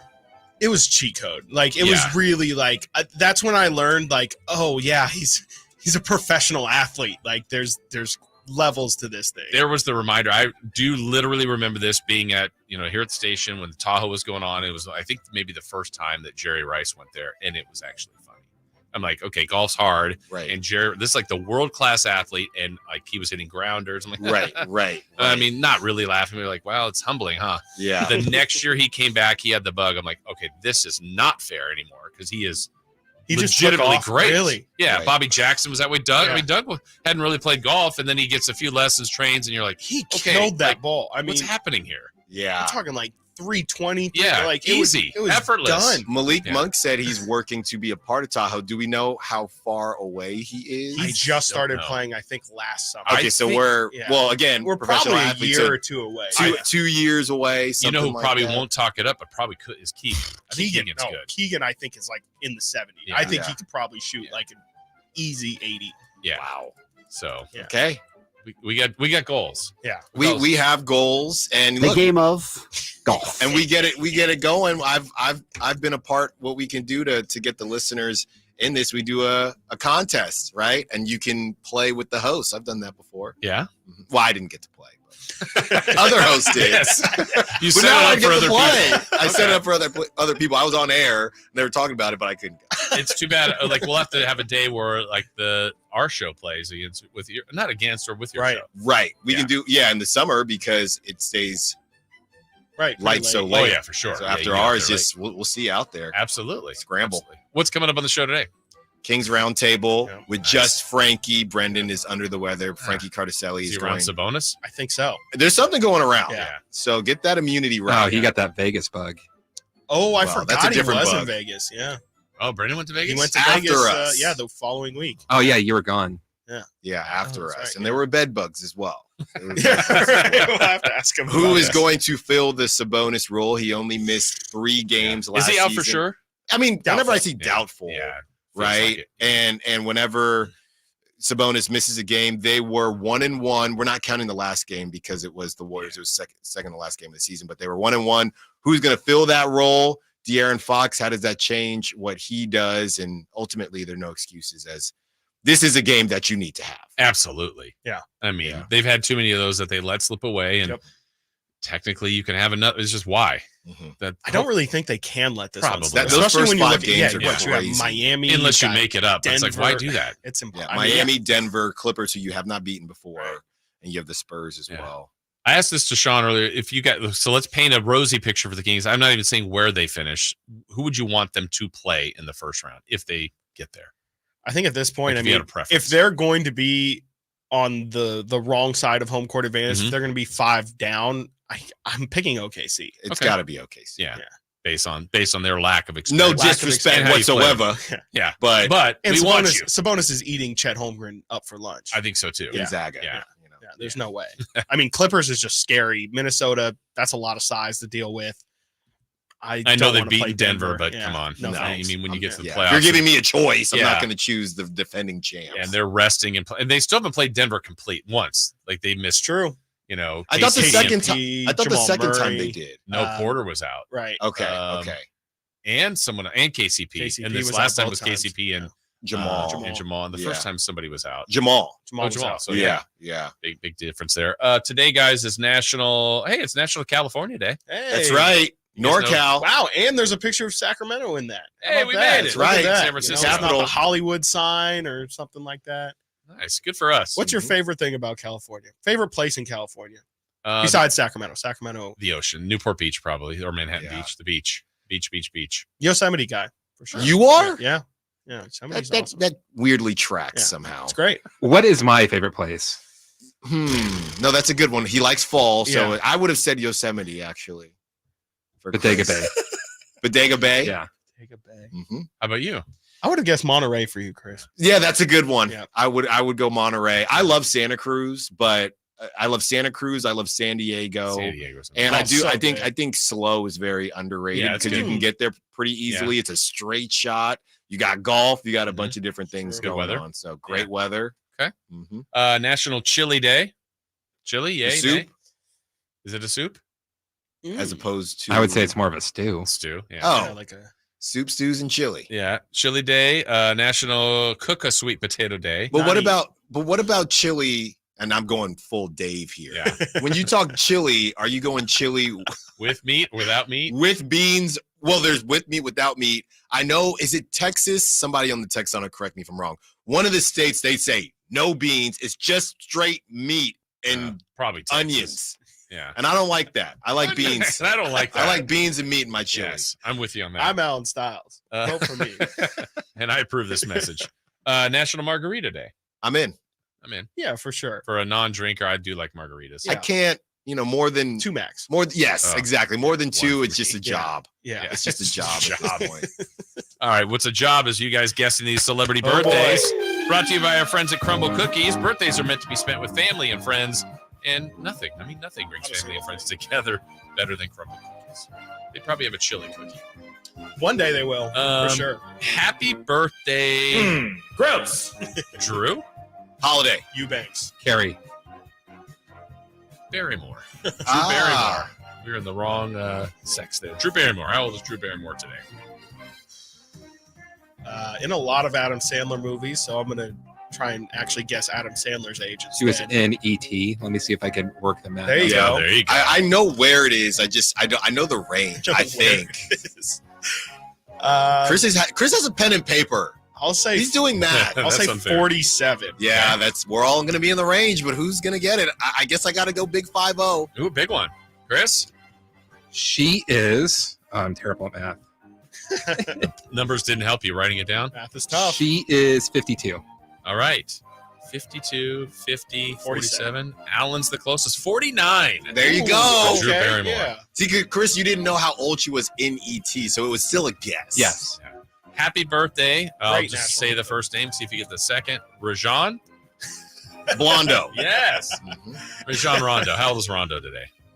Ooh, he actually just went down not too long ago for something.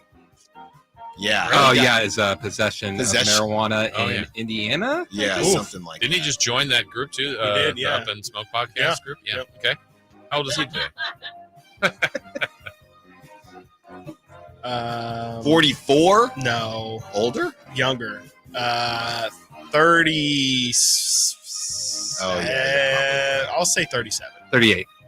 We have a correct answer. Christopher Laud, 38. Oh, Chris, you helped him. He's doing math again. Happy birthday. Oh, I'm going to see where you get to here. Doctor? Frankenstein. J. Bus. Dr. J. Julius Irving, the good doctor. How old is Dr. J today? Ooh, 69. 70. 68. Alan's closest, 74. Happy birthday to Khalil Mack. Yes, Khalil Mack. University of Buffalo. How old today? That's right. I think we're pretty close. I'm gonna say 30. 33. 32. We have a correct answer. Chris Watkins, 33 for Khalil Mack. I literally said close to me and then went 3 years. I'm going to give you this one in the last name. Happy birthday to blank Peyton. Alfred. Yes. Come on. Yes. I don't know what Alfred happened to Payton. him. I know. He cut his hair and everything. Yeah, was they downhill lost from the there. Yeah. superpowers. Whatever they Lost were. the bird's nest. So he's in got to there. be younger than you think. Yeah. I'm actually gonna say Do you know any other Alfreds? no, but I like Turner. the name. I'm gonna say 25. 25. 29. 27. Closest is Chris Watkins, 30 today. What? 30 for Alfred. That hair was a long time ago. It's been a while. It's been a long while. All right, that's it for me and for Chris, for Laud, but Styles and Watkins coming your way next right here on Sactown Sports. Kevin Herter plays here.